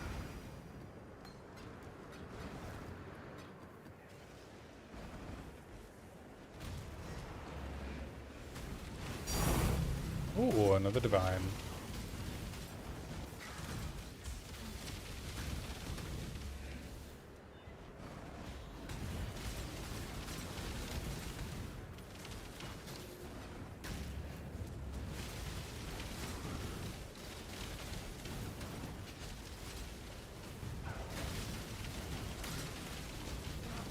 Yeah, I mean, I'm sure as well this my build isn't perhaps as efficient for clearing these breaches as like a bow build that can off-screen everything.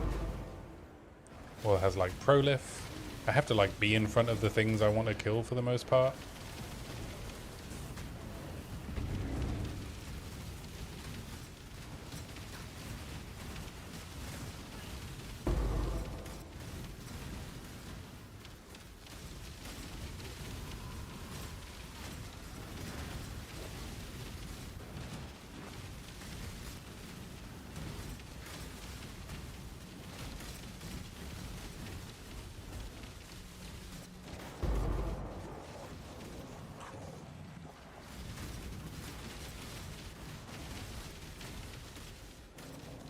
Things die off screen sometimes, we're not really sure how.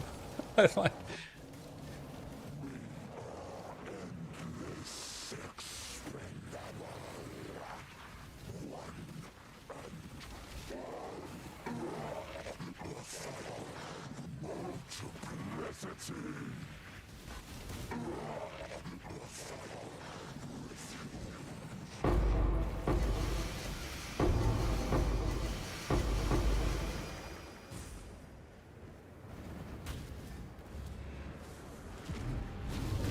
You've done well.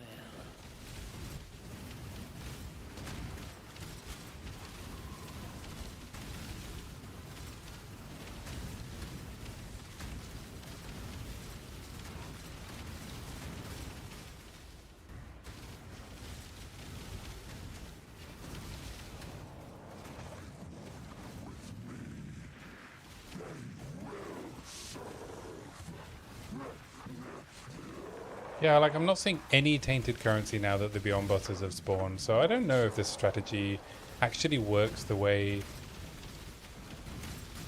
they said it did.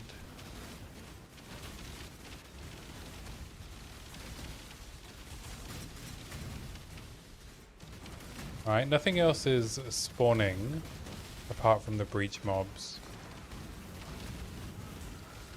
I think.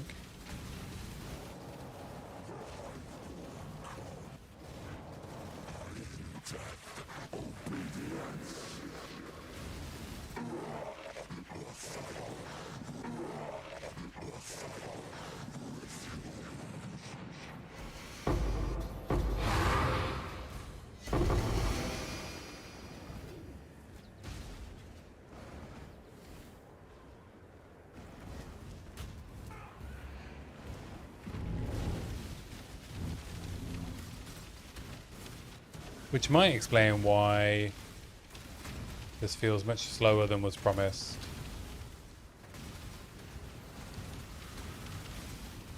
I'm gonna have to rewatch the video where he explains why it works. Well, I'm sure actually someone in the comments will correct it. But I don't think there's been a patch.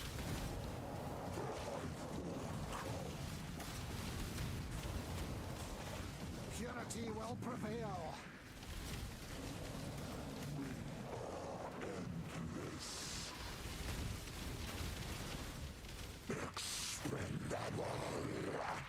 I'm kind of missing the mines. I like the mines.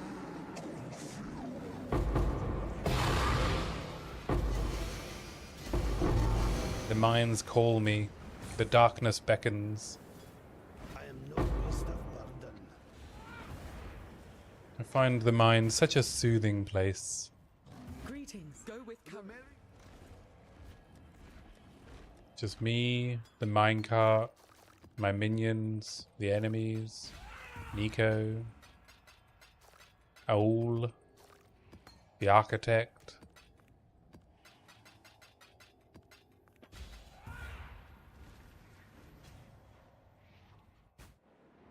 What's not to love?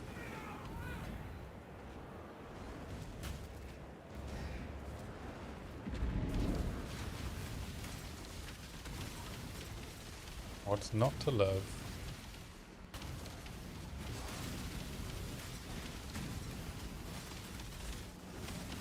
Roaming around in the darkness, looking for prehistoric treasure.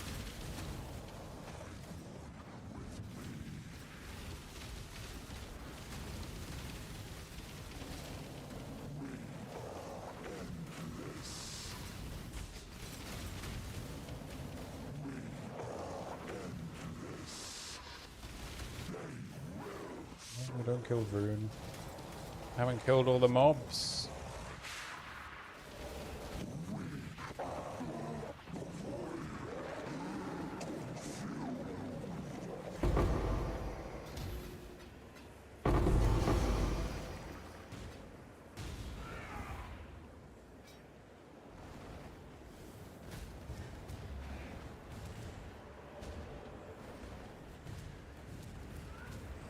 Barashta. More currency, more rarity, onslaught and adrenaline. We already have onslaught. I'm gonna go for rarity, you know. Get that headhunter drop.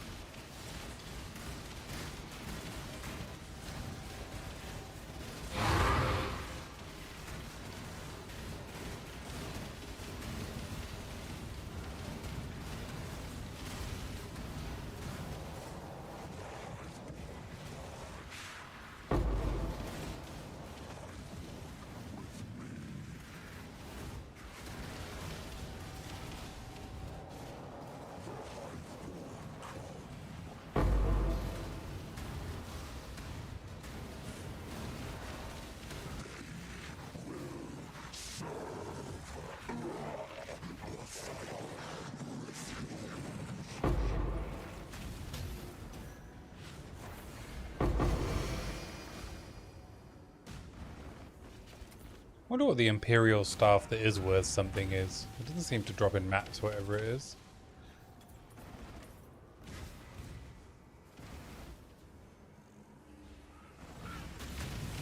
It's probably like Pledge of Hands or something, right?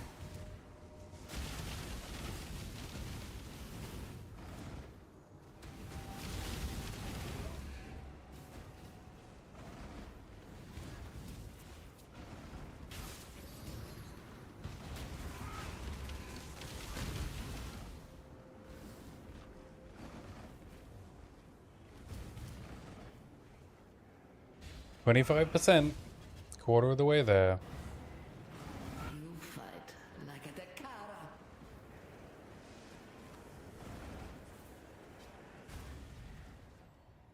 Greetings. Go with courage.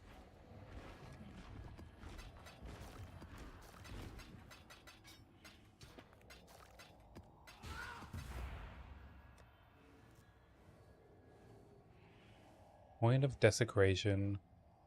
We're about a chaos. 2 Valdos. How much are Valdos? Still a div. Volatile Valdors, 1 div. I don't know. I've only found like, what, 2, 4, 8? 8 raw div. And then I guess everything else is bubblegum.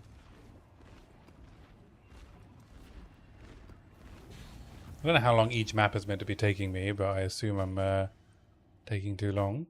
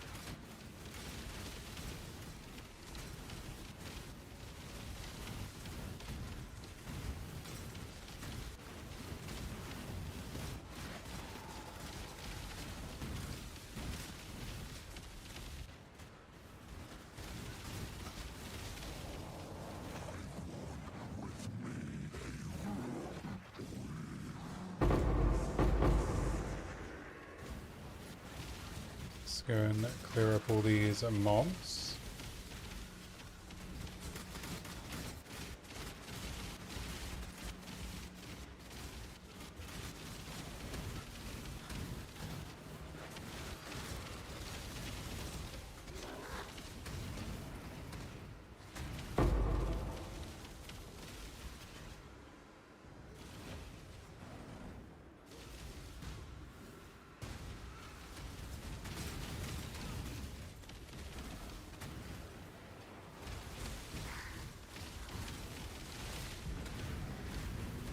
Might call the stream a little bit earlier because this was less quick and less interesting than I thought it was going to be.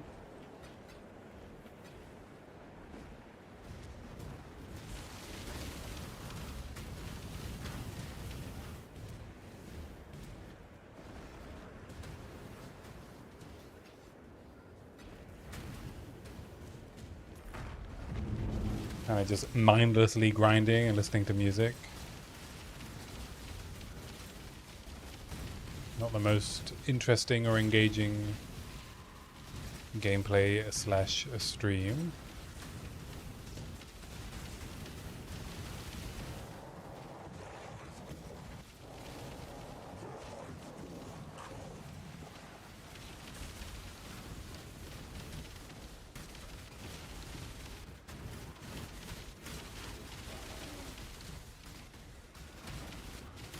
Yeah, it might be time to reconsider POE 1 as my streaming game.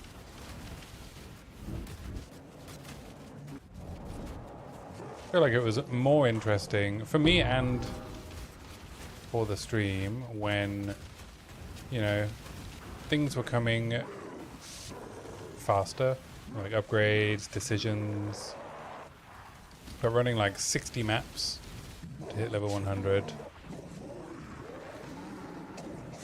So maybe I'll try and do some... I would like to get one more gear upgrade before I attempt Ubers. I would like to get the Grand Spectrum upgrade, which I should be able to get that in like a day. Right, I should be able to have it for maybe tomorrow evening, depending on if I get all my work done. If not, Tuesday. And then I can just spend 3 hours running Uber bosses on Tuesday, maybe. And that will cap off my POE 1 experience. And then I will start working on the POE 2 videos, and we can start exploring solutions, problems. I want to put together a build guide as well for 0.5. I'm like 90% sure my go-to poison build is not going to get touched because they don't seem to care about Riven being as powerful as it is, which is good for me.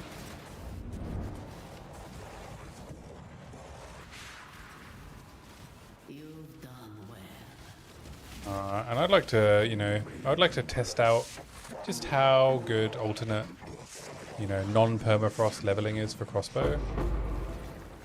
So I can sort of have my own like step-by-step guide for 0.5 from 0 to Ubers, if they add some kind of Ubers in, or back in I should say.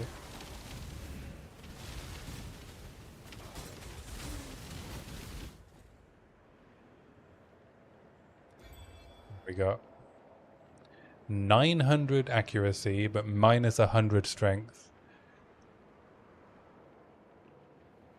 I guess I'll take this one.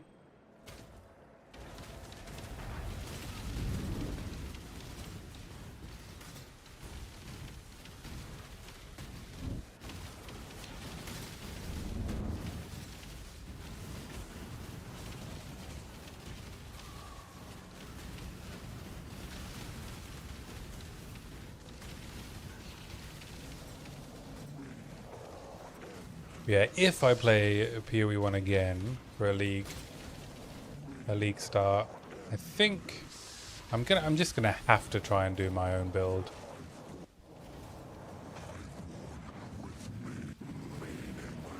Maybe I can get inspiration from somewhere, but I need to figure it out for myself. Otherwise, I'm just not gonna get the same satisfaction that I do. And then if I don't get that satisfaction, what am I doing? I'm just following someone's guide on how to fill out my spreadsheet. And then I have a completed spreadsheet. But I didn't figure out what goes in the spreadsheet. All I've done is passed the time. So I think playing this has given me a lot of food for thought in terms of the systems that I think POE 1 could apply, or we could get from POE 1 to apply to POE 2. So in that sense it has been useful. It's given me a lot of time as well to just really think about what I want from POE 2. So I can't say it's been a complete waste of time.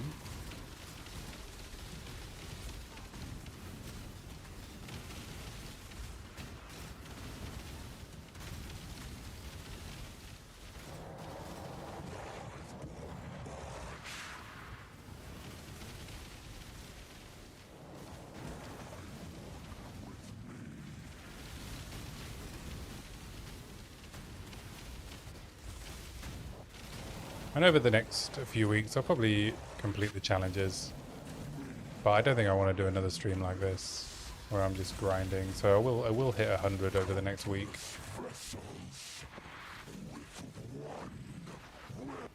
And then I'll just do like bosses and stuff on stream if I still play POE 1 after this week.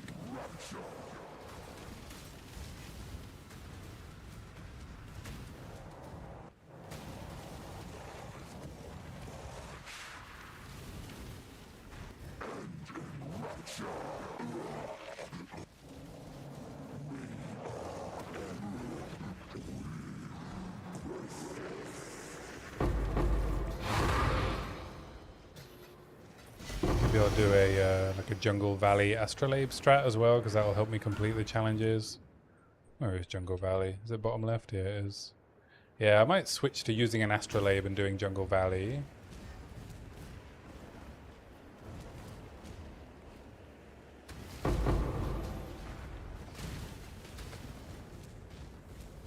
After I've got my main upgrade.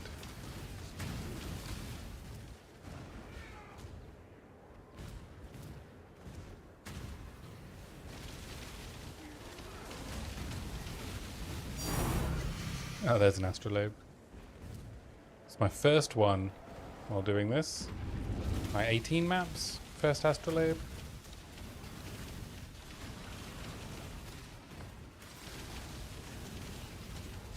I can't say I think my Delve XP was much slower, you know?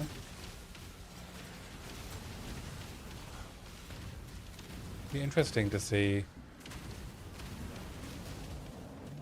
Let's say I'm like 4 hours in and I've got 27%.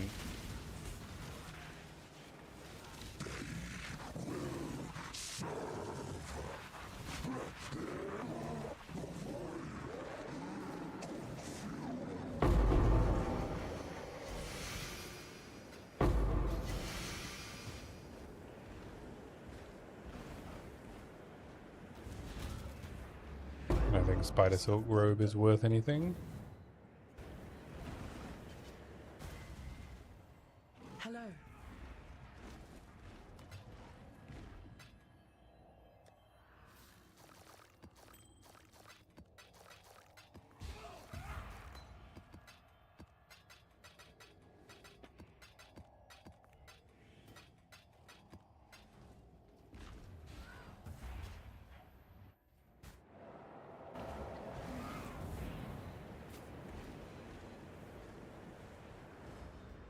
What is your Coin of desire? Skill, alright. Do what you must, I Jingaka. completed this challenge yet. Oh, we need one more Kalari.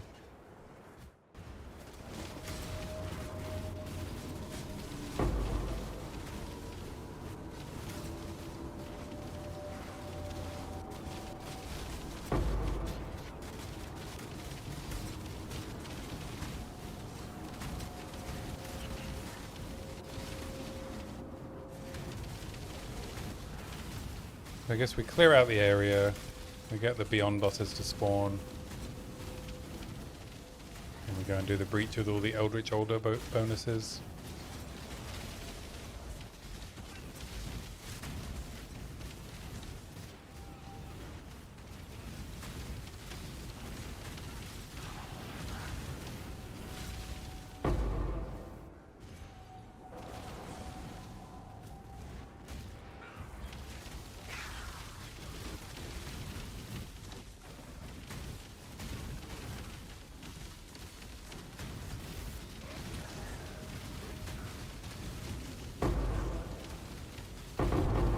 Beyond bosses.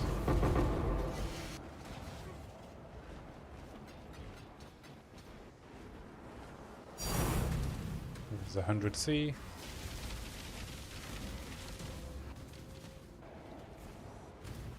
No more Eldritch Altars though.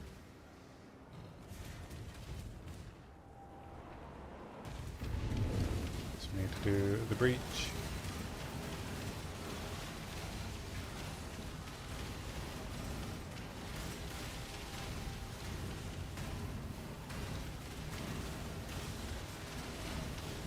I'm going to be very annoyed with myself if it turns out that I've just been following this strategy wrong.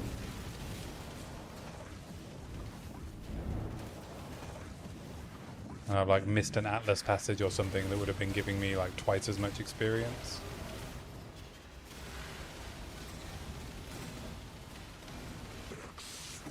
Pretty sure I was quite careful.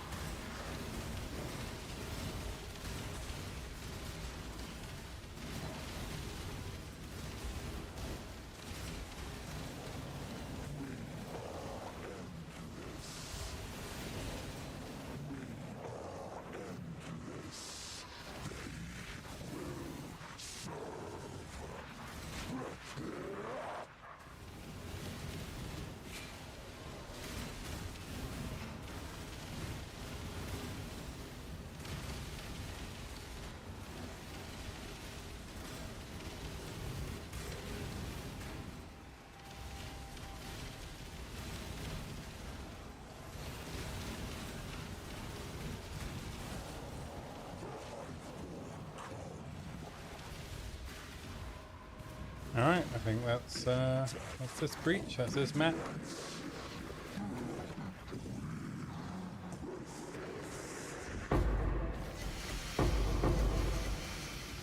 We'll finish off with some gambling, of course. I say gambling, right? Pull in the slot machine, the literal slot machine. So I'll go ahead to the monastery.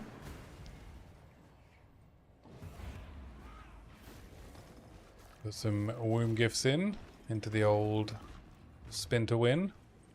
Greetings. Journey well.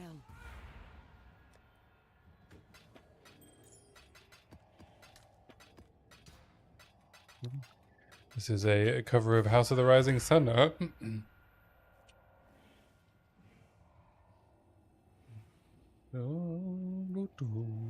Desecrated Chalice. Right, let's go see what's going on at the monastery.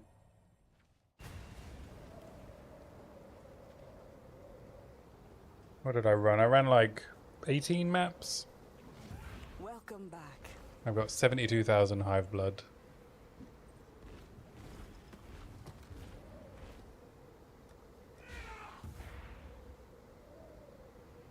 Let's grab all the mysterious.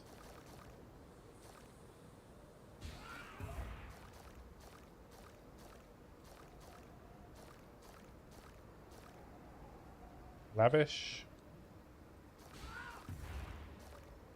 How much are lavish worth? 18 chaos for an 84, 10 chaos for an 83.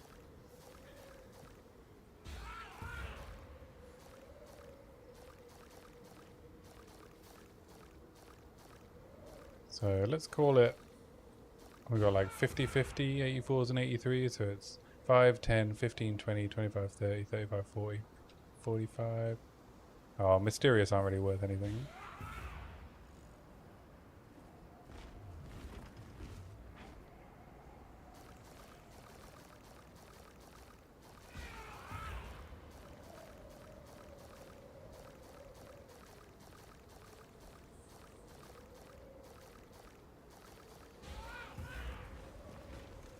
And then I think Ancients have a similar cost, right?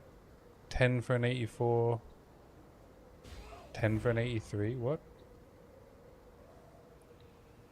Oh, okay. 20 for an 84. It's just these people are putting them up because they don't know what it's worth. So I can either roll the dice, though I can't roll the dice on all of them anyway.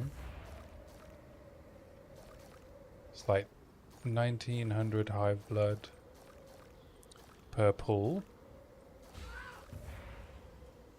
And I have 72k, so if I 72,000 divided by 1850, I get 38 pulls of the slot machine. Or I could just sell them and get 2 div. Yeah, I guess I'll just pull the slot machine.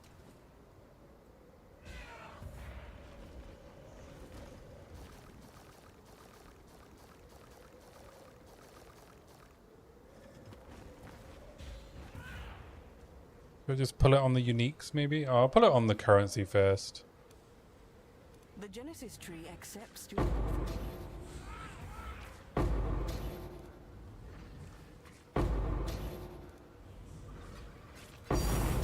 Oh, there's a tink.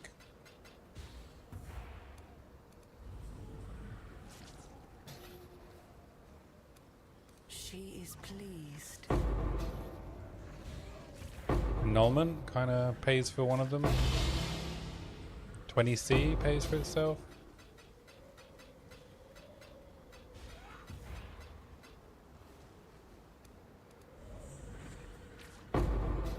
Ancient Orbs pays for itself. She will soon bear fruit. I don't understand who has hive blood but not enough womb gifts, because hive blood is definitely the bottleneck.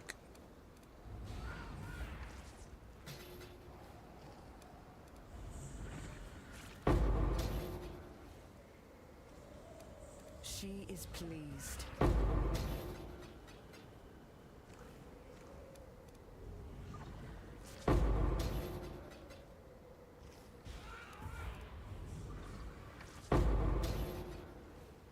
Another divine? The Give me another Genesis divine. tree Come on, baby. accepts offering.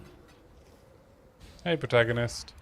I'm just doing some womb gift gambling, and then I'm gonna... Oh, there's a second divine. There we go. So it's been worth it to pull the slot machine. The Genesis tree accepts offering. Just doing some, you know, end of stream gambling. I decided that I was bored with streaming a grind to 100, so I'm gonna do a little bit of gambling, and then I'm gonna call it a day.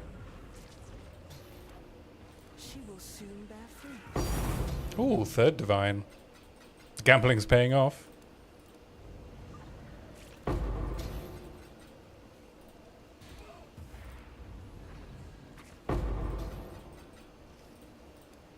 Yes. Yeah, who's buying womb gifts? I guess someone who's like farming hive blood but not picking up womb gifts. I don't know. I have more than enough. But hey, if they're buying them, I'm selling. She will soon bear fruit. All right, we're in through like the 40k hive blood.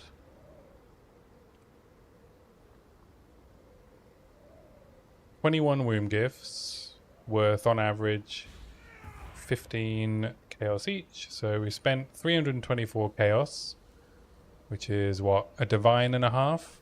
And I got 3 divine, well, 4, I'd say at least 4 divines. What we got? 3 divines, 2 annuls, 3 ancients, 35 raw chaos. Yeah. It was worth it. Alright, now let's roll the dice on some ancients. Does eye level matter?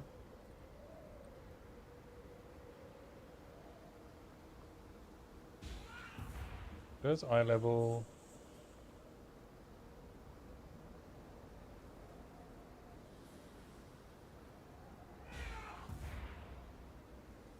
I don't think we know whether it actually a level 84 is worth more than a level 83.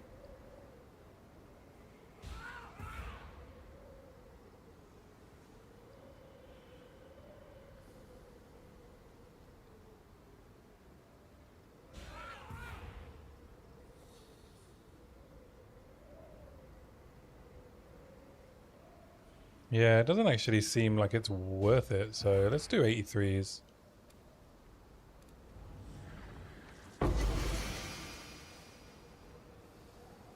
And then I'll just sell the 84s to the suckers. Soon bear fruit.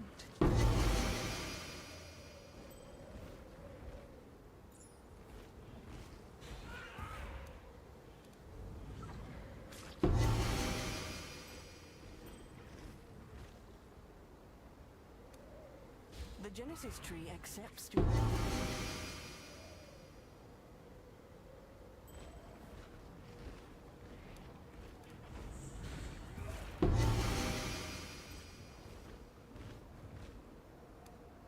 She will soon bear So many gifts, so little blood.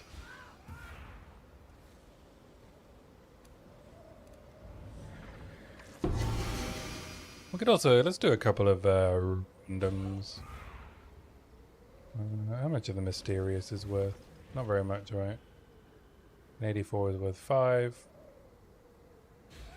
An 83 is worth 1. Yeah, let's just see what we get.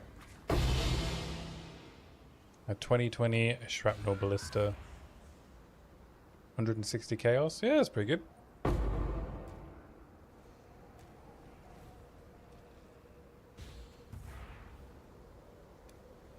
She is pleased.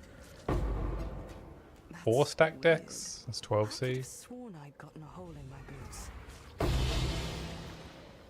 Ancient Womb Gift. That's UC. 3 stack decks. 9C.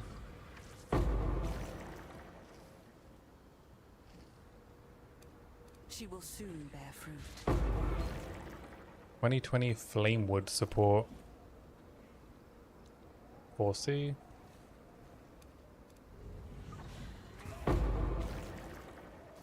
Another ancient. Yes, just like that. They do drop 84, so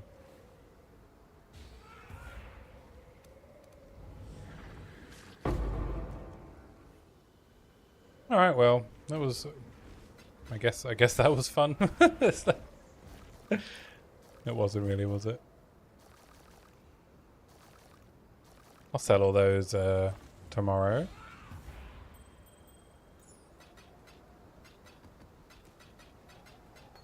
I guess that wasn't very fun.